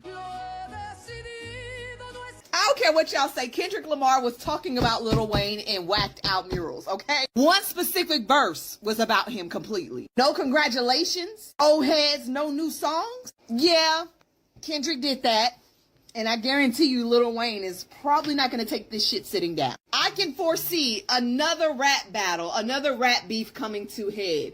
I can see that. For once, Lil Wayne is salty. He is salty as fuck that he did not get the Super Bowl in New Orleans. Lil Wayne made it very clear that the Super Bowl was stolen from him. It was stripped from him. That halftime performance was supposed to be his. Now, correct me if I'm wrong. I never heard Lil Wayne say, "Congratulations, Kendrick.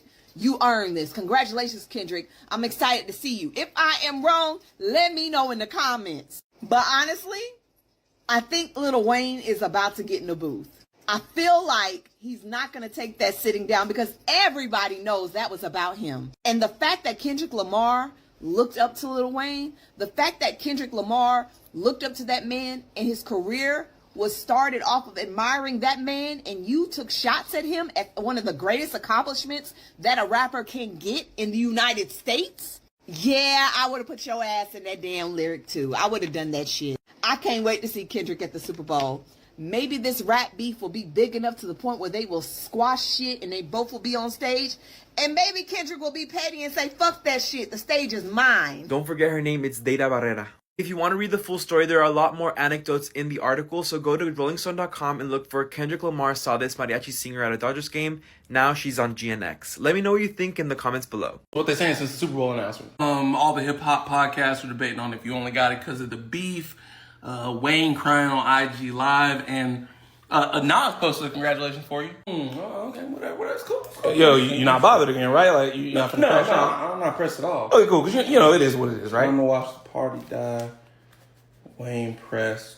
Wait, then what are you writing? Hey, can you cut that beat on real quick? Bruh, so I just got done listening to Whacked Out Morals by fucking Kendrick, and I feel like it's safe to say that he's not letting up on Drake or J. Cole.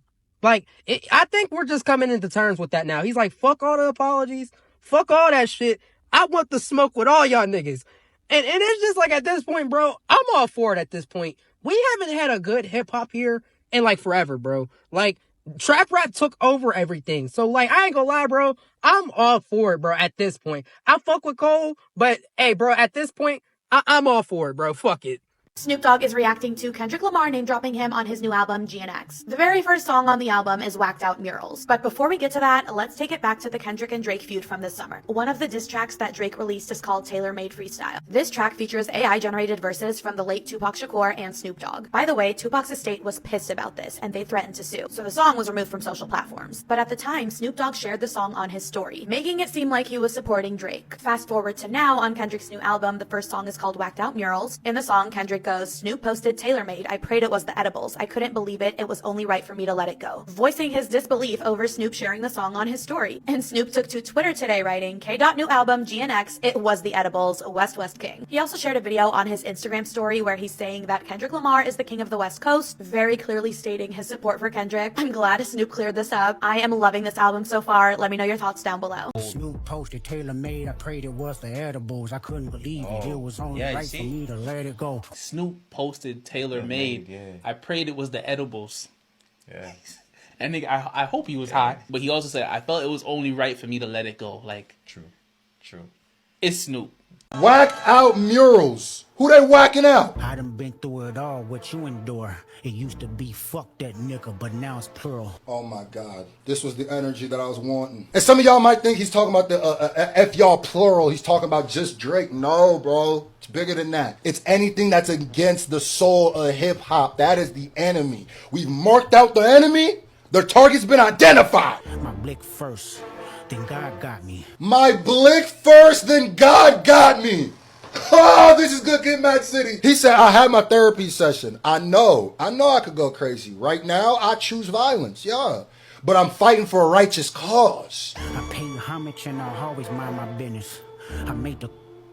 He censored something out. So he was this is the same thing with Watch the Party Doc, where we're going to have a lot of analyzing and try to figure out what he's talking about, what he's saying there. I think there might be some censored out things. He might have went crazy on this album and maybe went back and was like, yeah, God talked to me. I got to bleep out certain things, but we dropping this anyway. Put your head down and work like I do. Facts. Understand, everybody ain't go like you. Low key, too, the way that he's speaking is goddamn perfect for what's been going on. I said this before. The reason why Kendrick won that battle is because Drake is convinced that this is not as fake as it is, right? Or he plays the game, right? And so he thinks that these niggas is friend. The difference is Kendrick knows they not. Moments ago, Nas responds to Kendrick Lamar mentioning him on his latest album, GNX. That's right, y'all. Now, again, for those who may not know, yesterday, Kendrick Lamar shocked fans when releasing his latest album. And of course, Kendrick made sure to name drop several MCs. So, on one track titled Whacked Out Murals, Kendrick shouted out Nas for congratulating him on the Super Bowl halftime show performance. And in one verse, Kendrick actually says, I won the Super Bowl and Nas is the only one to congratulate me. All these blanks agitated. I'm just glad it's on their faces. Quite frankly, plenty artists, but they outdated. Old blank flows trying to convince me that they're your favorite. All right, now, moments ago, Nas responded to Kendrick name dropping him on this record saying, I'm always inspired by my brother Kendrick Lamar, keeping the essence of this shit alive and at the forefront.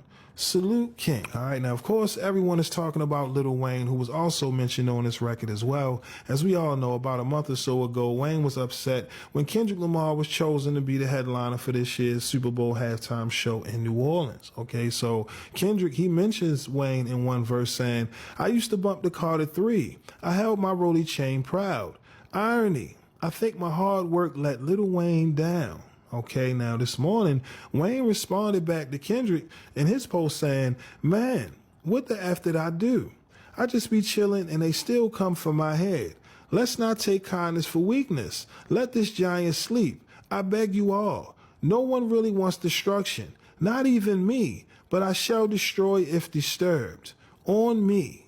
Love. Kendrick also name dropped Snoop Dogg as well. In one verse, Kendrick spits, Snoop posted TaylorMade. I prayed it was the edibles. I couldn't believe it. It was only right for me to let it go.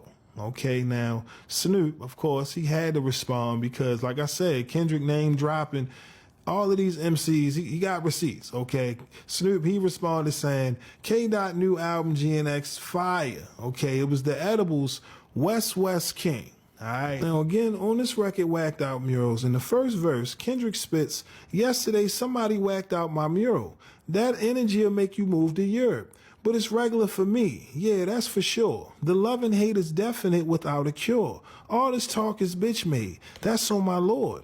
I'll kill them all before I let them kill my joy. I done been through it all. What you endure? Okay, in another verse, he says, F everybody. That's on my body. My blick first, then God got me. I watch him pander with them backhanded compliments. Put their head on a Cuban link as a monument. I paid homage and I always mind my business. I made the blank. I never lost who I am for a rap image. It's motivation if you wonder how I did it. As you can see, Kendrick has paid attention to everyone siding with Drake these past few months. And just like he spoke in the verse, all right, first it was F Drake, but now it's F everybody, okay? When he mentions old rappers with old flows, I mean, come on. It's several rappers that you could fill in that blank, okay? And it's not, it's not hard to really point out saying that everyone is waving the OVO flag. It's obvious publicly, right? Even the release of the album yesterday, you didn't see too many rappers, whoever sided with Drake, they didn't really have nothing to say about it, right? But I remember seeing this a couple weeks ago. 50 Cent went as far as to say Drake didn't lose a damn thing. I mean, come on, man. When it's that obvious, that lets you know that the hate is real because, again, nobody, expected Kendrick to beat Drake like this, man. And this album is simply just his victory lap. You get what I mean? And like I said, to see so many of the vets in hip hop side with Drake, we understand, right? And Kendrick, he's got receipts. He paying attention. And at this point, he rapping as if any MC can get it, right? You got Wayne over here. He's, warning Kendrick. At this point, like I said, I think it's best that, folks leave Kendrick alone. Because when he did this with Control, I mean, he had everybody upset with him. However, no one has been able to defeat Kendrick. Maybe one day. It's just not today, all right? And as far as Drake, a lot of people, they want to side with Drake for whatever reason. Like I said, I'm a fan of Drake music as well. I remember, him in the beginning and seeing him turn into the star he is today. Listen, man, you can't deny his talent as well. But right now, Kendrick got this on lock, okay? The run that Drake had a few years back, he really smelled himself after, defeating Meek Mill, but this Meek Mill is not Kendrick Lamar, man. And as you can see, you can pay off media, you can have folks, stand with you in the photos, but in the end, you have to out-rap your opponent. That's the only way you're going to win this game. And when it comes down to strategy, it seems like Kendrick is very calculated, right? We don't even know if, Kendrick, for all we know, he might have another album. He might hit the button again.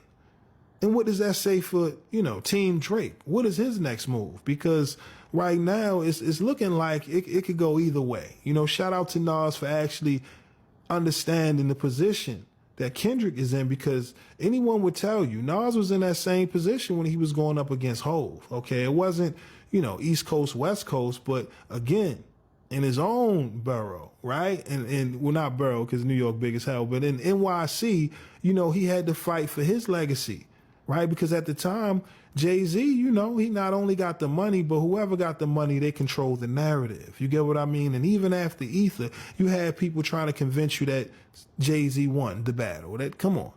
So I could understand why Nas would salute Kendrick, because if anybody understands that position, it would be Nas. You get what I mean? And look at Nas all these years later, still out here, putting out fire, making history.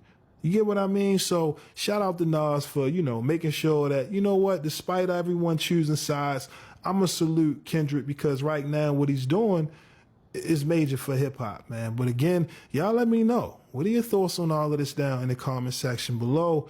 Do you think that rappers should, be careful when stepping out there speaking on Wayne? Because again, like I said, it seems like, well, not Wayne, excuse me, Kendrick. It seems like, hearing some of these verses, Kendrick is ready to go at anybody that's siding with Drake. So Wayne, Fat Joe, whoever, anybody in an OVO jacket, watch yourself, man.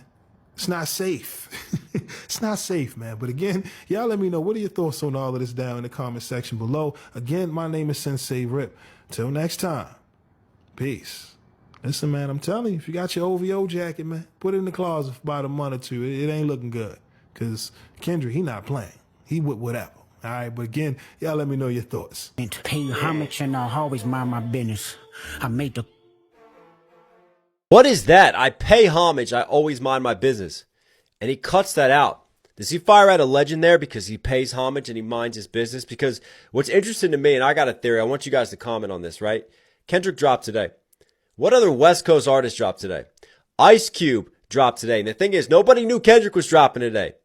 Everybody knew Ice Cube was dropping today. And Ice Cube had that line. I was Kendrick before Kendrick. Actions speak louder than words. Drops on the same day as a West Coast legend. And he does pay homage and he loves the West Coast. So it really is interesting timing. That's all I'm going to say. It's interesting timing. Dropping on the same day as Cube and just knowing that that is going to overshadow vastly what he's done. So I had to pull over while I was driving because if you haven't heard, Kendrick dropped an album today, and we have to talk about Whacked Out Murals. The fact that he came out on this song and pretty much said, yeah, fuck J. Cole, like you're on some, oh, if you're in the middle, trying to play neutral, trying to play both sides, is some, yeah, let me choose forward for you and fuck you. Love it, because me personally, I hated the fact that J. Cole came out with Snow on the Bluff to the point where I didn't even make a video about it because I'm like, I don't want to give you no more attention because you're embarrassing. 2, he addressed the Lil Wayne concerns in a really interesting line where it's like, I guess my success let Lil Wayne down. And to me, that seemed like a callback line to Let Nas Down by J. Cole. So I thought that was also interesting. And then he's like, yeah, the only person to actually congratulate me on this whole thing was indeed Nas. The rest of y'all haven't said nothing positive about me getting the Super Bowl. And I just loved this opening track because for me, it was a very nice, like, all right, you know what? The beef is over. Let me go back and explain my thought process to you all of why I did what I did. And I think that this album, though I haven't heard the whole thing yet, is really going to be an album of Kendrick coming to take his place in rap. Is like, yeah. Oh, and then he has a whole section about, yeah, y'all laughing at Diddy. Y'all laughing at Diddy.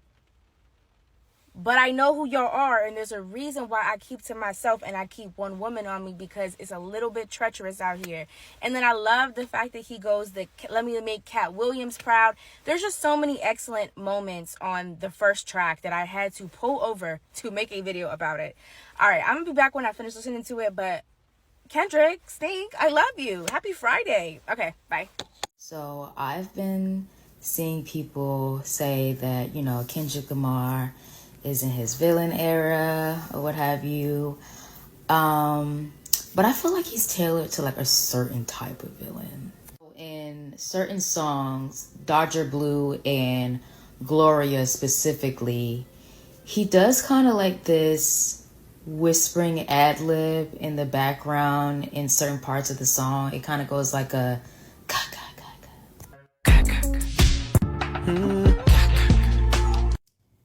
And so hearing that, my mind immediately went to this.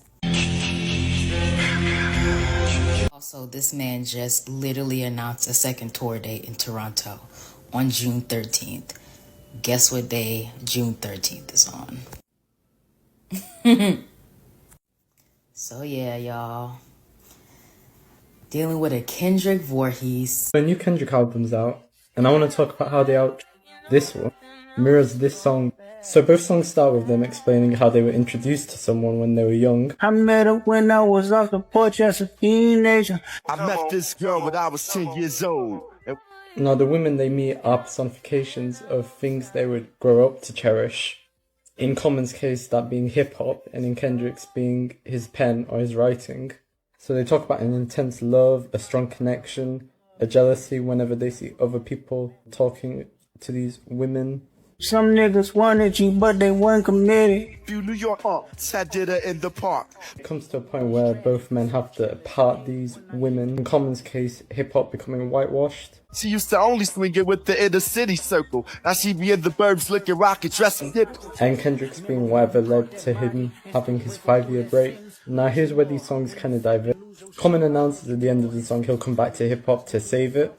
But in Kendrick's version, there's a really emotive outburst from SZA. I bring the blessings. I gave you power. Like, I bring the rainfall. I gave you hustle. And yeah, he announces he can't really let go of his pen. Then fall right back in love the very moment that I touch you. Obviously the final Kendrick verse, which is just a beautiful outburst of love. And obviously, yeah, the end of both songs, when they just announce the songs were actually about women. I'ma take a back hoping that this stop, cause who I'm talking about y'all is hip hop. Ain't no bitch like my bitch, cause that bitch been my pen. But yeah, beautiful song. But what did you guys think of the album and this song in particular? Kendrick flopped, bro. And y'all know I'm a Kendrick fan, bro, but it's time to be honest. He flopped, bro. Out of the top 10 on the Billboard 100, he only has 7 songs, bro. He's also the only hip-hop artist in the history of the culture to debut 3 different songs at number 1 in Hot 100 history. He definitely flopped, man. Some of y'all head ass, so y'all gonna really think I'm saying he flopped. I'm being sarcastic. Kendrick is dominating right now. Sentado, alidadido. What's up, y'all? Okay, my opinion of Kendrick Lamar's album, whole album, I love there's no skips for me. That's for me. I'm just saying, for me, okay? As somebody who is a senior millennial, who born and raised in South Central Los Angeles at the time of DJ Quick, Eazy-E, NWA, Snoop Dogg, okay?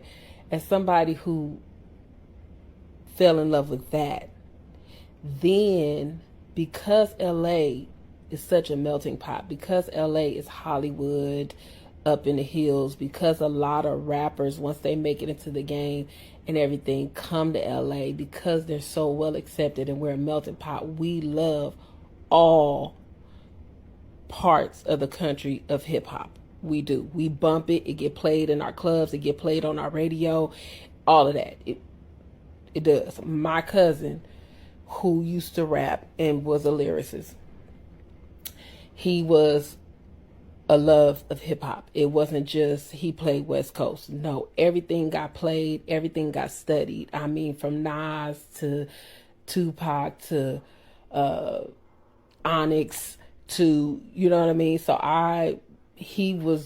for a moment, he was raised in a house with me. So I got exposed to all that. So East Coast, Outkast, everything. So it wasn't just centered in just West Coast rap, right?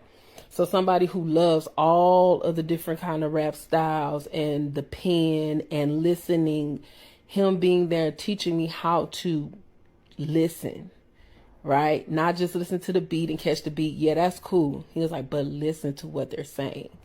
He taught me that, and he wrote, and I watched his process of writing and sitting for hours and studying and reading books and everything to open his mind and his vocabulary so he can be able to write double entendres and be able to, say other things besides just saying it plain, right? For somebody like me, who was engulfed in that part of hip hop and seen it, I love Kendrick. I love all his albums, but this one right here, let me tell you, baby, there is no skips. There is no skips. The messages that are in each track, the reason it's called Gen X, not just because of the car, but because of the love of hip hop that he got from the Generation X that came before him. Him writing about whether it's giving a homage or honor to his favorite artist or how disappointed he is in certain artists. If you listen to each track is a different feel, which actually gives you like almost different genres or different artists that are in hip hop, from Nas to E40 to the Bay Area to Tupac to, you get those sounds in each track, in different tracks. He's letting you know that he is a student who has became a master. Honey, I'm telling you, you can hate on Kendrick all you want to. And I know some of y'all young folks don't get it because y'all used to stuff that always got to make your body move and make you bop. Honey, slow down. Listen with an open mind. Listen to what he's saying. My favorite, like I said, is Gloria. I like all of them. But Gloria, when it comes to just sitting down and listening to the message, this is a love letter or a love song to him, between him and his pen. And I like that he put it at the end, because you remember how albums used to always have the thank you or the love or thank you to their family or whoever supported them, or maybe it's a praise to God at the end of the album, he strategically put that one at the end of the album because it is a love letter and a thank you to his pen. From him talking about how he lost friends, from him talking about he's seen how many people wanted her but didn't have the dedication and rather play Madden and go run the streets versus sitting down and writing and sharpening their pen. Listen, okay? Listen, the man is on. That's all I'm gonna say to you. The man is on. So I definitely love this album. And I would say if you're not used to that type of lyricism and rap, then you might not get it. You might not get it. However, I don't understand why. I'm gonna say I don't know personally why he's getting so much hate from older rappers. And like I'm hearing stuff like people like Ice Cube ain't supporting them, blah blah blah. The only thing I can think of is it's a little jealousy. It's a little hate from some of the older rappers who see Kendrick make it as far as he made it, as young as he still is.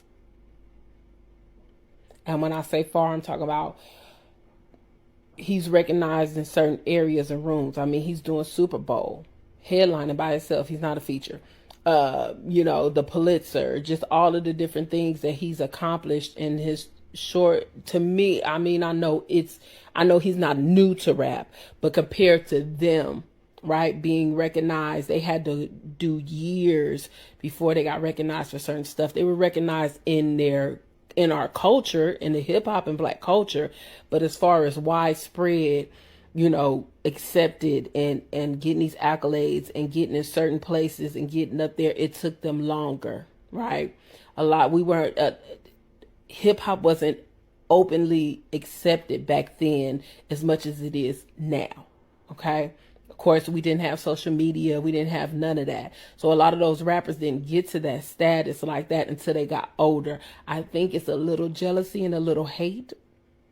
Could be. Because like he said, he do his thing and mind his business. Okay? And for some reason, it's a lot of people, hating. Another reason is a lot of people closing their mouth because they already got business deals and they got the money is on the line because they're connected to these other people that he talking about. Could be Canada, could be Drake, could be Lil Wayne. They got some kind of dealings with these people and business in the back that maybe don't nobody know about. That's why they're trying to keep quiet because they're not trying to ruin their bag. That could be another reason why they're not openly supporting and doing all that. Hey, I don't know. All I know is this album go. And if you love hip hop, you will love this album. That's it. That's all it is. God dang it. God dang it, Kendrick. God dang it, you got me again. You got me. Listen, it's been on repeat, okay? It's been on repeat with no skips. That's all I can tell you. I was in love with you, didn't know what it was with you. Kissed you in back of the class just to get a buzz with you. Some people wanted you, but they weren't committed. Preoccupied playing job, had it in bullshit. Remember when Granny died, you looked at me and said, baby, dry your eyes. Depend on me as your relief and let your anger be mine. We were locked in ever since then. So territorial, even took me away from my friends now. Scared of forever, can know nothing else will come back. Just gotta let you know. Whenever you want me, you got me to the end of time. Just gotta let you know.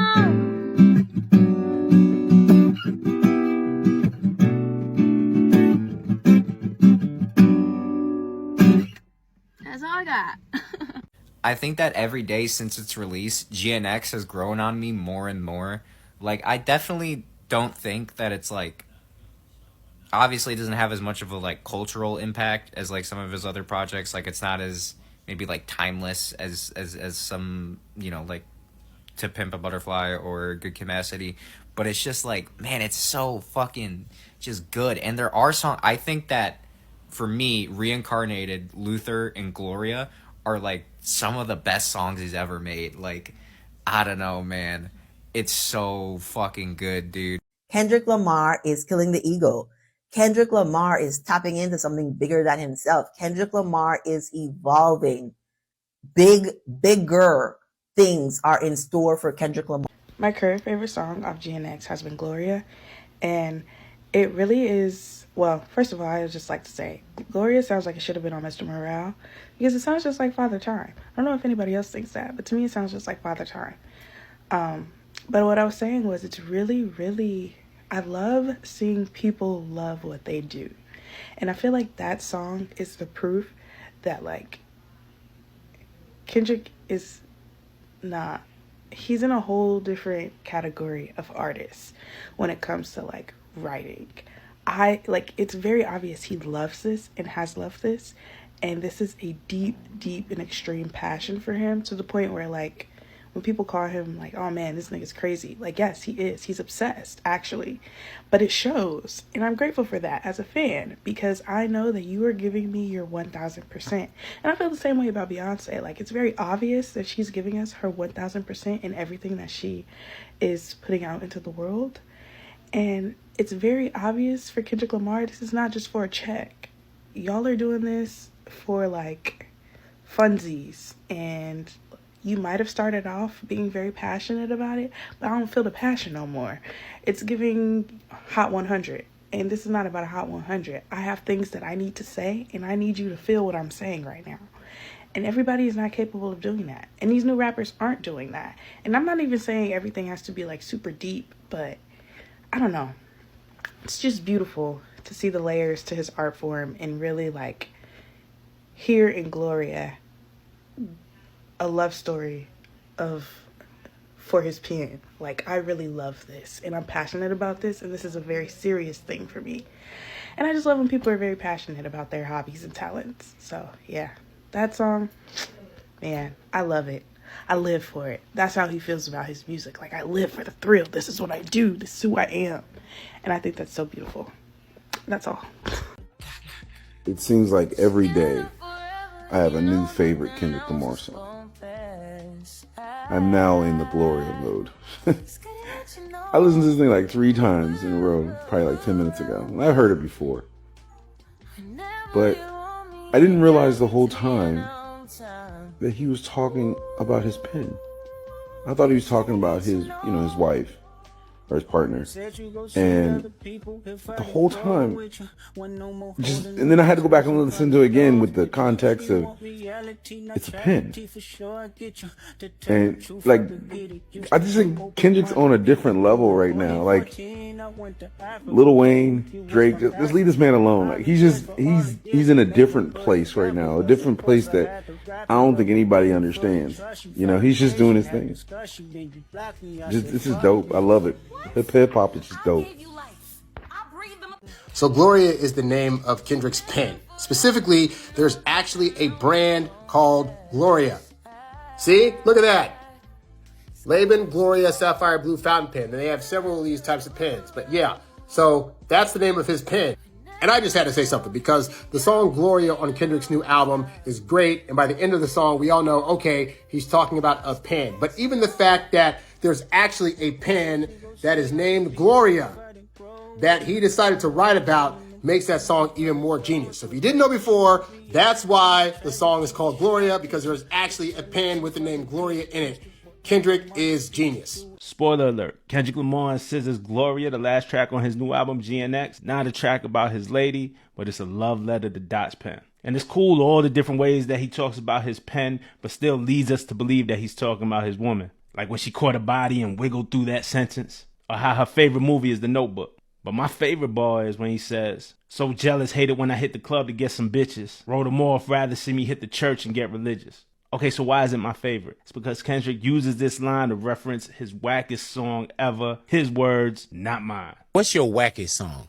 My wackest song, y'all probably can look it up on YouTube too. It's called Bitch, I'm in the Club. Y'all need to play that on the station. They gonna do that? Bitch, I'm in the club with the homies. Tell me what's good. I'm trying to get these hoes single.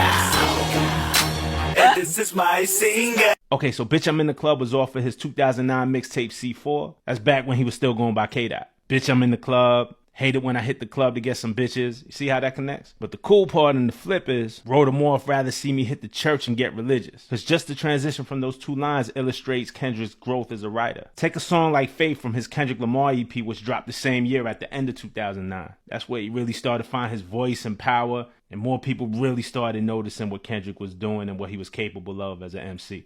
Now, I don't know, it's a small but cool detail for longtime Kendrick fans. Ladies and gentlemen, Kendrick Lamar dropped the album, like unannounced, just dropped the whole album, said a few things, okay? Now, one of the things that he said was something about Lil Wayne, you know, with this whole Super Bowl thing and all this other stuff. He said something about Lil Wayne. Lil Wayne responded on Twitter, said, you know, hey, I try not to bother people, want to be left alone, you know, and, but, you know, I shall unleash an attack if I am provoked. Something to the tune of that. And a lot of people saying Lil Wayne don't do it. And I'm one of them people. Wayne don't do it. Kendrick Lamar got too much ammunition, bro. Don't do it. Don't do it. Don't do it. You see what he did to Drake, and Drake ain't kissed nobody. You and Baby kissed on TV. That's enough ammunition right there. I don't know everything about the kiss. I don't know, it might have been a mafia type thing, but y'all kissed each other on the lips. And whatever the intent was, I'm not saying y'all was messing around or nothing like that. I don't think nobody think that, but I'm just saying it caught everybody off guard when y'all did it back in the day. And that's enough ammunition right there. Right there. And then Lil Wayne drank lean. And Kendrick Lamar is one of them, you know what I mean, righteous type, you know what I'm saying, pro-black. You know, he different. It's different. It is, you know what I'm saying? Like, you don't want, like, Lil Wayne, your legacy is intact. The Hot Boys tour look like it's getting ready to be orchestrated and popped off. You don't need this right now. This is not something that you need. You know what I'm saying? Like, ignore it. Do what Jay-Z does, man. Just ignore it. Leave it alone. Leave it alone. You know what I'm saying? If anything, do have a couple of jabs back and forth, because I can promise you that it seemed like Kendrick on a mission. And if he said something to you, that means he's already prepared to launch an attack. He ready. He's been sitting there. He already got 45 songs lined up. Kendrick Lamar stuck his foot all up in through Drake's ass. And we don't need that for Dwayne Carter. And I'm not saying Lil Wayne ain't going to put up a good fight. Please don't act like I'm sitting there trying to say Lil Wayne can't rap, because he can. All I'm saying, just with the ammunition that Kendrick Lamar has, Lil Wayne don't need this. You don't need this. You a brand. You gotta, you know, he's all wrong for us, baby. He's all wrong for us. Now, some of you may know Kendrick Lamar just dropped a surprise album today called GNX. Now, we're not going to sit here and dissect all things that might be disses, might not be disses. Instead, I'm going to tell you about one diabolical low-key diss that Kendrick just did. You see, in Kendrick Lamar's album that he just released, listen to this closely, he has a song called The Heart Part 6. But that's a problem, because Drake released a song called The Heart Part 6. Now, let's go back a little further, but what do we have so far? Kendrick released The Heart Part 6. Drake before him released The Heart Part 6. But before Drake, Kendrick released something called The Heart Part 5. In fact, Kendrick Lamar also has a The Heart Part 4, 3, 2, and 1. I don't know why I didn't say 1, 2, 3, 4, but anyway, this is Kendrick Lamar's thing. And most rappers have a thing, and their thing is sacred. For instance, Drake's thing is his AM/PM series that he's done throughout his whole career. Now, you don't take a rapper's thing. Them's fighting moves. For instance, when Young Thug said, I'm gonna call my next album The Carter 6, Lil Wayne's thing is The Carter. Lil Wayne said, don't do that. And since Young Thug's quite unique, he responded by saying, and what you gonna do about it? I love your music and I'm a huge fan. Lil Wayne said, are you dissing me? Let me stop getting distracted. I explained this beef in a YouTube video, but anyway, Drake took Kendrick's thing, huge, but Kendrick Lamar came out with a diss song first called 616 in LA. Does that look familiar? Remember, that's Drake's thing. That's all about the tie-in right here. Drake decided my revenge is gonna be to take your thing then, Kendrick. But remember, Kendrick is a diabolical supervillain. Kendrick said, what are you talking about? Drake said the Heart Part 6, I'm taking your series. Kendrick said, I don't agree. Drake said, no, that don't make sense. Kendrick said, sure it does. I'll just make a song called The Heart Part 6. Drake said, no, I made a song called The Heart Part 6. Kendrick said, I don't agree. Basically saying Kendrick just didn't acknowledge Drake's diss track to the point where in Kendrick's version, listen closely, he don't even talk about Drake. He's just continuing his series as normal, as if nothing happened. Now to all my OCD folks, I ain't forget about you. Drake had a problem. All right, see ya. I can't wait to see how everybody reacts to my new album. What do you use to keep your lips so juicy sexy? Slobbing knobs. Drake! What is it, Cole? Kendrick just dropped his new album. Oh, crap. Did he diss me on it? No, he's just rapping his ass off. Phew. Is it better than me? It's better than everyone. What do we do? I'll tell you what I'm gonna do. I'm gonna shut the hell up so he doesn't come after me. I suggest you do the same. Now, Sexy and I have some important stuff to get back to. So, Sexy, what do you use to bleach your pussy? I use Shiny Hiney 2000. Yesterday somebody whacked out my mural. That energy'll make you niggas move to Europe. But it's regular for me, yeah, that's for sure. The love and hate is definite without a cure. All this talk is bitch made, that's on my lord. I kill them all before I let them kill my... So I've listened to GNX 4 times, and my favorite song on the project is Reincarnated. What annoys me about the discourse of the song is that no one is talking about the deeper meaning of the song. They're just talking about the Pac sample and how Kendrick is using Pac's flow. But Kendrick is conveying in the song that iconic and influential musical artists are reincarnations of Lucifer.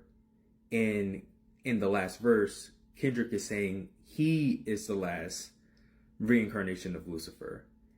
And he's repenting to God, saying that he understands God's will for him, his destiny, and what God meant for him to do.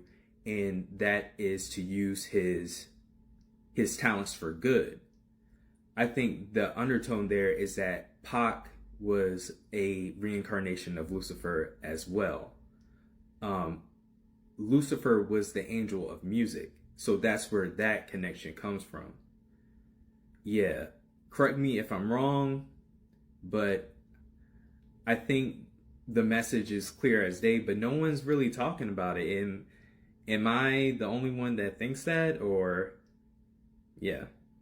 On Kendrick's new project, he got a part where he said he would even cut his granny off if she can't see the vision. And everybody like, he a psychopath. Who cuts off their granny? I cut off my granny 3 years ago.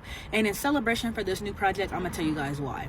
I called my granny up one day while I was at work on my break. And I was all like, hey, you ain't heard from me for a month because I got a new job, X, Y, and Z. I was transitioning to it. Mind you, I'm the only one calling to maintain and keep a relationship with this lady. So she said, oh, no congratulations. And at the time, my father was incarcerated. You know what she said?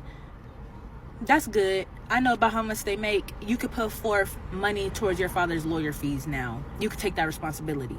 I said, oh, got a blast. I'll talk to you later. Click. Never talk to her ever again. That was 3 years ago. Because that was just insane pocket watching to me right there. What? You telling me what? No congratulations? Even if she would have said, like, congratulations, maybe you could give us some bread to go towards your father's lawyer fees, I would have been still like, no. But I would have been all like, oh, granny just granny, and that's her son. That's her sunshine. No congratulations and telling me what I'm finna do with my money for your son is crazy. Crazy. This man Kendrick just dropped his album, right? And the way Twitter is on Drake's case is crazy. The reason people are clowning Drake is because SZA is featured in one of the songs. They're saying that SZA basically hit Drake with a, you thought you had a friend. Then they went on to say how Kendrick did this whole drop. No help, no promo, no, not even no heads up. That boy just dropped Reincarnated and people had to guess that there was a whole album to it. Now, Drake fans are saying that the album is not good, saying that besides Reincarnated and Heart Part 6, there are really no good songs on this album. And others are saying that Kendrick basically used the clout of him beefing with Drake to finally drop this album because he know people been anticipating him to drop an album because everyone's going to listen to try to compare. Regardless, the song only been out for like, what, a few hours? So we really not going to see how people digest it until later on. What do you guys think about this whole situation?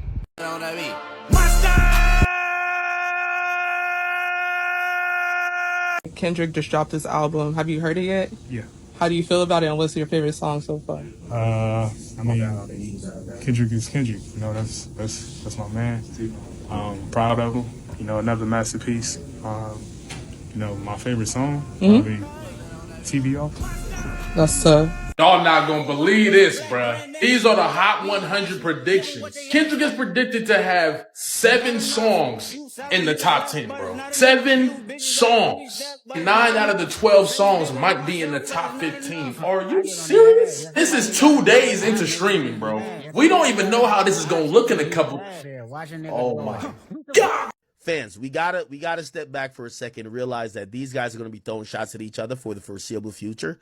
But we are winning when they're both giving us music. Yes, he dissed Drake a couple times, but he's kind of just gloating about his win, as any rapper would do. This is another thing I gotta say to Drake fans. We can't be that sensitive about it, right? You know what I mean? Like, when Drake came off beating Meek all summer 16, like, he was bragging about he's just on that type of mode, right?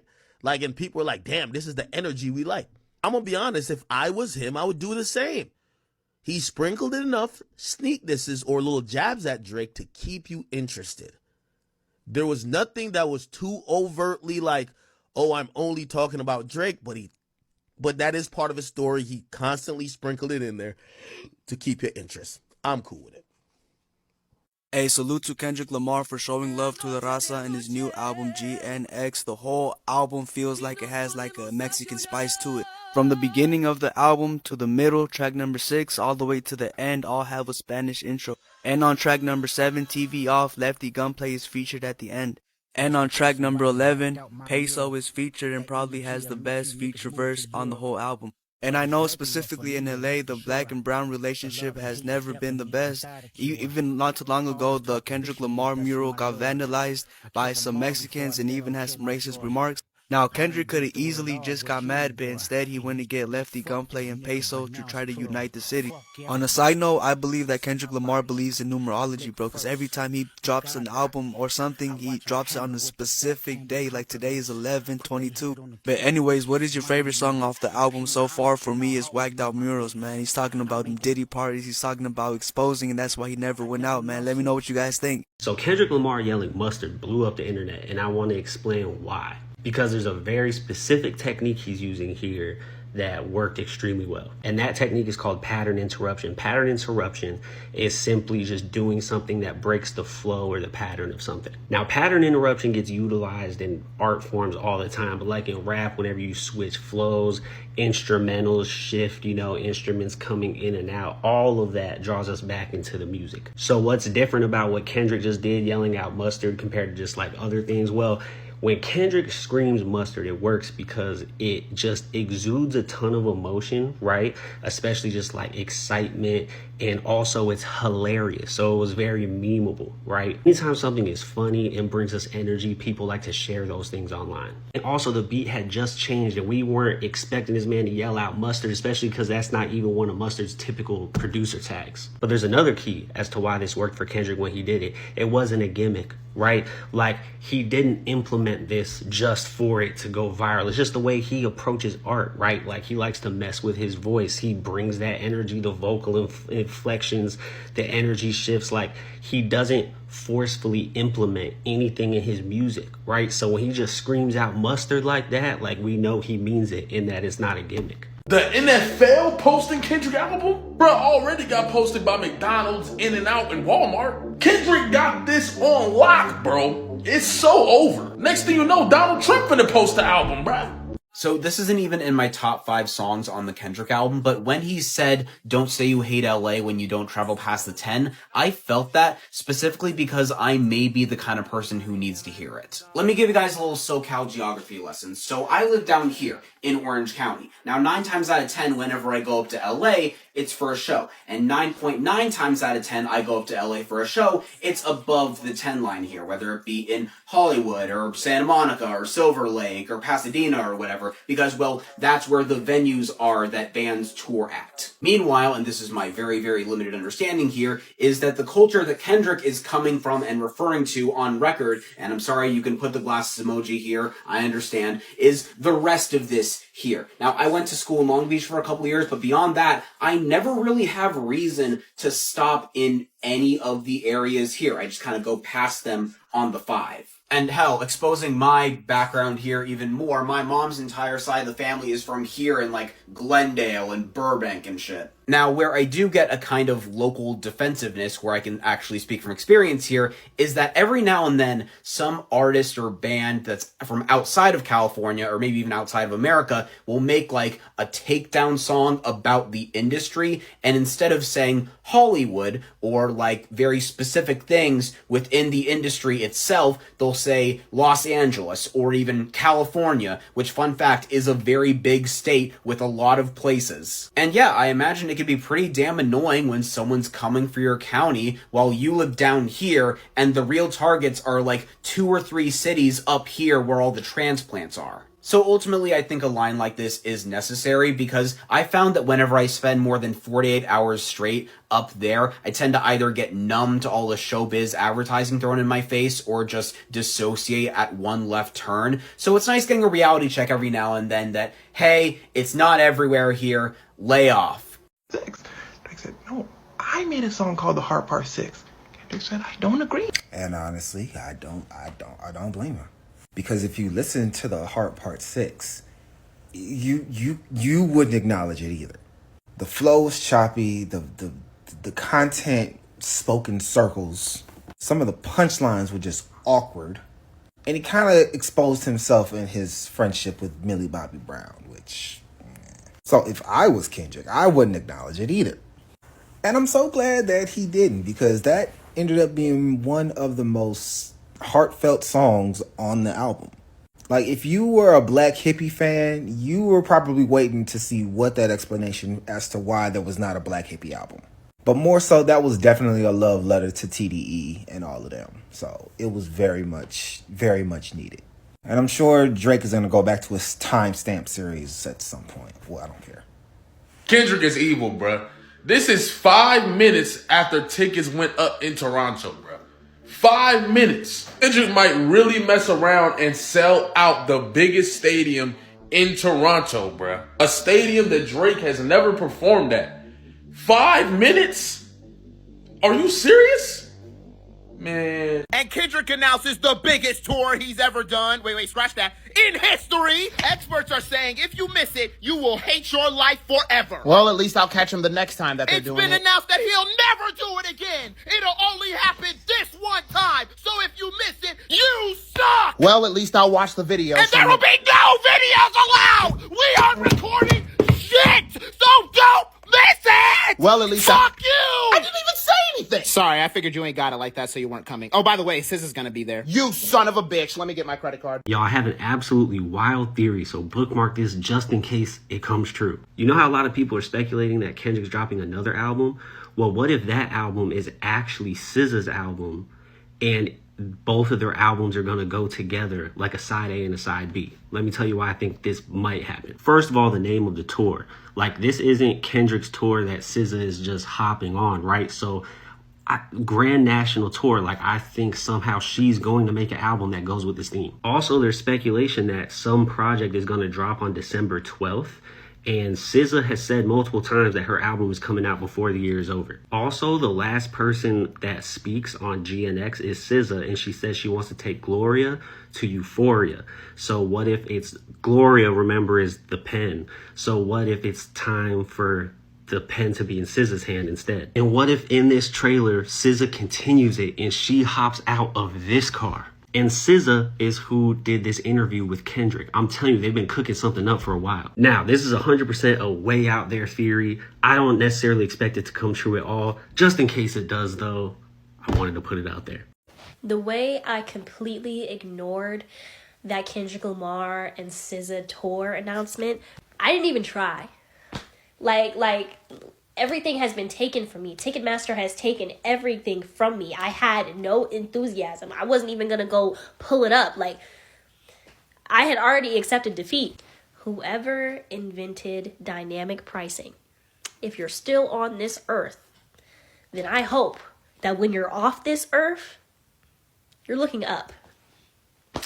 You're looking up. I wish you nothing, absolutely nothing, but the worst. And I hope it was worth it. I just know BBL Drizzy just gained another wrinkle on his forehead from being stressed out from being walked like a dog all 2024. Because now Kendrick Lamar and SZA is going on tour. And I just want Drake to keep that same energy that he had with, you know what I'm saying, Steve Lacy and everybody else that he was trying to pick on with SZA, because, yeah, we see whose side she's on. And then this man is so diabolical that they're going to be in fucking Canada, bitch. They're going to be in Canada saying, mustard! And screaming, minor! And that man is not going to know any peace in his hometown or any surrounding states. And I love that for him. Like, let's be totally honest. Drake has been diabolical to the rap game for quite some time. He's been stealing people's shit, blocking people from going #1. Now he's suing Kendrick because he lost the battle, which whoever thought he was going to win. But let's be for real. This man has been a swiper, no swiper for as long as we can fucking remember. He steals people's songs. He steals our culture all the time. And then he lashes out when women reject him. And then he takes it a step further and starts dissing them. He deserves every ass whooping he got coming his way. I should get some sleep.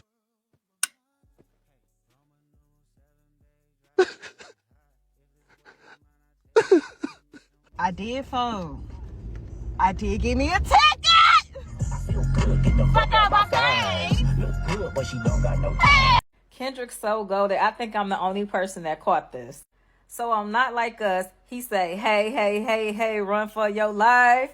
And then on his new song, Peekaboo, he say, hey, hey, hey, hey, hey, hey, hey, that's my bitch. Hey, hey, hey, hey, hey, hey, hey, that's my bitch. Who else say, hey, hey, hey? I'm going to give y'all a second to think about it. On the count of 3, let's say it together. 1, 2, 3. Fat Albert. Now, I need y'all to stay with me. How do you spell Fat Albert? FATALBERT. Right? And what's the name of Kendrick's new album? GNX. And nowhere in the name Fat Albert are the letters G, N, or X, right? Which means that he literally left those letters out. Because he did not. So Kendrick Lamar and SZA are going on tour in 2025. It's going to be one of the biggest tours of the year. They're hitting 19 stadiums across North America. And I know in Texas, they're coming to Arlington and Houston. When it comes to buying concert tickets, Game Time is my tried and true. All of their upcoming tour dates are on there. One of my favorite features is Game Time Picks that shows you the best deals in the venue and that you don't have to wait in any queues before buying tickets. This is definitely a tour you can't miss. So download Game Time and get those tickets. Now, of course, I'm up because I wanted to see how much these tickets are going to be for Kendrick Lamar and SZA's tour. Now, these are pre-sale prices. Okay, keep that in mind. And these are for one person. Okay, the nosebleeds are currently at $300, almost. I'm black, so that's $400.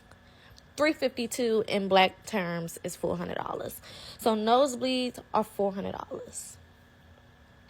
The closer you get to the stage, $600.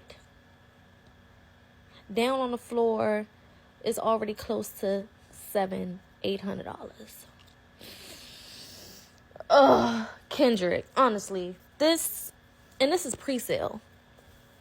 So when they officially drop the regular price, I can't imagine what it's going to be. I just knew I was going to pay $200 to at least be in like the 300 section. I would have paid that immediately. But almost $400 for me to be in the nosebleeds,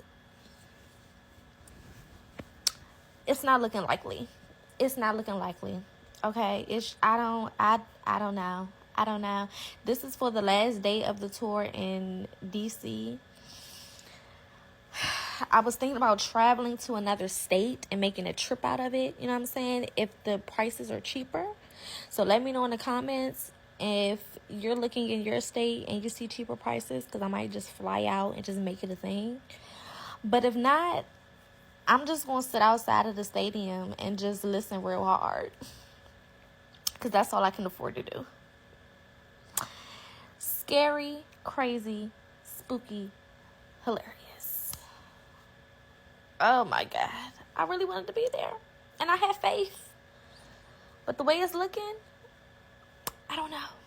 Here are the expected ticket prices for Kendrick Lamar and SZA's tour on sale, which begins on Wednesday, December 4th. Their ticket prices will be as low as $50 in most cities, all the way up to about $300 for the highest priced standard admission tickets. These prices aren't inclusive of VIP tickets or taxes and fees. Now, they are playing in massive stadiums this time, so expect those $50 tickets to be on the very back row in the back corners, and to probably go first. The more expensive tickets you'll obviously see in the center sections of the lower level as well as on the floor. However, expect some of the more ideal floor locations, including the pit area, to be restricted to VIP tickets only. I'll have a separate video on what those ticket types will look like. Be sure to check out my other videos which go into detail about how to get early access to tickets for this tour. I already listened to this Kendrick album twice. When my wife gets home, we finna listen to it again.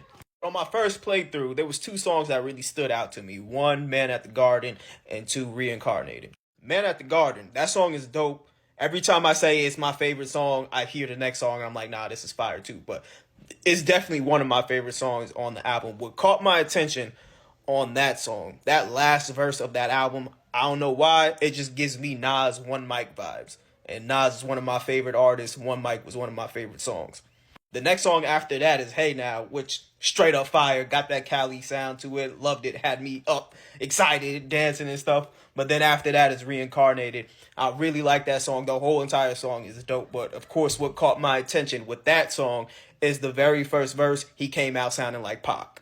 Even how the song started, when that beat dropped, I thought I was about to hear Casey and JoJo singing the hook to How Do You Want It. But yeah, man, those 2 songs so far are like the standout songs for me on the album. But the whole album to me is gas. No skips for me. I'm not even finished the first song, but I noticed something. Y'all see this album cover, right? This is the album cover for The Carter 2 by Lil Wayne. At this point in the album, I'm not sure if it's a shot or paying respect, but I think it might be a shot because he did address the Super Bowl a little bit in the beginning. But it also could be him like telling Lil Wayne he still respects him and he's still inspired by his work. I don't fucking know. I'm not even finished. I'm right here with the song, so give me some time. See, y'all don't understand. Kendrick just dropped an album on 11/22/24. See, that's 11/22/24. You gotta add them, cause the 1/1 added together, that's 2.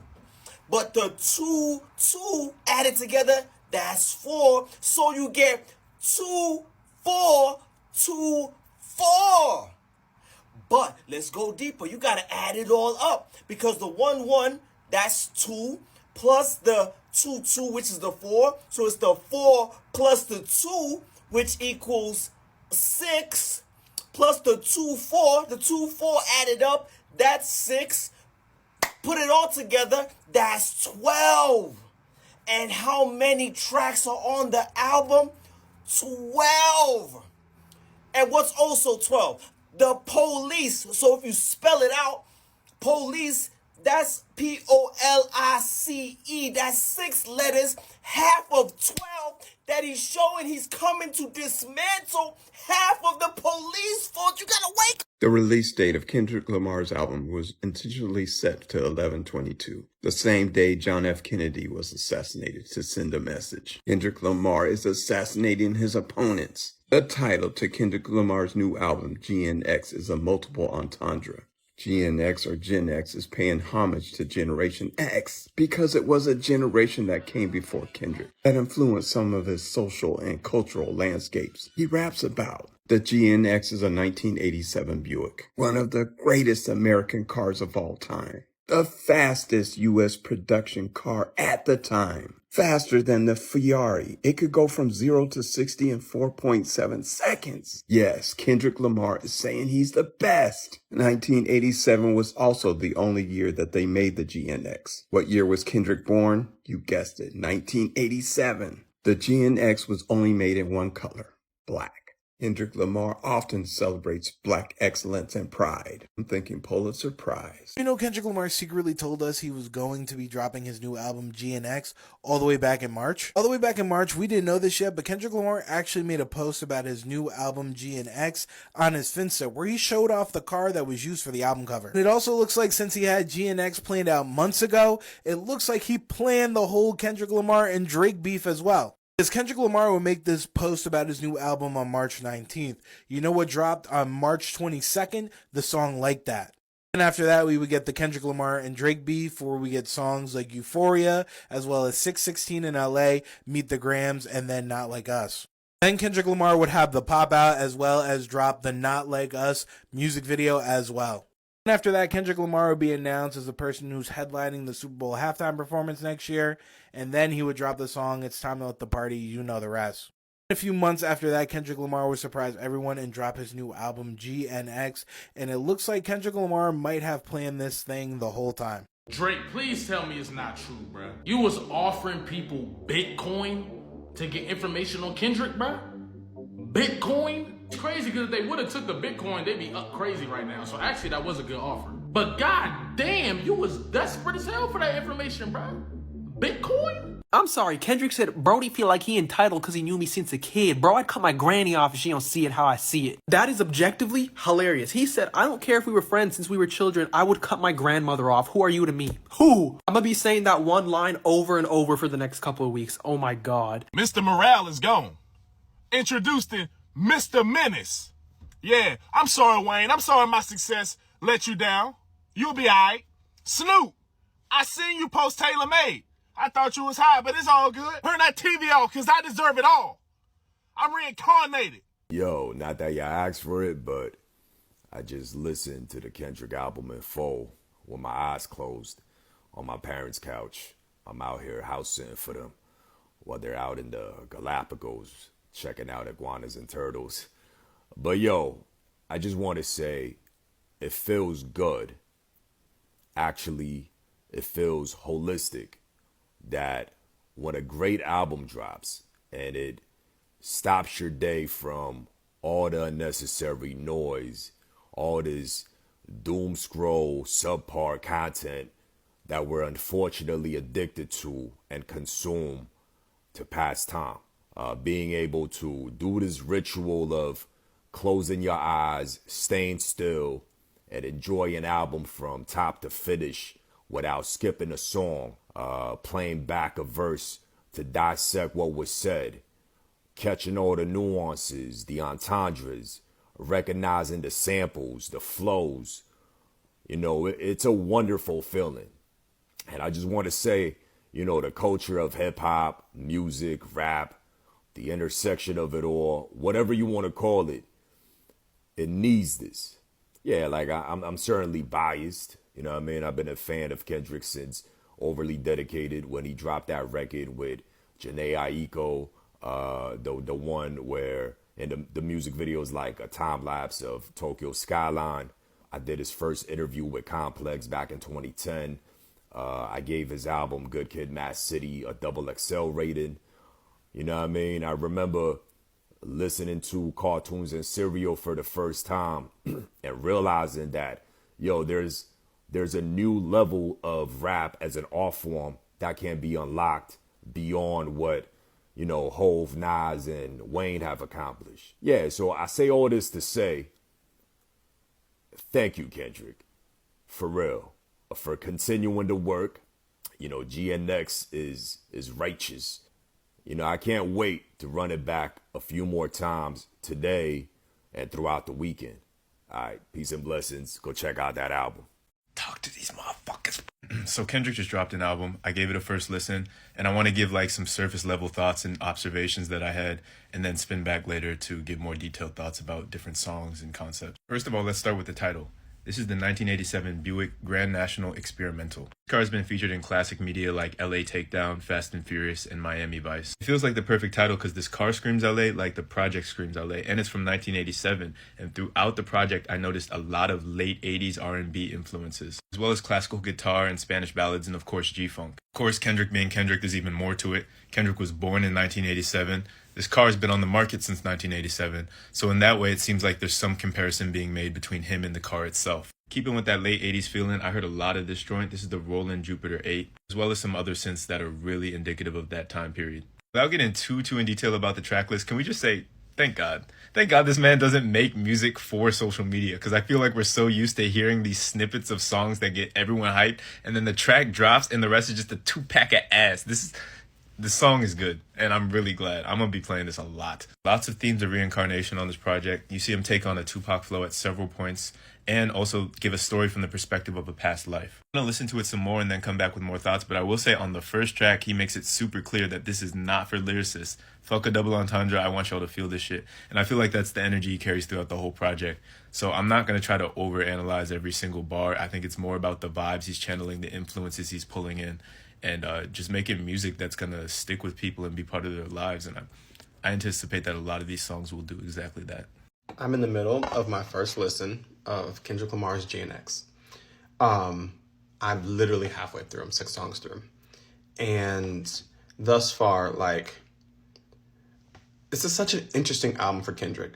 For me, as a person who, like, loves Kendrick's albums.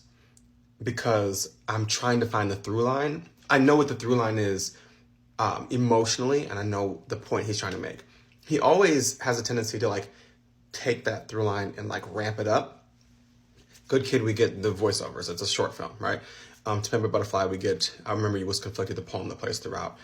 In Damn, we get the story of Kung Fu Kenny and kind of this journey towards God of this, wandering prophet. And Mr. Morale, we get these therapy sessions. I'm just trying to figure out what it is for this. And that's part of the promise. I'm going into this trying to figure out what it is. So far, like, Man at the Garden, like, I feel like I want to listen to that every day and, like, say it as my own affirmations. But Whacked Out Murals, I had to, like, rewind a bunch of times. I had to pause and rewind and be like, what did he say? But this is the first moment I've been like,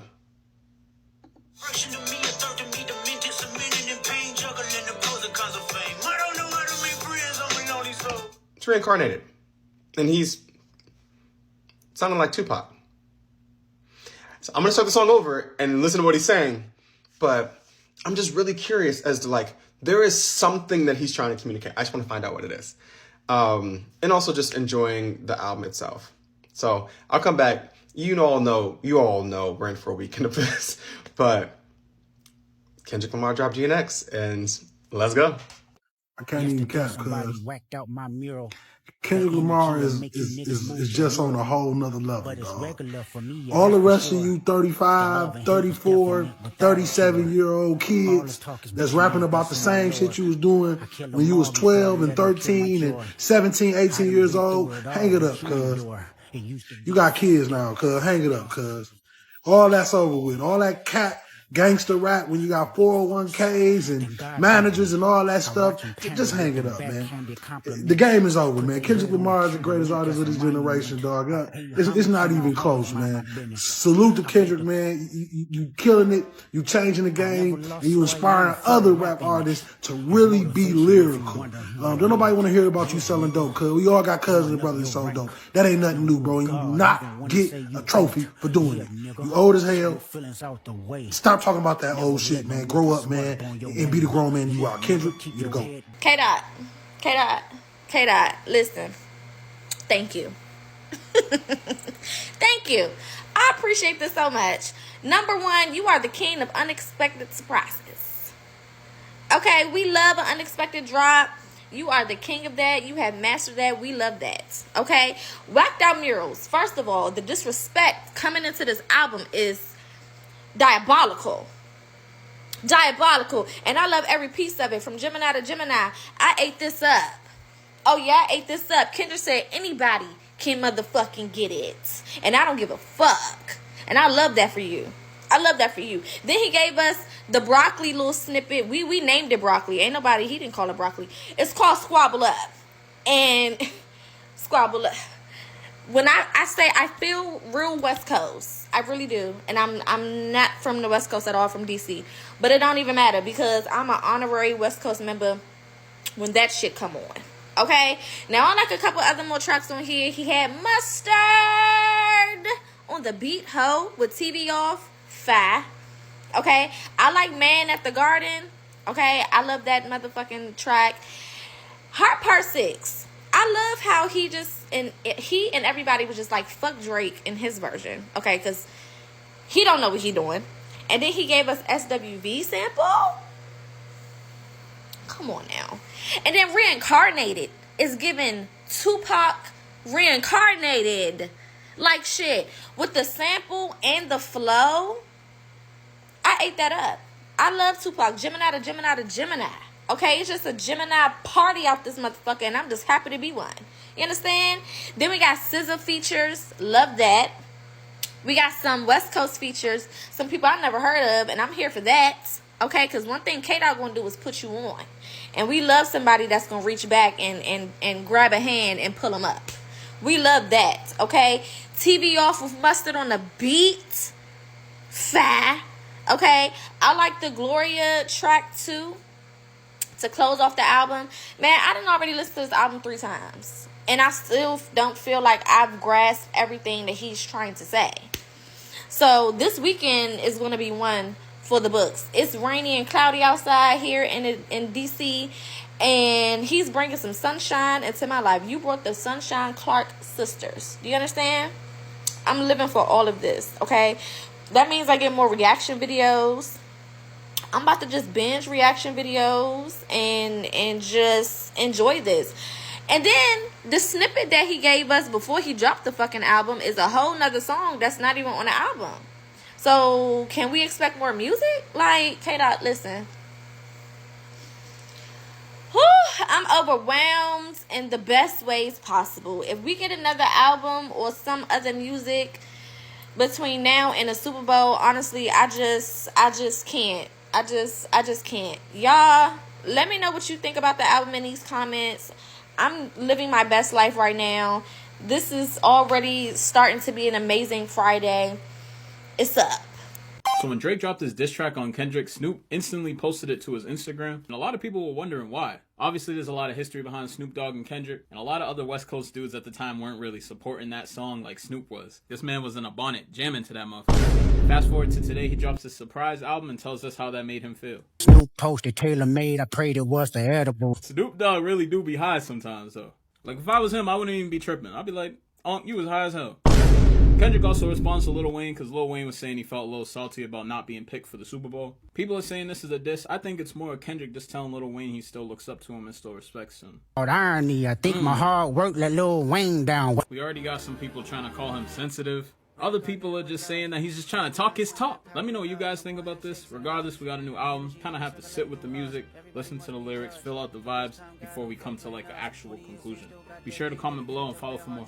I might be a little delusional, and that's okay. I'll stand in my delusion. But what if I told y'all I have a feeling that GNX by Kendrick Lamar, it's not an official album, but it's more so of a mixtape. Walk with me for a second. GNX is unlike any of Kendrick's other albums. It's truly cohesively a love letter to West Coast hip hop and like the culture. But there's a lot of it that reminds me of Untitled Unmastered. They're not necessarily throwaway cuts, but like none of the songs really transition into each other, and that's not a big reason. But I also feel like it's interesting that Euphoria, Meet the Gram, 616 in LA, Not Like Us isn't on this project at all. In fact, Kendrick did an actual teaser before this project drops, and that's like a song that's not on this project at all. To me, I feel like Kendrick was like, let me let y'all know how I'm feeling post-rap beef, but before I do the Super Bowl performance, I got more on the way. Am I delusional? That's fine. Kendrick Lamar just made some history, but before we talk about that, I need you to do me a favor. Drop your favorite song off the new GNX album in the comments. What is your favorite song, gang? Because it's a toss-up for me right now, but I'm really leaning TV off. Like I told my mans, once that came on, yo, that beat switch, Mustard! man. But Kendrick Lamar's GNX reaches #1 on the US Apple Music charts. It becomes the fastest rap album of 2024 to reach #1. It did so in 4.5 hours. Again, this was a surprise drop. Nobody knew. You know, usually people wait till 12 till an album drop, 12 a.m. on the East Coast, 9 p.m. on the West Coast when the albums drop. This shit dropped at like 11:30 a.m. on a Friday morning. Like, nobody knew it was coming. Allegedly, not even the fucking distribution label Interscope knew that he was dropping the album. He just sent it to them and said, yo, drop that. That's fucking crazy. And it's #1 already, gang. I'm not gonna lie. People working overtime to try to hate on this album. Like, they working like endlessly to try to hate on this album. I seen a nigga say, yo, man, there's only like 3, 4, maybe 6 good songs on the album. This shit ass. Bro, it's 11 songs. It's 44 minutes long. If you like 6 songs, and it just came out, so nothing had the opportunity to grow on you, I hate to break it to you, buddy, but you probably like the album, gang. No matter how hard you trying to hate on it, you just openly admitting to liking the album. But until next time, I'm out of here, man. Make sure you hit the follow bar, follow the backup account, linked in the caption, linked in the bio. You shitting me? I don't even care. I'm doing a video for every song on the Kendrick album today. Track 6, Reincarnated. Whew, a doozy and a half.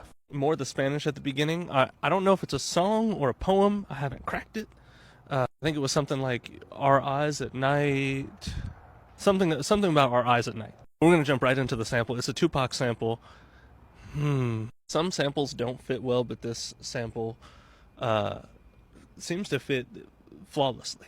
Song's great. It's about 3 different lives of incarnation. He rides through like 3 different lives, one of which he references the Chitlin circuit, and I think I'm gonna have to make a video explaining what that is. But it's super well thought out, like written story. He told 3 stories in like 4.5 minutes. Also, can I just say, I love that they're not like 2-minute songs. Like, we have 3, 4, 5-minute songs. I feel like I'm getting full songs. I don't care how short the album is. There's a big talent with this song in making you feel. And not like just a feeling, but like you feel the story. Well done again. All right, I'm on to the next song. I'll be back after I listen to it. Tell me your thoughts on this one. Man in the Garden? I haven't even heard the rest of the album. Guarantee you this is the best song. This is the song. 78% of this song feels like it's affirmations. Like, it just, it just feels like affirmations. And like what you deserve. But like, this is fantastic. Kendrick. Can you please stop cutting trees down? Kendrick Lamar released an album. Priorities. I don't know how he managed to make a song almost braggadocious with feeling not at all like bragging. Just what he deserves. And then at the very end of the song, he does like that alien voice bits like sped up, and you start to hear like a different tone and a different movement in the words. And the bass. Oh, even the last bit of bass after all the words, there's just a section of like, That's the sound of bass in my head. I don't know how to do it with my mouth.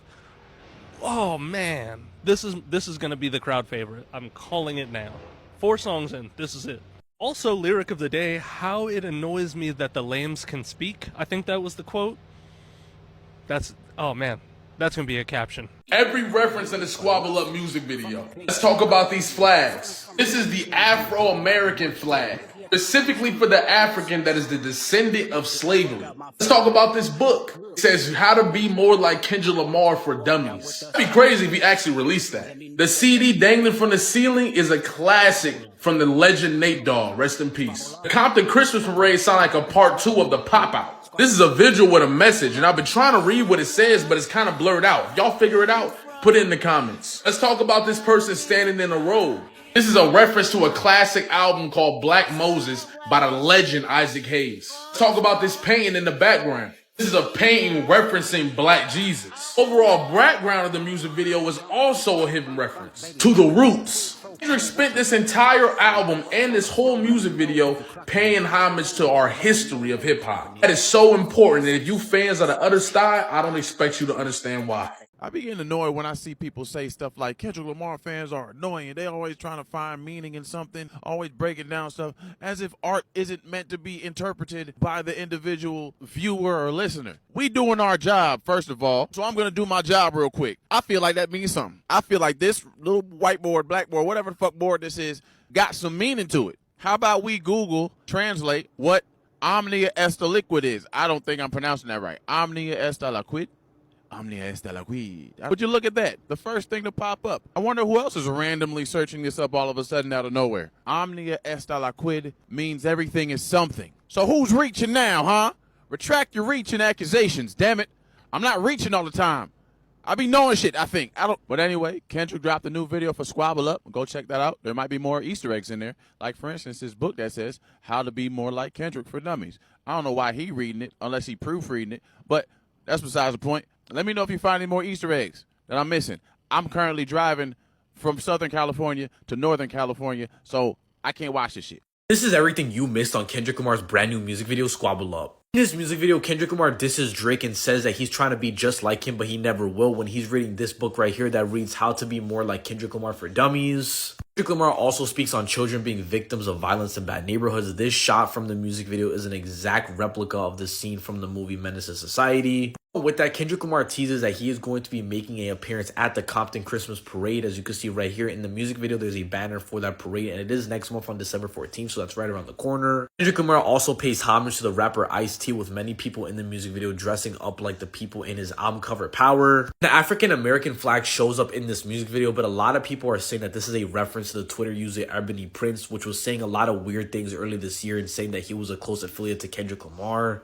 A few discs from Nate Dogg's discography also show up in the music video in the middle of the room, and a bunch of people start dancing. In the music video, there's also a scene where two women are playing Scrabble on this blackboard. Now, we don't know what these words or sentences mean since the words are all over the place, but this definitely means something. Kendrick Lamar pays homage once again to another music group called The Roots for their music video, The Next Movement. This part of the music video, Kendrick Lamar holds up a sign that says Jesus saves gangsters too, and this is most likely just him trying to say that no matter what you did in your past or who you are, you're gonna be okay and Jesus loves you. In this shot, Kendrick Lamar lit a lot of candles for someone that died. Now, we don't know who Kendrick Lamar is trying to honor here, but some people are saying it's Virgil. And this has to be the most weirdest shot of the entire music video that no one knows what's going on yet, with this guy right here standing with his two hands up in the air, and then this little black object right here, that low-key looks like a dog, but I don't know what that is. What do you guys think about this brand new music video that Kendrick Lamar dropped for his song Squabble Up? Do you guys think it was interesting, or do you guys think it was low-key lame and underwhelming? Let me know. I'm not trying to start mess, I promise. Like, this is a genuine thought process I had. Like, I don't know if Kendrick is paying homage to the Roots here or sending like a little shot, or maybe both. Because when I saw this comparison, I remember I was like, wait, didn't Questlove like say something about the Kendrick and Drake beef? And I looked it up, and sure enough, Questlove was very critical of the beef, you know, saying specific things he didn't like about it. But, you know, at the end of his post, he says hip hop is truly dead. Like, that's big. That's a big statement coming from Questlove. So like, when we're looking at this, and Kendrick is so intentional with what he does, and I know he saw that quote, especially because like in the first song of the album, you know, he's talking about how people like Wayne and Snoop kind of let him down with their reactions. I'm sure he felt let down by Questlove saying that, you know, because of him, hip hop was dead. So I don't know. I could see him just paying homage for the craft, but then also maybe like a little jab of like, hey man, like, look, like, hip hop ain't dead. Like, I'm here. You were wrong. Everybody is listening to Kendrick Lamar's new album, GNX, or mixtape. There's people theorizing and shit, right? But let's talk about some numbers. Y'all know I'm a numbers man. I like talking about numbers. And not because I only like an album if it sells. I just feel like it's vital for business purposes, right? But Kendrick Lamar is aiming to become the first artist to earn 3 #1 hits on the Billboard Hot 100 in 2024, with Squabble Up eyeing a #1 debut on next week's chart. But the interesting part is, it looks like he's going to be battling himself for the #1 song. Now, Squabble Up has the lead right now, but that can change in the coming days. But Squabble Up is looking like the big #1 hit. And I say this because Kendrick is currently on pace to occupy the entire top 5 of the Billboard Hot 100 chart with tracks off of GNX. Squabble Up is #1. TV Off is second right now. Whacked Out Murals is third. Luther with SZA is 4th, and then Hey Now is 5th. And I think Shabuzi is right after that. Or it might be the Bruno Mars Lady Gaga song. That's 6th. But yeah, Kendrick is looking to occupy the top 5 spots on the Billboard Hot 100 chart, gang. That's crazy motion for a surprise release album. Again, no promo, no buy my merch beforehand, no like selling merch, no the vinyls are available for purchase, and when they send it out it counts as an album sale. Now I respect all that stuff too. It's not me. Y'all know I love physicals and I love vinyls and shit, you feel me? That's not me saying people like, but I'm just saying this is a surprise drop with none of that extra shit. It shows you the motion. Kendrick Lamar's GNX is aiming for the biggest hip-hop album streaming week in the U.S. this year. 350 million to 400 million streams projected. It will be the largest U.S. hip-hop album streaming debut since Drake's For All the Dogs, which did 514 million, which is crazy. On a surprise release, I say this once again, and it's only 12 songs. For All the Dogs was like double the amount of songs, if I'm not mistaken. And that's no shot at Drake. I don't want to fight no Drake fans. It is literally just the fact that I'm pointing out. And I think the filter rate, for those who know what I'm talking about, the filter rate was like 0.22% for his streams, which means like filter rate is like these aren't like autoplay streams that people cut off. These weren't people spamming a song over and over and over again, that stream farmed and shit, because they cut those when they count the numbers, they cut out those things. So they filter for those and they don't include them in the streams because they're not organic streams. So the 350 to 400 million projection right now is based on organic streams. And that's fire, gang. I'm not gonna lie. That's fire. I had a few other things I wanted to say and shit, but I'll probably talk more about those, like my feelings about the album, where I rank it amongst like my favorite albums of the year. Since we're coming up on December, I'll probably do a like top 5 albums of the year for me and shit. But yeah, yo, how y'all feel about this, man? Shout out to Kendrick, man. Big fucking numbers. We're seeing that he's one of the biggest, if not the biggest in the rap game right now, bro. He dethroned Taylor Swift.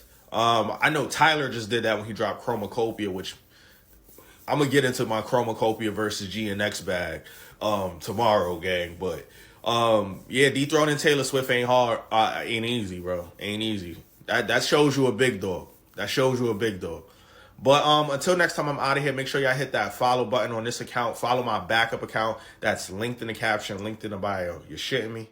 Y'all remember this little kid in the music video? This is referencing a movie called Menace to Society. At the very end of the movie, a pew-pew happens. And one of the people in the movie lose their life protecting the kids. He says, don't hit him, he got kids with him, my apologies. It's understanding that some things gotta happen. But there's rules and there's principles to how things go by, and some of the principles been lost over the years. Shout out Kendrick for using this music to bring these morals and these codes back.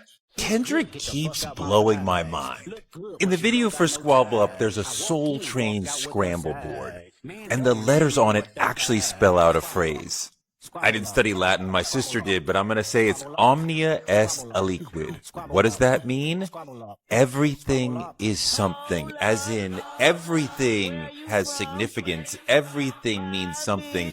Even the rando letters on the scramble board in the back of my video have meaning, because I am Kendrick and I am that brilliant. This is the sort of meticulous brilliance we've become accustomed to from Kendrick. On Rap Latte, we are going all through Kendrick this week. We did a deep dive on the album. We're going to do a deep dive on Whacked Out Murals. We had a fascinating conversation about reincarnation, a concept that comes up several times on GNX. What's he talking about? Perhaps the reincarnation of the West Coast, the reincarnation of hip-hop, the reincarnation of himself in a way. And just the whole idea that he's thinking about multiple lives and reincarnation shows you how deep he is. He's not just about this existence. There are other planes of existence that Kendrick is thinking about. If you like getting deep about Kendrick, do not miss our coverage of GNX and Kendrick. This is breaking news coverage for Rap Latte. Check us out on YouTube. What up, words, your boy Physics, and since I do movie reviews and I'm also an artist myself that came up during the blog era, I would like to talk about the Easter eggs and references in Kendrick Lamar's new video, Squabble Up. First, we gotta talk about the California representation in this video since it's super West Coast, from the B's and the C's to the hyphy movement from the Bay Area to the Chicano representation, the lowriders in this video. It is super Cali and you gotta love it. Now let's talk about certain visual cues. The video's overall look is from one of my favorite Roots songs, which is The Next Movement, which was on the Best Man soundtrack and Things Fall Apart. Like once we get to the scene, you know, shout out to G Perico, RJ, Smack, Floyd, and Traffic who are in this video, you know, back on Fig, who some of them were also on the To Pimp a Butterfly cover. We get a Taz Arnold appearance. Like, where the hell has this man been? Now, if you were around during the blog era and you had your Karma coupon going, you know exactly who Taz Arnold is. Like, Kanye being the fashion icon he is doesn't happen without Taz Arnold. The man is from LA. He's a fashion designer. He's known for the brand Tisa, which if you've seen the hats, you know the T, the I, the dollar sign, and the pyramid. And also, he was part of the group Sarah. Their song, The Bone Song, is one of my favorite songs from them. Like, pay respects to Taz Arnold. But behind Taz, we have a reference to Ice-T's 1998 album, Power, which featured his then girlfriend, Darlene Ortiz, on the cover with him and his DJ Evil E, featuring the songs I'm Your Pusher and High Rollers. This is a seminal West Coast gangster rap album, as well as one of the first gangster rap albums to rap about the pros and cons of being a gangster, the same duality that Mr. Morale deals with. Of course, we got the Soul Train Scramble Board, where participants will have to guess a phrase, but usually an artist's name before we started with the dancing. I'd be surprised if there isn't an album cover or song title somewhere hidden in that. Because we have the words omnia est, which could be shortchanged for the Latin phrase omnis exodus interim novum est, which translates to Ariandin is a new beginning. We are full on into the 2000s with the LED scrolling belt buckles and the club background poster. Movies about the early 2000s aren't even this period accurate. With the plethora of dances that LA culture brought to hip hop, Poppin' and Likin', which happened in the early 70s before we got into hip hop, is one of the main ones. And we also have the Chicano scene, but we have Burst Rock, aka Johnny El Mero Juncaro of the 27 Junkies, showing us how to get down. In the middle, we see Nate Dogg's G-Funk Classics, Volume 1 and Volume 2, which is a double album. In the background, we have a reference to one movie that I think people just totally misunderstood what it was trying to say, and that is Menace to Society. The character in the film is Anthony, and the scene references the last scene in the film before a drive-by happens, and Anthony is there, and he is also saved, which coincides with Kendrick's line that happens once you see him, don't hit him, he got kids with him, my apologies. We have a reference to Isaac Hayes' 1971 double album, Black Moses, which features the amazing rendition of Never Can Say Goodbye. We got Black Moses, Black Jesus, and Kendrick sees himself as Black Noah because we already know he choked a goat. Also, that's the second reference to a double album, which means it's GNX, the first album, and we're getting another one. Also, the Black Panther furniture, which just seems like a lot of Black Panther stuff was going on in the 90s in Black households, so if you know, you know. But another interesting thing is that 2 days ago, the Compton City Council announced Compton Christmas Parade, which will be on Saturday, December 14th. Jason Martin, formerly known as Problems, is the Grand Marshal who is affiliated and a constant collaborator of Kendrick Lamar. Wouldn't it surprise me if Kendrick is dropping something on that date and, you know, giving us a heads up. All in all, Squabble Up is a dope-ass video, and if you saw any references that I didn't mention, write them in the comments, let me know, and until next time, peace. A quick Easter egg from the Kendrick Lamar album, because I know there's a lot of people on this app that are underage, but if you listen to the song Man in the Garden, before I even listened to the album, I saw the track list and I said, Man in the Garden is going to be my favorite song. And I'm listening to it, I'm like, it's not really hitting. Then he starts building the song and starts screaming at the end. And then I noticed the beat. This is an interpolation of One Mic by Nas. Go back and listen to One Mic by Nas and listen to how the beat is structured and listen to how he changes his cadence over the course of the song. And then go back and listen to the first song on the album and see where he says that he won the Super Bowl and the only person that congratulated him was Nas. So he's just paying homage to Nas in that song right there. That was fire. Man at the Garden is mantra. A mantra is basically something that you could say over and over again to change your mindset. And Kendrick Lamar did a big one by having you sing things like, I deserve it all. People generally from our cultural background that may not have grown up with a whole lot of money seem to have this idea that they do not deserve to have a lot of money, a lot of wealth, or a lot of freedom. And by him singing that over and over again and you singing along with it, you are literally changing your brain. This man is a genius. He is making you believe that you deserve something that you may not have felt like you deserved before. He says things like, I deserve to have investments in stocks. I deserve to have generational wealth. I deserve for my parents to have, my mother to have what she deserves. I deserve it all. And it's really funny because he's actually playing on the fact that Nas, about 20 years ago, rapped a song that was talking about how he had, or all he needed was one mic. When you start talking about you deserve it all versus just one mic, it shows how we've elevated and how we have to continue to grow and elevate and how we deserve to have it all. This was posted over on that app that's replacing the artist formerly known as Twitter. As a person fully convinced that 2025 is the beginning of my world domination, Man in the Garden by Kendrick is a set of affirmations for me. Because I deserve to have it all. I need you all to understand, I don't know if it's because like Pluto has left Capricorn, or if they've just been through enough, or I've erased some negativity in my life, but I'm so ready to say with my whole chest that my dreams, my goals, my aspirations belong to me. Not only am I going to pursue them with everything that I have, but I deserve to have the outcomes. You all saw me post on 11/11 about how I wanted to live in LA and have this beautiful house overlooking the hills, and how I want to win Emmys, Oscars, and Grammys. I was dreaming about those trophies when I was the old me, but when I get there, don't pretend like you know me. Like, you all saw me post about that because I was trying to at least set my heart in the right direction and say, like, just believe it, Wayne. Like, think about it when you wake up, think about it before you go to bed. But even more so, that song, I'm just gonna listen to it every day and repeat with Kendrick that I deserve to have it all, because I do. Everything that I want, I deserve to have it. So thank you, Kendrick Lamar, for my new set of affirmations. And I'm sorry, because when my next record comes out, it's going to beat your record for Rap Album of the Year. Thanks for coming to my TED Talk. Boy, your attention, please. Can I have your attention, please? Everybody just look at me. Everybody just look at me. I day trade attention. Shout out to Gary V. Respond to every mention. You can find me on your FYP. And I had to pause it real quick. This is my favorite on, this whole album is Man at the Garden.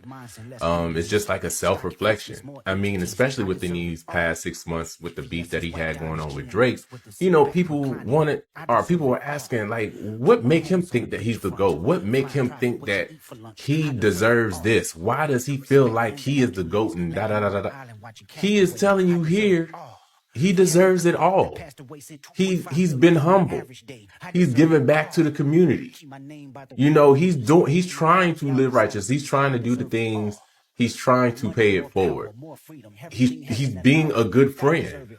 Those are different qualities. Those are different things that he has done that qualifies him to say, hey, he deserves every single thing that God has placed over his life, all the blessing. He deserves it all, just like all of us. But one thing here, like he's saying, hey, I'm going after everything that God said is mine. So I can't even be mad at him. You can't even be mad at him. But yeah, this song right here will have you doing some self-reflection, asking yourself, do you deserve it all? Y'all, okay, so Man in the Garden, affirmation, completely. Why don't you deserve it? Anyway, whacked out murals, setting intentions, reincarnated. I'm just gonna say one line, and that's, I rewrote the devil's story just to take our power back. Do with that what you will. TV off, he said it himself, it's a revelation. I'm finna go finish, and it's your choice. That's what I'm gonna say. But it's before you. Yeah. Bye. Peace. Okay, just recording my thoughts in real time, right? Listening to Man at the Garden. Man at the Garden might be my favorite. Hear me out. I am an introspective. I am a thinker. I do enjoy things that have layers and allow me to unravel and discover and explore, right? So I enjoy Kendrick's music because I enjoy saying, I wonder what his intention for this was, what he was thinking. Why is it man at the garden and not in the garden? How does this connect to Adam and Eve? Like, what deserve it all? Like, bro, it's just, this song, it hit me right here, right? It hit me right here. But it's like, dang. Then the next song comes on and I'm just like, is it my favorite? But like, no, genuinely, as of right now, I think Man at the Garden might be my top. This could change in a few hours, but I'm gonna say yeah. Kendrick Lamar's Man at the Garden track, from a hip hop lyrical storytelling standpoint, top tier. At the start of this song, at the drop of the very first beat, if you're a fan of rap and hip hop, then you should instantly know where Kendrick got the inspiration from. All I need is one mic. One Mic by Nas. Classic. Nas's One Mic had 3 verses, and Kendrick followed that same format. But they took different approaches from a lyrical concept standpoint. You know, in Nas's One Mic, he desired simplicity. All he needed was one mic. But Kendrick, he was like, nah, I deserve it all. Kendrick starts off by saying that he deserves everything from a monetary standpoint, whether it be jewelry, a house on the ocean front, all new businesses, great emotional stability. He deserves it all. From a music standpoint, Nas's One Mic starts very calm. But as reality sets in and adversity starts to happen within his community and environment, you know, swells and crescendos and decrescendos starts to happen, which reflects his environment. Kendrick's Man at the Garden, from a music standpoint, was complete opposite.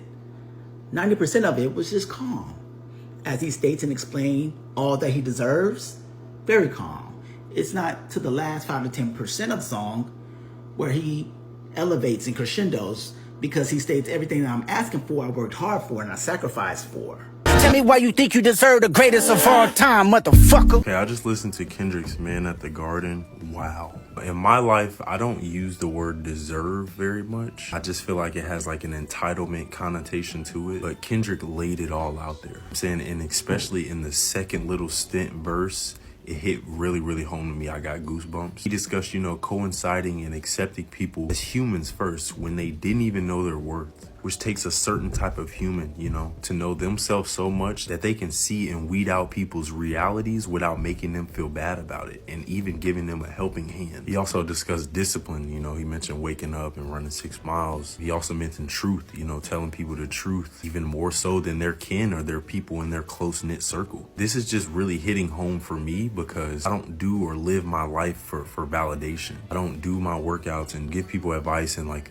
look up like, oh, like, where's, you know what I'm saying? Like, I don't want anything from it. You can have the knowledge, you can have the habits, you can have that moment, you know? But it's like knowing all this, knowing I want nothing from it, don't sit in my face and act like I'm not that. You know what I'm saying? People that don't do half of that or don't have the correct intention think they deserve everything, which is just so counterintuitive. And then to conclude, he said, it's innate to my business writing words to elevate these children. I deserve it all. Just like, damn, I feel that so deeply because it's just instilled in me to help. Showing up as my true, authentic self, giving people my passions and gifts to give somebody that aha moment. It's like, yeah, people like that deserve it all. But in the realm of society and the norms and things, people like that get stepped on. And then finally, in the end, he brings it all back. And it's just based around integrity. He says something like, who are you to speak on a game that I origined? He's like being conflicted because that's not the innate thing in him. The innate thing isn't to just bash and talk down on the people that comes after him and all that. Like, he wants to show love, but it's like it gets backhanded. He always feels slighted a little bit just for being pure, just for being true, just for being authentic, just for having integrity. So not to be all woo-woo, but the first time I heard Man at the Garden, I wasn't emotional. It's like my soul stepped out of my body and now I'm just walking around as is. But every listen was different. The second time was hearing it from the perspective of me in the background of my life, because I feel like I've just started to understand what type of transformation I'm seeking. And while life has been life in trials and tribulations, I feel like that voice that got so small through all of that said you deserve it all has always been with me. That's how I felt the second listen. The third listen, I was a little bit sad. Like, yes, I have been deserving it all. So let me know, how did y'all feel when you first heard Man at the Garden? Everybody's talking about it. I want to know. So the vibe that I'm getting from this is that he's basically saying, yo, everything that I'm doing is out of pure intentions. You know what I'm saying? Like, it's out of pure good intentions. Like, yo, I'm speaking to these kids. You know what I'm saying? I'm conditioning my body. I'm seeing the worth in you even when you didn't see the worth in yourself. I deserve it all. I deserve all the credit. You know what I'm saying? But like I said, Kendrick is also very hypocritical. He calls himself a hypocrite all the time. You deserve it all. That's how you feel, even though you know the bad that you also have done in the past and what you're doing now means you shouldn't really have it all, because nobody's perfect. He's speaking to himself in the form of, I'm perfect. Like, I deserve it all. Like, yo, like, and you know what's crazy? This is a good parallel to, because you know Kendrick's very spiritual. This is a very good parallel to the story of Lucifer. You know, Lucifer was the best. Like, what was the singer? I think he was singing. And, you know, he thought his worth should have been way more valued, you know what I'm saying, amongst the angels, amongst God. And he felt like, yo, I deserve it all. You know what I'm saying? That's his pride. His pride started to overcome him, which got him cast out of heaven in the first place. You know, so I feel like this is a good parallel. And it's called Man at the Garden. Yo, I do this shit for a living, bro. You feel me? It's called Man at the Garden. Garden of Eden, Lucifer. Hey, come on, let's go. So I want to offer this to the congregation to get y'all's thoughts. Is Man in the Garden by Kendrick Lamar a subtle reference to Jesus in the Garden of Gethsemane? That's immediately what came to mind. And I realized it because the whole song is him talking about all the things that he deserved for all the work he put in, right? There's a concept on his album, him exploring, where he feels that he's the greatest. And he's having conversations with God subtly about struggling with ego and pride, which has been a constant, right? It's been a constant where he's feeling like he's been called by God to preserve and destroy some things, like the whole concept of watch the party die. But all that to say, to me, the whole Man in the Garden is him in the garden wrestling with his mortality and his God complex. It's just me. Y'all can say I'm taking it way too far, but this is my thought, and I wouldn't be surprised if there's some validity to it. So I just want to throw it out there now before confirmation comes or it gets dispelled. But what do y'all think? Do y'all think Man in the Garden is a subtle reference to Jesus in the Garden of Gethsemane and him feeling that way? Yo, Kendrick Lamar's Reincarnated is one of the craziest songs as far as storytelling and wildest twist in a song ever. Let's get right into the breakdown.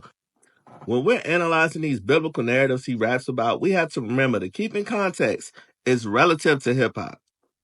It might get a little confusing, but remember this. Kendrick, the rapper, plays the role of the prophet. The music industry is Babylon, and that will make us, the culture, the people, or the Israelites. And as I stated in a previous video, Watch the Party Die was the judgment of the industry. This song, Reincarnated, was his chance at redemption, and that'll come up later. Off the bat, in the first two bars, he lets us know who he is. I got this fire burning in me from within. Concentrated thoughts from who I used to be, I'm shedding skin. Remember that foreshadowing. Now, Kendrick Lamar said he did past life regressions, which is when you're under hypnosis and your subconscious mind is access to recall your past life experiences. And in reincarnation, your soul keeps coming back to learn different lessons throughout those lifetimes. And in all his reincarnations, how he chooses to use this gift is what determines his fate. When he starts his first formal life story, it starts with his father kicking him out. And in this lifetime, he had great success with music, but he used his gift to manipulate power. I don't know if he meant for these past lives to be specific people, but I'm looking at them like archetypes. In his next lifetime, he came back as a black woman, and she had the gift, but she was a slave to her own vices and undisciplined. And that caused her father to turn her back on her, and her vices, drugs, ultimately led to her demise.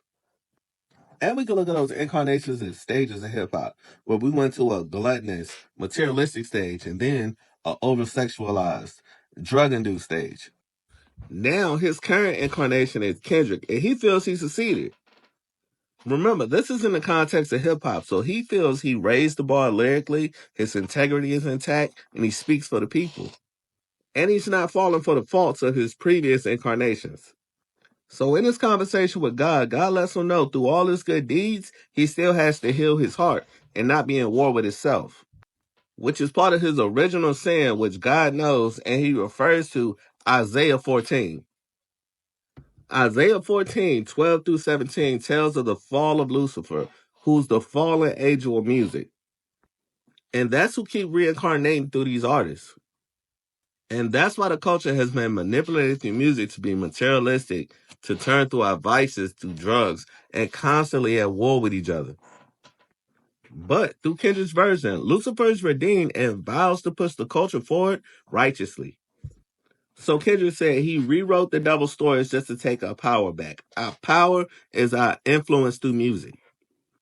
So as I spoke about in my Watch the Party Die video, this is the evolution of hip-hop spiritually. A cultural redemption. Not for nothing, he managed to put himself in a different tier with this song. Storytelling like Nas, paying homage to Pac with the flow, also paying homage to Eminem with the flow, which reminds you of the Renegade flow, which is Jay-Z's song. Now, the only one left is Kendrick. That's the top 5.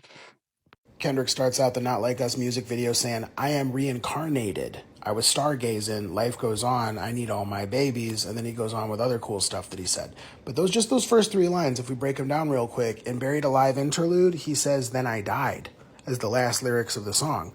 As he says, he's entering into a double life. So he buries himself alive, he dies, he's now reincarnated, right? The dirt is getting brushed off of his shoulders and he's ready to move on with his family, and not just those babies, but the stargazing, right? The work of like connecting dots in the sky to make a constellation. I make music that electrifies them. And he does it with all the stars. Okay? He's saying he needs all of his babies as life goes on. Pharrell has a movie coming out, right? About how Legos come together piece by piece. There's a heart in 5 parts. I would not be surprised if Kendrick Lamar shows up as a feature on the Clips album.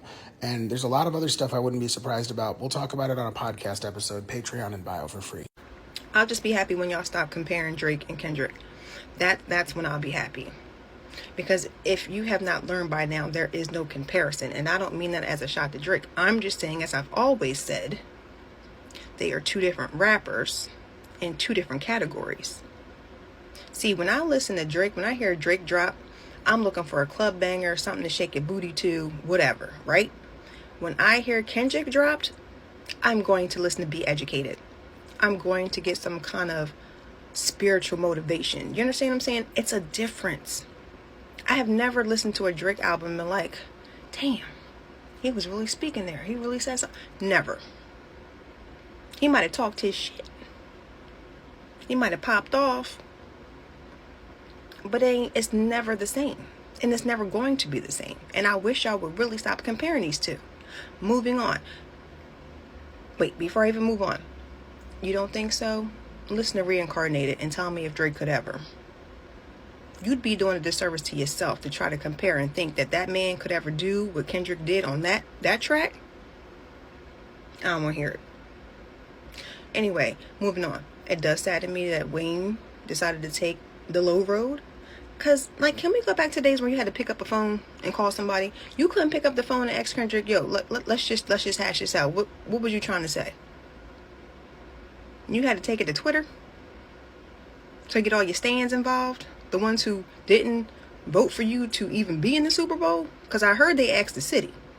So if they asked the city and the city said Kendrick, who we mad at again? Anyway, I give it a 9 out of 10. That whole album. I've listened to it about 10 times. Probably about to listen to it again. It is what it is. He did it again. He did it again. Another great album, but one of my favorite songs is Reincarnated. Kendrick dives into his past life regressions, actually recounting some of his past lives. Let's look at the lyrics. Truth be told, I've been battling my soul, trying to navigate the real and fake, cynical about the judgment day. This right here is supposed to be, I did past life regression last year and it fucked me up. Reincarnated on this earth for 100 plus. Now you can pause to read this if you want, but in this life, he says that in Michigan 1947, he was a really good guitar player and that his father kicked him out because he wouldn't listen to him. Said that he was basically traveling, trying to find his place in the world, but that he was very talented and that he would use this talent to manipulate people and to get money and to get women. And then in the other life he mentions, which you can pause to read, he basically says that he was a woman and a very talented vocalist, and that he ended up being successful in this life, but he was addicted to drugs, or she was addicted to drugs. He says, I needed drugs. To me, an 8-ball was like penicillin. Fuck love. My happiness was in that brown sugar. Sex and melodies gave me hope when nobody's looking. And he says that he died with syringes pinched in him. Now, in the third verse, Kendrick starts talking about his present life, his life as Kendrick Lamar. Now, a lot of us know about Kendrick's life because he talks about it all the time. But you can see right here, he says that his father kicked him out, but now that he's older, he realizes that ego and pride was holding him back from forgiving his father. And the rest of the verse is basically him talking to his father, asking him if he's good now. Did he get it right? Did he make up for the life that he was living before? Which is why he got kicked out. Right here it says, son, you do well, but your heart is closed. I can tell residue that linger from your past creates a cell. He's saying that his heart was closed due to all the things he experienced and the life he had when he was growing up. This is one of my favorite parts of the verse right here. Kendrick is telling his father that he's not perfect and he has urges, but he holds them down. And his father says, but your pride has to die. So Kendrick says, okay, show me. How do I do that? And his father tells him, tell me every good thing you've done. Right? So Kendrick names off a list, trying to push peace in LA. And then his father says, but you love war. And Kendrick says, no, I don't. Oh, yes, you do. Then tell me the truth. Every individual is only a version of you. How can they forgive when there's no forgiveness in your heart? And I think that is so good because it reminds us of an extremely important lesson. There's going to be no true forgiveness for you or anything that you've done if you cannot forgive yourself. If there's no forgiveness in your heart, nobody can truly forgive you because they're all just a reflection of you. So that all that you're going to be receiving back is the reflection of non-forgiveness. That's why he says every individual is only a version of you. And another thing that I really love about this verse is that Kendrick actually kind of compares himself to Lucifer, to the devil. Because as a lot of us know, the story of Lucifer goes that when he was trying to take God's power, take Yahweh's power, Yahweh saw this and said, brother, you can't do that. You got to get out of here. He compares their stories because he's saying that his father kicks him out for not wanting to listen to him, Kendrick didn't want to have any authority over him. As you can see right here, it says, you fell out of heaven because you was anxious, didn't like authority, only searched to be heinous. And right here, his father tells him, can you promise that you won't take your gifts for granted? And Kendrick says, I promise that I'll use my gifts to bring understanding. He says, I vow my life just to live in harmony now. Father says, you crushed a lot of people keeping their thoughts in captivity. And Kendrick says, and I'm ashamed that I ever created that enemy. Then let's rejoice where we at. I rewrote the devil's story just to take our power back. And that is such a good line to end it on because what he's saying is that he rewrote his own story. He said, fuck my past lives, fuck who I used to be, I'm gonna rewrite my story. That's why he's saying I rewrote the devil's story just to take our power back. Because like I said, he was comparing himself to Lucifer, right? The whole idea that he didn't want to have any authority over him. He didn't want to listen to his father. He just wanted to be out in the streets, drugs, guns, money, rapping. But as he got older, he realized how dumb it was and that his father was just trying to keep him away from all that. All I can say is, this is the GOAT. That Reincarnated on Kendrick Lamar's new album is hands down the best song on the album. Why is that? He goes so deep within himself that of his guilt, of his shame, that he says, damn, am I the devil? And addresses that. He addresses it to the point where he understands that he has to make atonement for past lives that he may have even meditated on. He feels the guilt of other people. Now, as somebody that's been diagnosed bipolar schizophrenic, yeah, sometimes we do take the guilt of others and place them on ourselves. We have a big burden like the world on your back. Right now, the wrong time to be fucking with Kendrick, bro. That nigga is in deep state. He's digging within himself and fighting.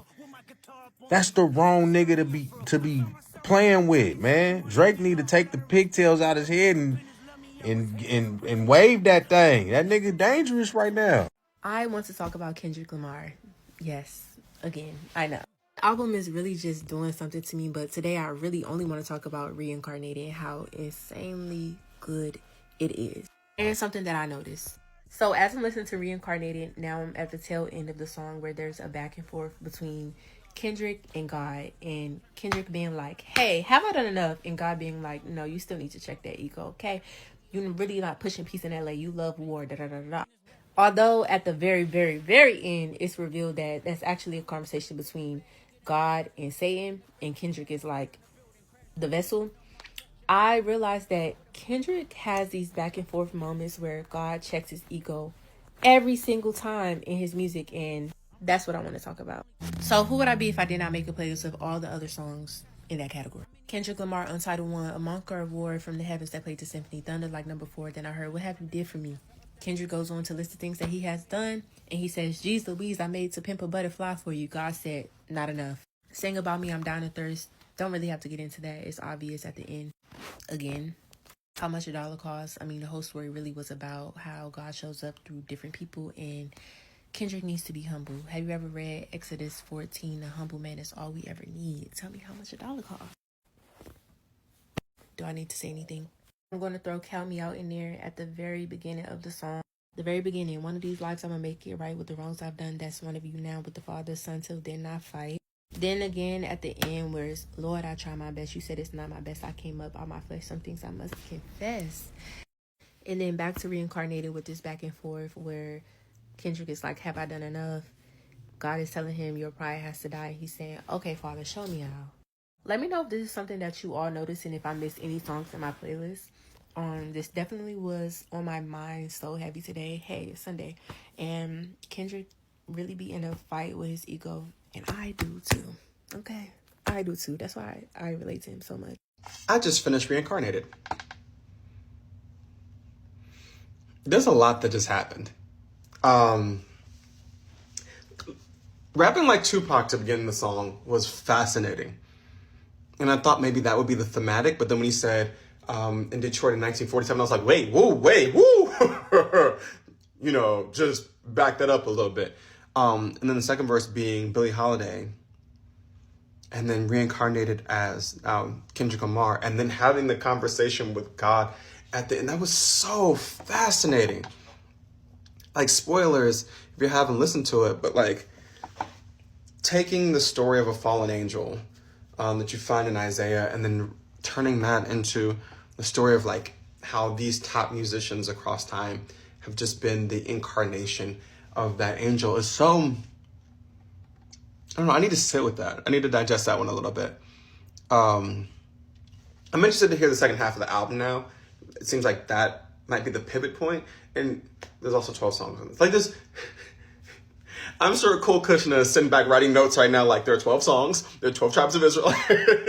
But I'm excited to listen to the second half of the album. But Reincarnated, that was a fascinating listen. I'll have to listen to that. And he has one of these, I think, on every album, right?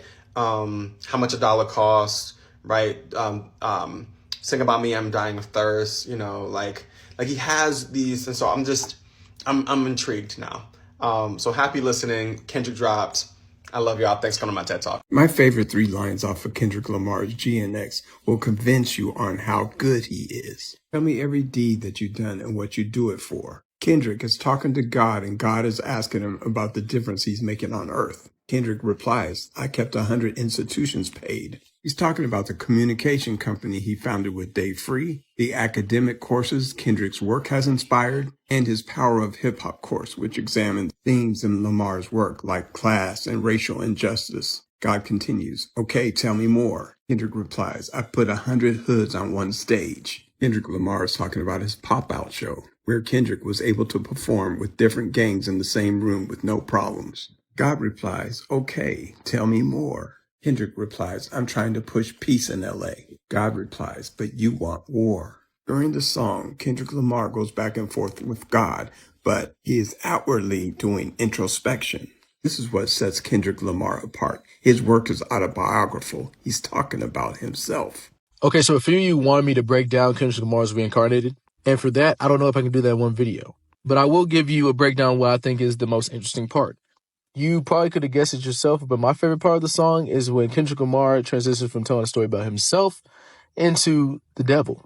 Now, at first, he sets this up by talking about his father in a way that he was talking about John Lee Hooker's father in the first verse. Okay, bad relationship, getting kicked out, and they continue to go back and forth with Kendrick and the father's voice. Obviously, that turns into God, as Kendrick and God are having a conversation, and then switches to, I could tell you who you are. From that point on, Kendrick is no longer Kendrick. God then mentions Isaiah 14, which talks about the king of Babylon, and you can pause and read if you want to. Now, in this conversation, it focuses on music a lot, and I want you to understand why. At first, we're thinking Kendrick Lamar is the person embodying each person to tell the story, when in reality, the person or being that's being reincarnated is the devil. He may not be the entire person, but he's at least getting passed on, causing them to sin. Also, I don't know if Kendrick meant this, but some theologians say that the devil was made out of musical instruments and was also the angel of worship before he was casted down. So it makes sense for him to embody musical figures, per se. One of the most fascinating parts of this new Kendrick album, GNX, for me, is when he starts talking about past life regression. Now, he's talked about past life regression before on Mr. Morale when he's like, I must have had 3,000 wives and 3,000 lives. But he gets into it a little deeper on this album, specifically in the song Reincarnated. So past life regression is a type of hypnotherapy that uses hypnosis to help people access memories of past lives. So the goal is to gain information that can help improve their current life. There's a bunch of different techniques that are used to be able to access these past lives. And in this album, he talks about how he had this type of hypnotherapy and that it messed him up. On Reincarnated, he imagines himself as John Lee Hooker, who is a famous jazz guitarist, and also as Dinah Washington, who is a jazz pianist and vocalist. And I guess the idea is that like they have now taken over his body, or he has been them in a past life. And I think another thing he's saying is like these Black artists that were talented and had their flaws and their shortcomings still became great. And that's what he aspires to do, is like lead their legacy and like make it continue through him. And on the song, he also sounds like Pac, so it can only be assumed that he is reincarnated as Pac as well. This album is so crazy to me because on Whacked Up Murals, he says, old soul, I probably built them pyramids. He's talking about aliens on Rosecrans. We gonna see the future first, which is obviously a nod to Frank Ocean, but even that, he's talking about his kids' kids. If you're really listening, he's talking about so much, and it's like, this man is on another level. Like, what is he talking about?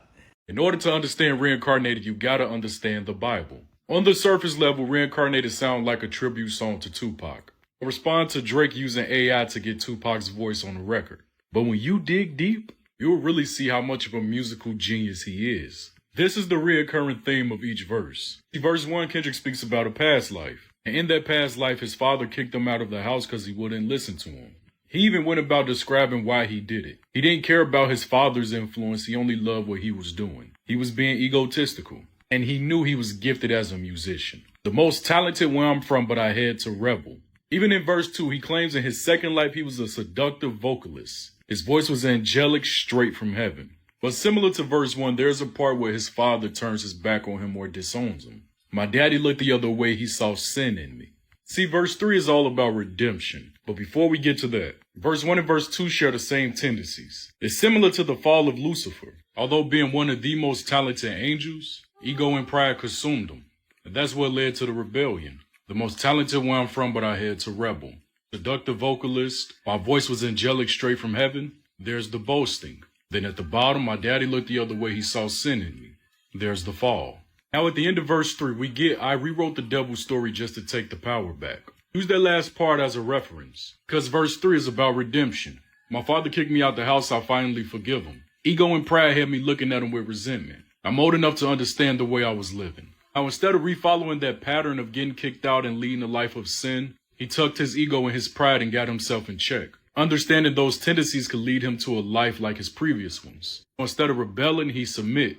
See, here he say, I didn't even gloat, even told him no. Took control of my fleshly body. But here's where we get the fall of Lucifer. Explained in verse 3. Even though Kendrick didn't want to believe it, this is who he was. That's why Kendrick say, I rewrote the devil's story to take our power back. Because he no longer wanted centuries of manipulating man with music. He wanted to finally get it right. I mean, there's so many meanings to this one song. On surface level, it's a reincarnation of Tupac. The aggression, the flow, even the beat is a previous Tupac and Outlaw song. Then you have the reference between God and Lucifer. Then verse 1 and verse 2 could really be connected to actual lives of musicians, past musicians. I saw someone say verse 2 is about Billie Holiday. This is what set Kendrick apart from everyone else. No one can do this. Not Drake, not J. Cole, nobody. Man, this song got my head hurting. Here's a breakdown of Reincarnated by Kendrick Lamar. Kendrick mentions something called past life regression. What this is a technique that uses hypnosis to recover your memories from your past life. But a trained therapist or a hypnotist will put you through these visualizations to bring you awareness from your past life. You notice he has 3 verses, each from a different perspective of one of his past lives, all the way up until he gets to his current life, which is Kendrick Lamar. But then he goes even further. He starts to rap from the perspective of the archangel Sandalphon, which is the archangel of music in the heavens. Sandalphon and God then have a conversation about how God sent him down to take over the bodies of people and rule through music. Then talked about how Sandalphon used that power to misguide the people of Earth. Kendrick begins to apologize and says that for now on, he will use his power for understanding. Now, the first and second verse, I got to do more research on. I feel like the second verse is about Whitney Houston. But give me some time, stay tuned, and we'll break down this song even further. Drake's new freestyle is about how he's hurt by men he thought were friends until he saw them riding with Kendrick. He made an I'm Sad record about LeBron James breaking his heart. Is this an AI parody of Drake? Okay, credit where credit is due. The opening line is fire. The summer is over, I missed it, barrel with smoke and I kissed it. Okay, but from there he goes on to whine about how he and LeBron used to trade expensive watches, but now it's just cold shoulders in the Hamptons. It's 2025 and a rapper is really rapping about cold shoulders I gave in the Hamptons. Like, we're really rapping about what happened at Michael Rubin's white party. When people say hip-hop is dead, they point to shit like that. Drake has always been like high school with money, and now he's rapping about his friends not liking him enough. So we get another chapter of why Drizzy is sad. Sometimes it's about a woman, this time it's about LeBron. He thought LeBron was his brother, but LeBron likes Kendrick, so Drake is hurt. Thought we'd always be close like ovens in kitchens is a really dumb line. Are the ghosts on vacation? What is it, the braids? The whole notion of a song about how he's upset about how other people responded to the battle is just wild. And he's threatening LeBron, God forbid we ever gotta tarnish your public image? Seriously? Because he likes Kendrick's music? Wild. This is what crashing out sounds like. I'm not excited about a Drake freestyle at all. Let's be real here. He had months to come back at Kendrick. He didn't take it. Kendrick's been dropped an album with more hits since Not Like Us. He's dropping hits with SZA, right? Who we all believe was the mole. And then on top of that, like, Drake lost cultural capital in a way that he cannot recover from. Okay? Nobody wants to work with him. Not only does nobody want to work with him, all of the people who've worked with him recently, none of them stood up for him at all in any of this beef. Where was 21's verse? We didn't get it. Sexy Red, where was she? Didn't show up. SZA went right back over to Kendrick, even though she was leaving TDE. When I'm telling you that Drake is become irrelevant in the hip-hop community at this point, I mean it. Mind you, he is a pop star. He is going to be making pop hits probably for the rest of his life unless he ends up in jail. However, when it comes to the rap community, not only did Kendrick wash him, Kendrick effectively diminished his cultural capital in a way that I do not think he will recover from. All my friends abandoned me, I guess that's a tradition. Everyone who dancing out like us gets my lawyer's attention. Cases, all cases, man, I'll sue you like it's my religion. Do you have any bars that's just about how you're living? Well, no, I just been mad cause LeBron really hurt my feelings. Dancing to other dudes' songs, I think my bestie tripping. It sounds like you're jealous. No, I'm just mad at other successes. That's the definition Stay of on jealous. topic, man, I'm the victim, just let me tell it. They mad cause I sneak dissed them on 50 occasions. Mad cause I kissed their girlfriends on some different vacations. Mad for legitimate reasons, but I'm gonna blame them cause looking inward ain't a multitude I contain, friend. Friend, what's that word? I'll never know. They all leave me, like I said, that ain't my fault though. I got issues that I think I'm okay with never addressing, but it's gonna be everybody's problem, gonna be real depressing. Oh God! All right, as long as it doesn't continue. And best believe I'm gonna continue to do this. No, why? Because I refuse to do therapy. But nobody wants that. We want you to move on. Stay tuned for tickets to the All My Friends Hate Me tour coming No soon. one wants to go to Featuring that. 21 Savage and nobody else except some Twitter bots. I'll be streaming next week. Okay, so all right. I'm tune turning in, this off, 'cause tune I in don't for even some. know what he-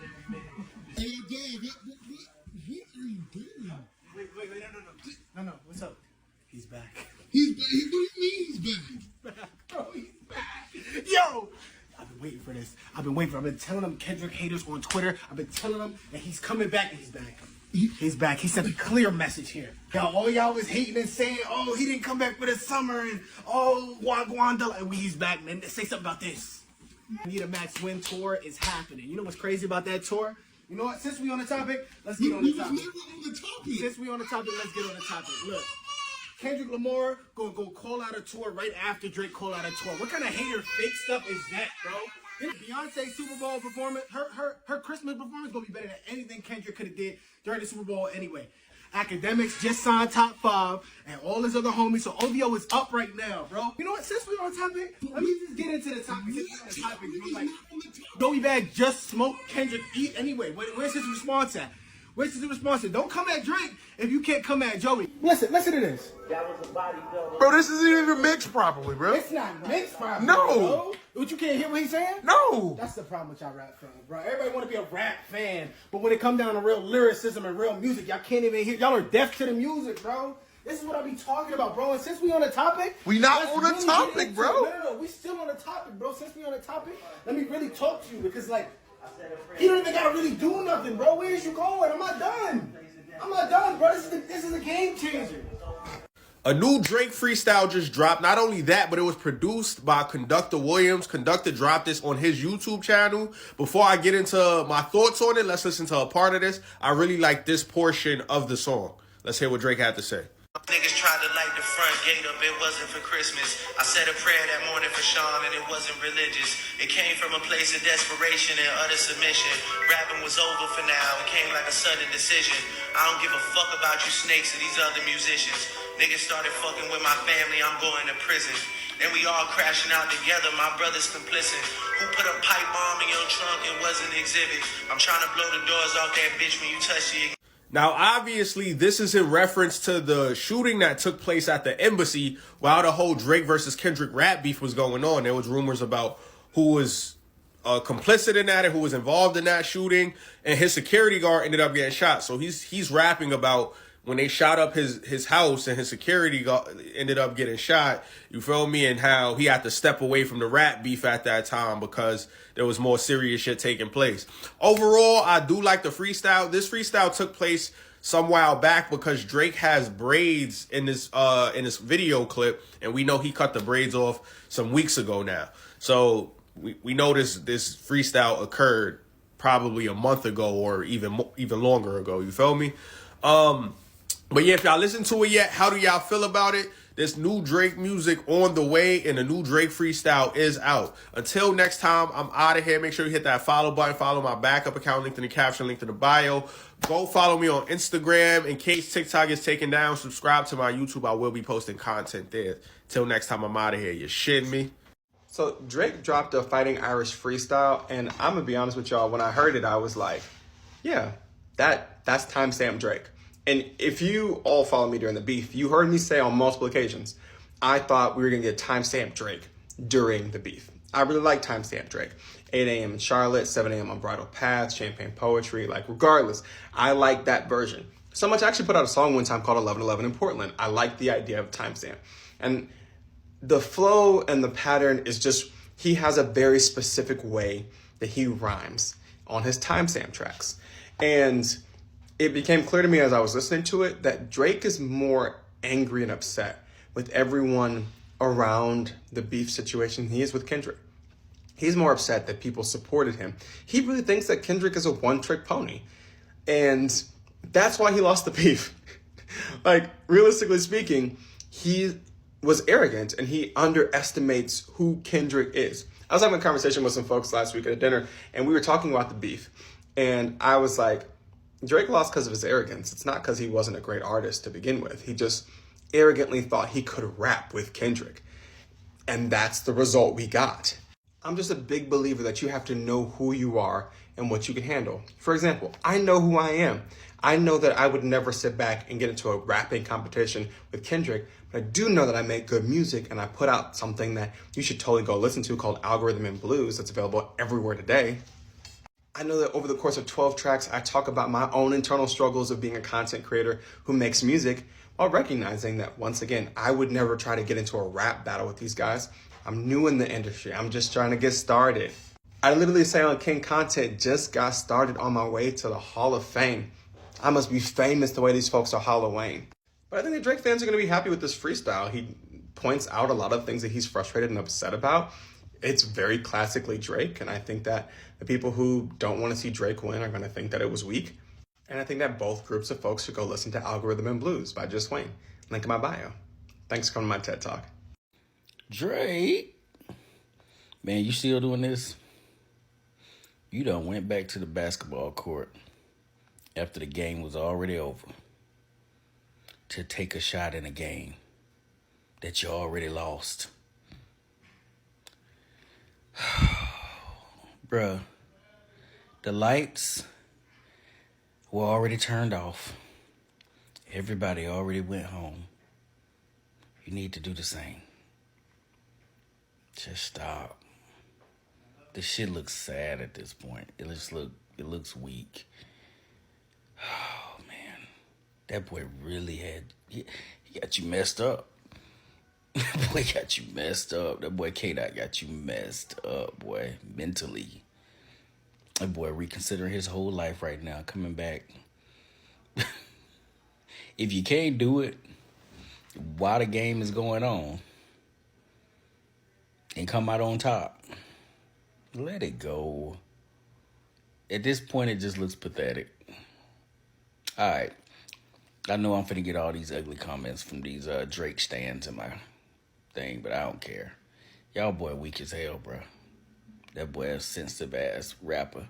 Put him back in his pajama clothes. Anyway, all right.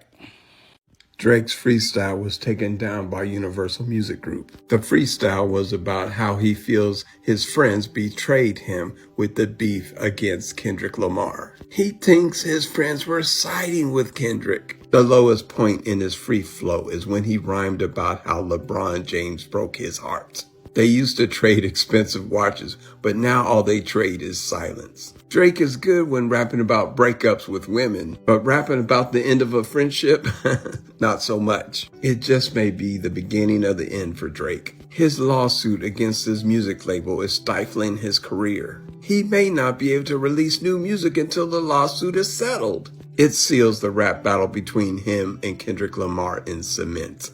And when Kendrick Lamar performs Not Like Us at the Super Bowl, it's gonna be hard for Drake to hold his head up. If you think he won or lost, it doesn't matter. His fans still love him, but the way he's handling it is like he knows he lost.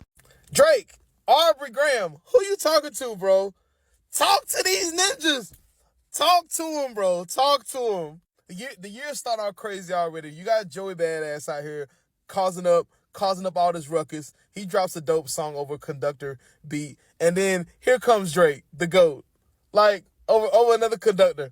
Conductor is eating. You understand me? Bro is eating. I'm about we family, but I'm not the cousin to visit. Hey, Drake, stop. Who put a pipe arm in your truck? It wasn't Exhibit? Stop it. Bro said, I don't got a drinking problem. I got a subtle addiction. I got my dad's habits and my mama's permission.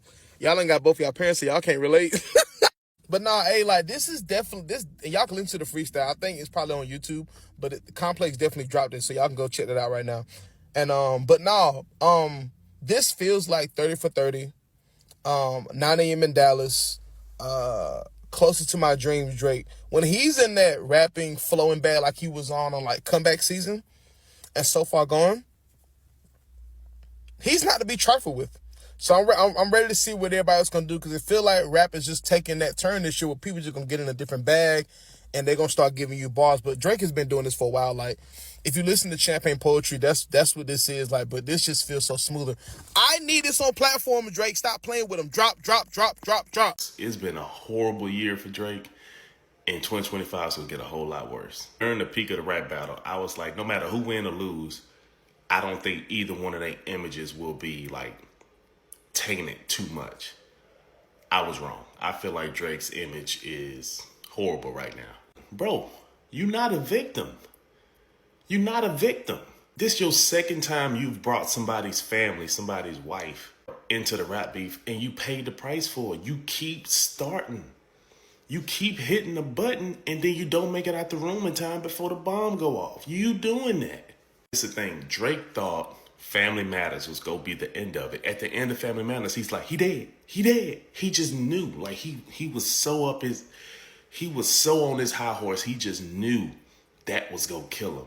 And then Kendrick dropped 2 more back to back after that. We ain't seen the same confident Drake since. He's been acting like it's unbothered. He's trying to play it like he don't care. That makes you look extremely bothered, brother. So Drake has sued UMG, and he's basically alleging that UMG used Kendrick Lamar's Not Like Us as a way to make Drake cheaper when it came to negotiating with him in 2025. Drake signed a massive deal at UMG back in 2022, which is why Drake was dropping so many albums. Think Honestly Nevermind, think Her Loss, think Certified Lover Boy, etc., etc., etc. And basically Drake is saying that Not Like Us got big off of defamatory allegations, basically Not Like Us saying that Drake is a pedophile, and UMG propped this song up as a way to sue, to make Drake cheaper, to like destroy his reputation. Now, I break this down full in my YouTube video. You should definitely check it out. The link is in my bio. Let me know what y'all think. Personally, I feel like Drake should move on. I've been saying this since before, but after hearing some other people, sometimes you got to listen to the people that don't necessarily agree with you. Drake and Jay-Z and Nas were sending shots at each other for years. Marcus Troy, I know you were talking about that, and that is fair. Jay-Z and Nas were sending shots at each other for years. The beef is never truly over, and it always continues to go on.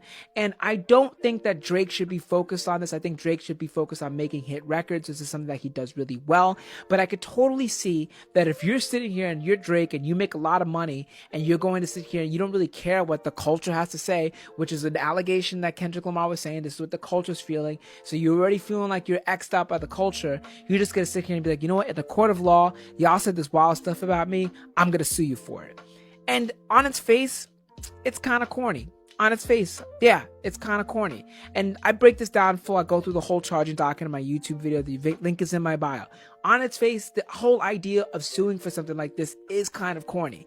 But when it comes down to it, I'm sitting here thinking to myself, like, yeah, I could see why Drake would if this is not true, right? If this is something that is not true, because it lists in the document all these instances where it's like affected his life, it's affected his safety, it's affected how he had to pull his son out of stuff. But it also feels like you lost a fight in school and you went to the principal to snitch on the person that beat you up, but the whole crowd, us, is sitting there watching like, y'all 2 shot a fair one and you just lost. What are you complaining about? And, the whole thing is ridiculous. Let me know what y'all think. The full video is in my YouTube. Links in my bio. It's your boy Jacques. Shout outs to the real ones. I'll see you on the next one. Peace. The more and more you read into this Drake lawsuit, bro, the more and more funny it is, but also the more and more out of touch you understand Drake himself really is. And even his lawyers. And in the filing, that man put that if Drake was to ever come to Oakland, that Kendrick would mess him up because he's from Oakland, where he is not. That man rep Compton so freaking hard and talk about Compton so freaking much. You think that the man yo, how do you defend this as a Drake stan? I'm not even gonna lie to you. There's no coming back from this one. Drake is cooked, and he did it to himself, honestly. If bro would have just went away, just chill, he wouldn't. Well, he didn't really have to do this in the first place. All because a man couldn't take an L in a rap beef. Shit's crazy, bro. It's giving Crash Out, guys. But, you know, from a legal perspective, it's an interesting move on Drake's part. Notably, he's not suing Kendrick Lamar, right? He's suing Universal, which reps both of these artists. So why would he do that? Yeah, so it's interesting. It seems like a failed attempt sort of not to look petty, not to look like he's suing the artist that just, you know, annihilated him in this rap battle. Let's just call it for what it is. That song is a banger, right? But so, you know, the idea is that Universal. Carolyn, I didn't know you were a rap fan. I am. Oh my God, I'm a I love Lamar this. stan. I'm a Kendrick Lamar stan. But look, legally speaking, you know, the idea is that Universal has been representing Drake for many, many years, that they know these allegations are false. They wouldn't be repping him otherwise. And the fact that they push this distribution so much, the song has been streamed on Spotify over 1 billion times. They've really been backing Kendrick Lamar on this one. Look, it's unique in this industry. I think it's sort of poetic justice, the song Not Like Us. I mean, a lot of people in the community are saying, you know, this is not how you deal with hip-hop rap battle beef. You go in the studio, you lay down some tracks. This is not what Drake is doing. On legal grounds, I think he's on pretty shaky legal grounds. There's this concept of sort of informed consent. It's you know, when you get into rap battles, you would expect that there's going to be some, you know, back and forth. And there is also First Amendment free speech rights implicated here. Drake is suing content creators such as Kai Cenat, RDC World One, and more because of their reactions to Kendrick Lamar's song Not Like Us. Honestly, when I first reacted to this, I'm like, huh? What? Like, why? Like, what did these content creators ever do to you, Drake? It's like, first of all, they're not even reacting to you. Like, they're reacting to the song. And the song has hit over 1 billion streams on Spotify. Like, what is the deal here? And this is coming from the same dude that said, oh, I'm going to rip down DeMar DeRozan's jersey if his jersey was retired at the Raptors. Like, come on, dude. Like, are you really getting that salty over, like, certain reactions or certain, like, people just liking the song? Like, come on, dude. What is going on with you, man? What is going on? Was it still up? Yeah, it's still up. The Not Like Us video is still up. Yeah, okay. All right. Let me watch the video and see how you guys reacted, and then I'll give you a call back, kind of let you know what I think. Just off, like, just, you know, just from experience, what's like how much you think we would be able to get or sue for if we did a counter suit for emotional distress? Yeah, I mean, you have to prove that it hurt your business and how it's affected you personally. Maybe you guys are losing brand deals and stuff now. Maybe you guys are, you know, the threats and stuff caused you guys sleepless nights. And, shit, I couldn't sleep last night. Couldn't sleep last night. You might I usually take naps during the day. I couldn't do it today. I went to the gym. You know me, I like working out. I went to the gym. I only did one set. Yep. No, all that stuff matters. All that stuff matters. So, yeah, I mean, it could be worth a lot of money. A lot. Man, I got a headache right now, man, dealing with this shit. You too? Man, this shit got I'm me not gonna all lie, over B-Lou. the place, bro. Fuck. My head was hurting. Bro, I ain't gonna lie, bro. I just forced myself. And my head doesn't usually hurt. Drake, that's a good move. They say he dropped the lawsuit. You wanna play games? Okay. Have a night with him. Okay. You want to play what? Okay. Uno. I'm reloaded.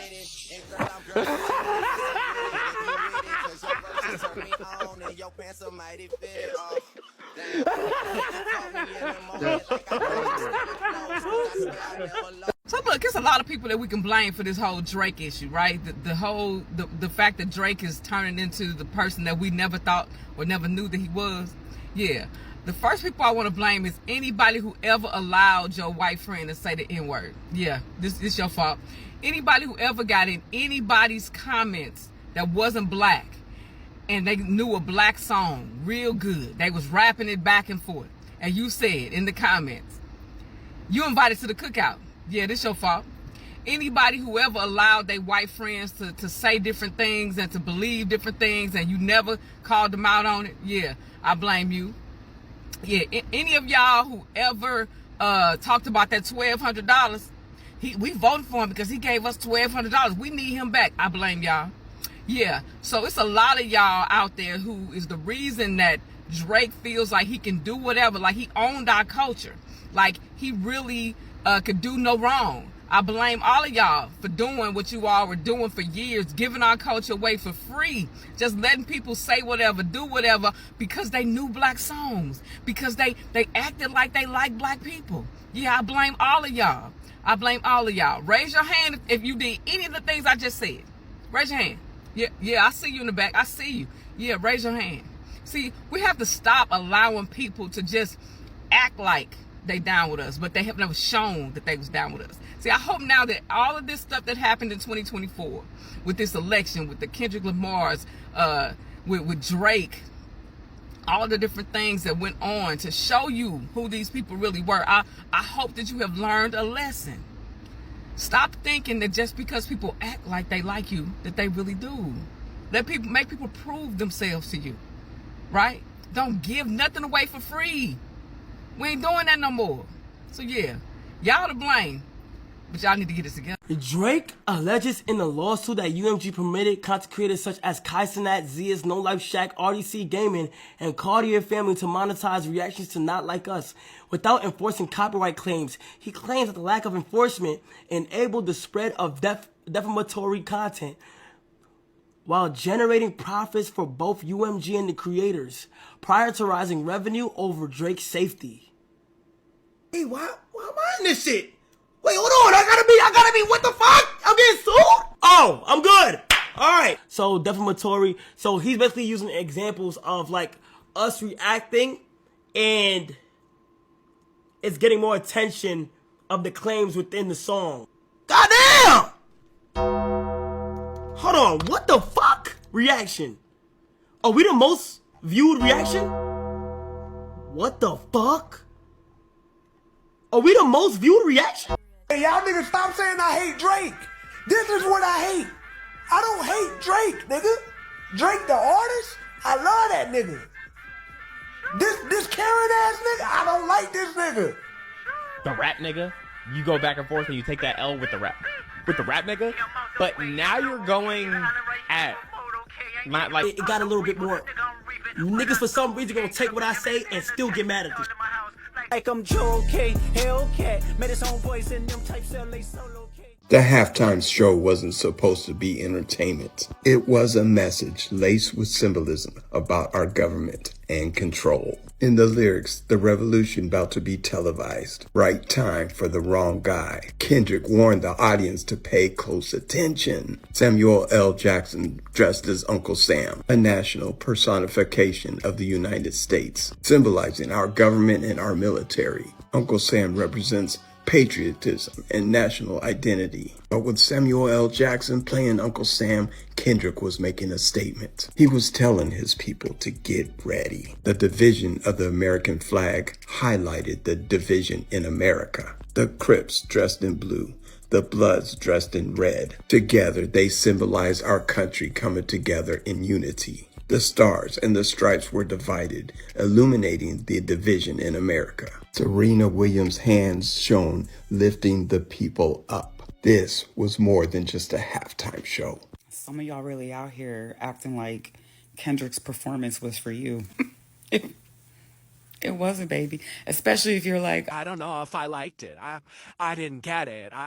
It's not my thing. And I think it's a black people thing. You know what? You're right. So if you weren't feeling it, that's quite all right. We don't have mixed reviews. We're very clear on how freaking good that performance was and what it means to us. And I'm sure there was a lot of shit that went over some of y'all very fair-skinned heads. Mustard on the beat, ho. Mustard on the beat, ho. Sometimes you gotta pop out and show niggas.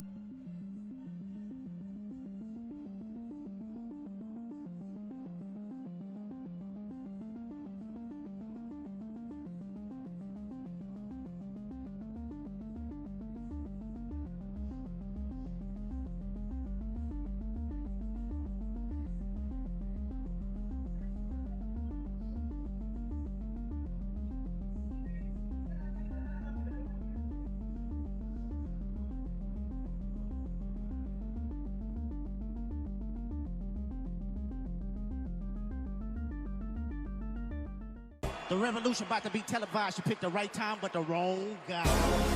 Not only did this man have tic-tac-toe on the stage, not only he mentioned that other man's name, not only he ended up singing the song, not only the stadium singing the song, but Serena Williams, you petty!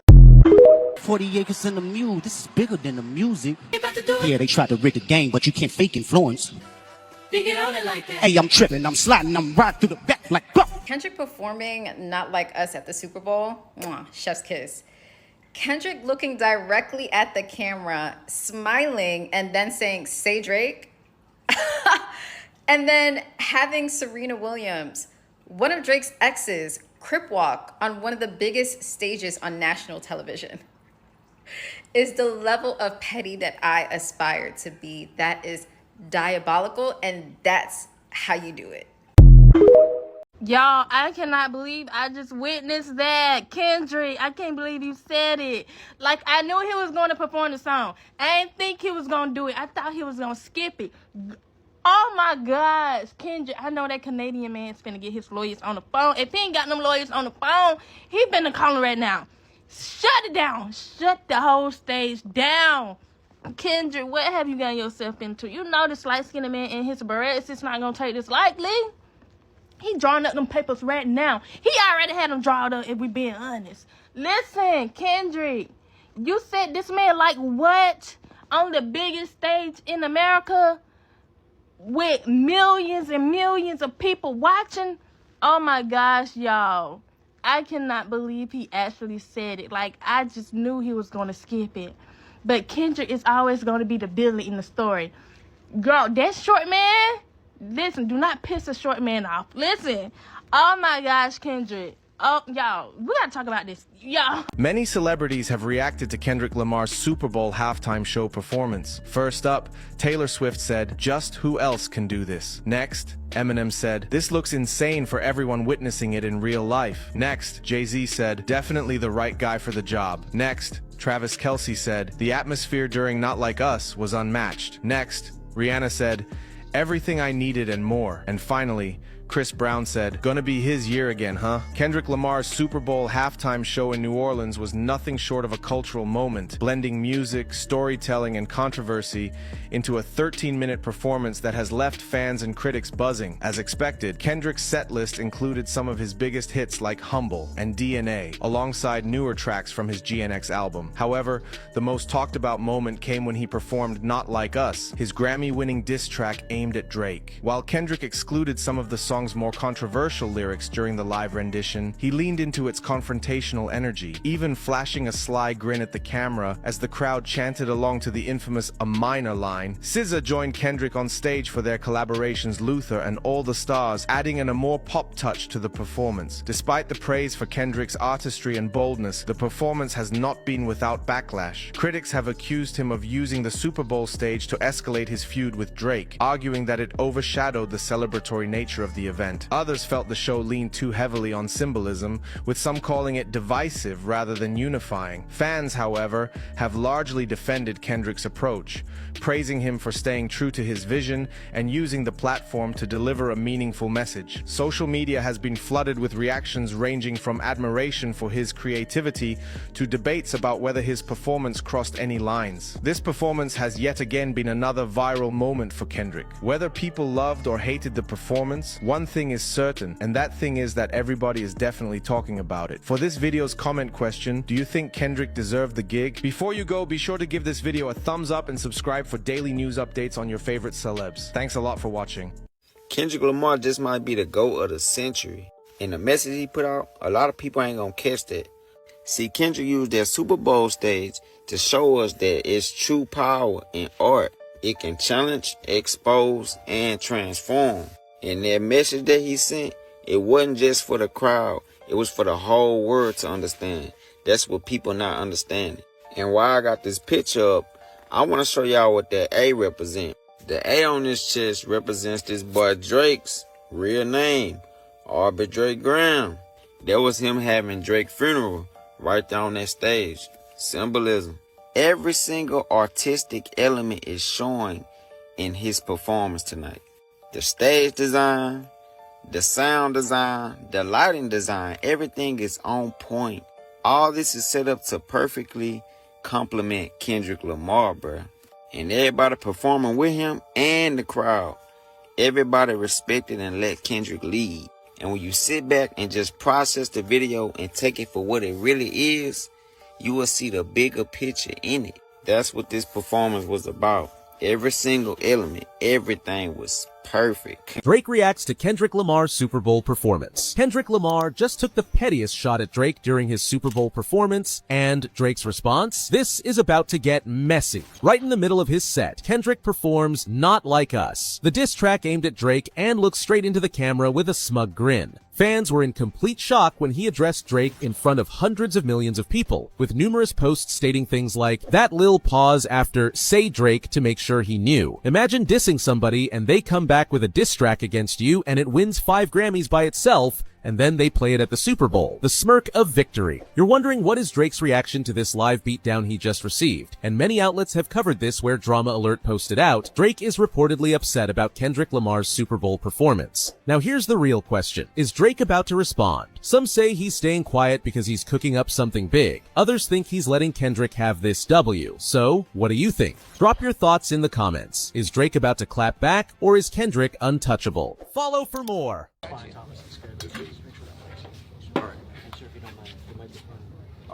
Yeah, there you go. There you go. Perfect. Cool. Thank you, sir. Alrighty. Whatever.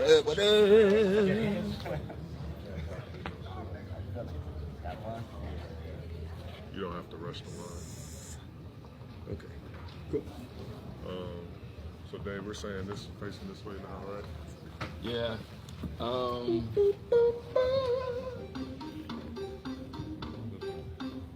Salutations! It's your Uncle Sam, and this is the Great American Game.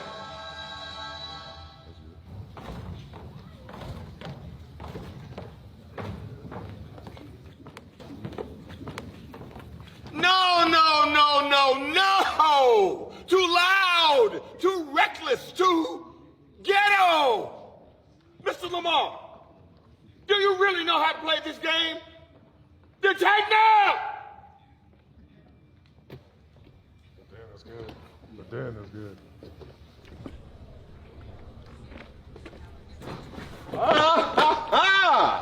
I see you brought your homeboys with you. The old culture cheat code. Scorekeeper, deduct a life. That's what America wants. Nice and calm. Ah, you're almost there. Don't mess this up.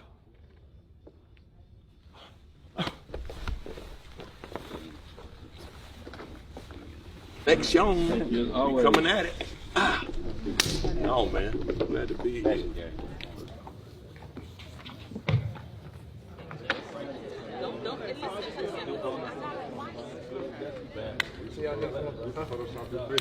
Right? For sure. Hey, that's funny. That's so funny. All this shit is like, bro, it's just like, it's so random. Like, all this shit, bro. I'll see y'all next time.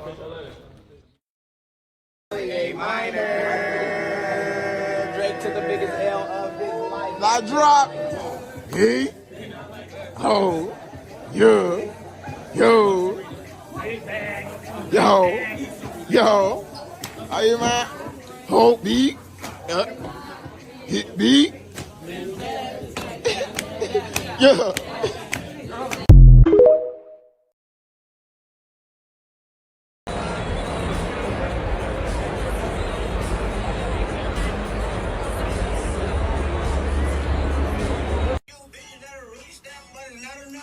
You gotta take care of this. I'm working. Look to the side. Look to me.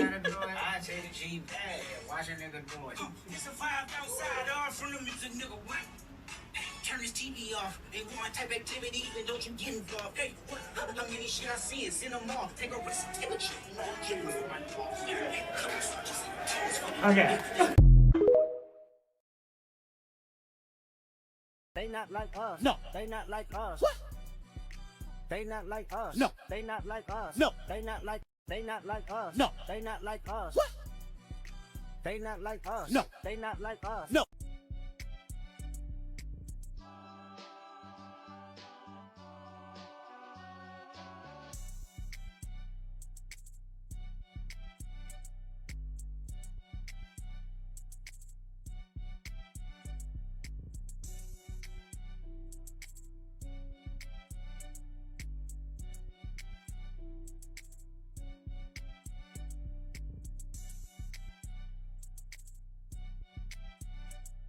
Ass and not the Iowa guy watching. Go! Sometimes you gotta pop out and show niggas. Certified boogie man, I'm the one that up the score with him. Knock him down whole time. I know he got some hoe in him. Pull on him, extort shit. But all I ever wanted was a black Grand National. Fuck being rational. Give them what they asked for.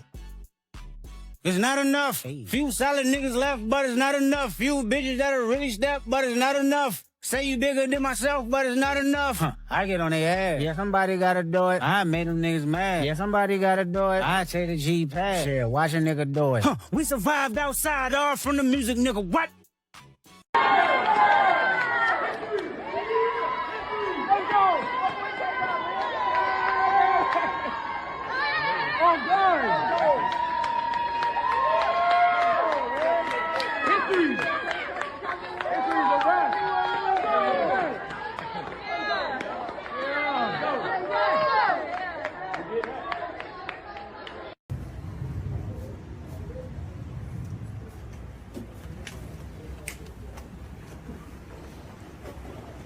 They not like us. No. They not like us. What?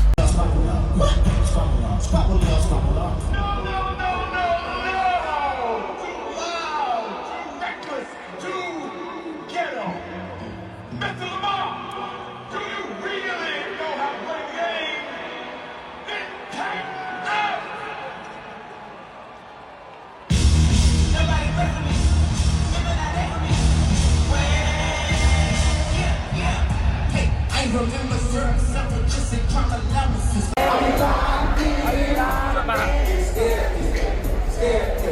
Scared.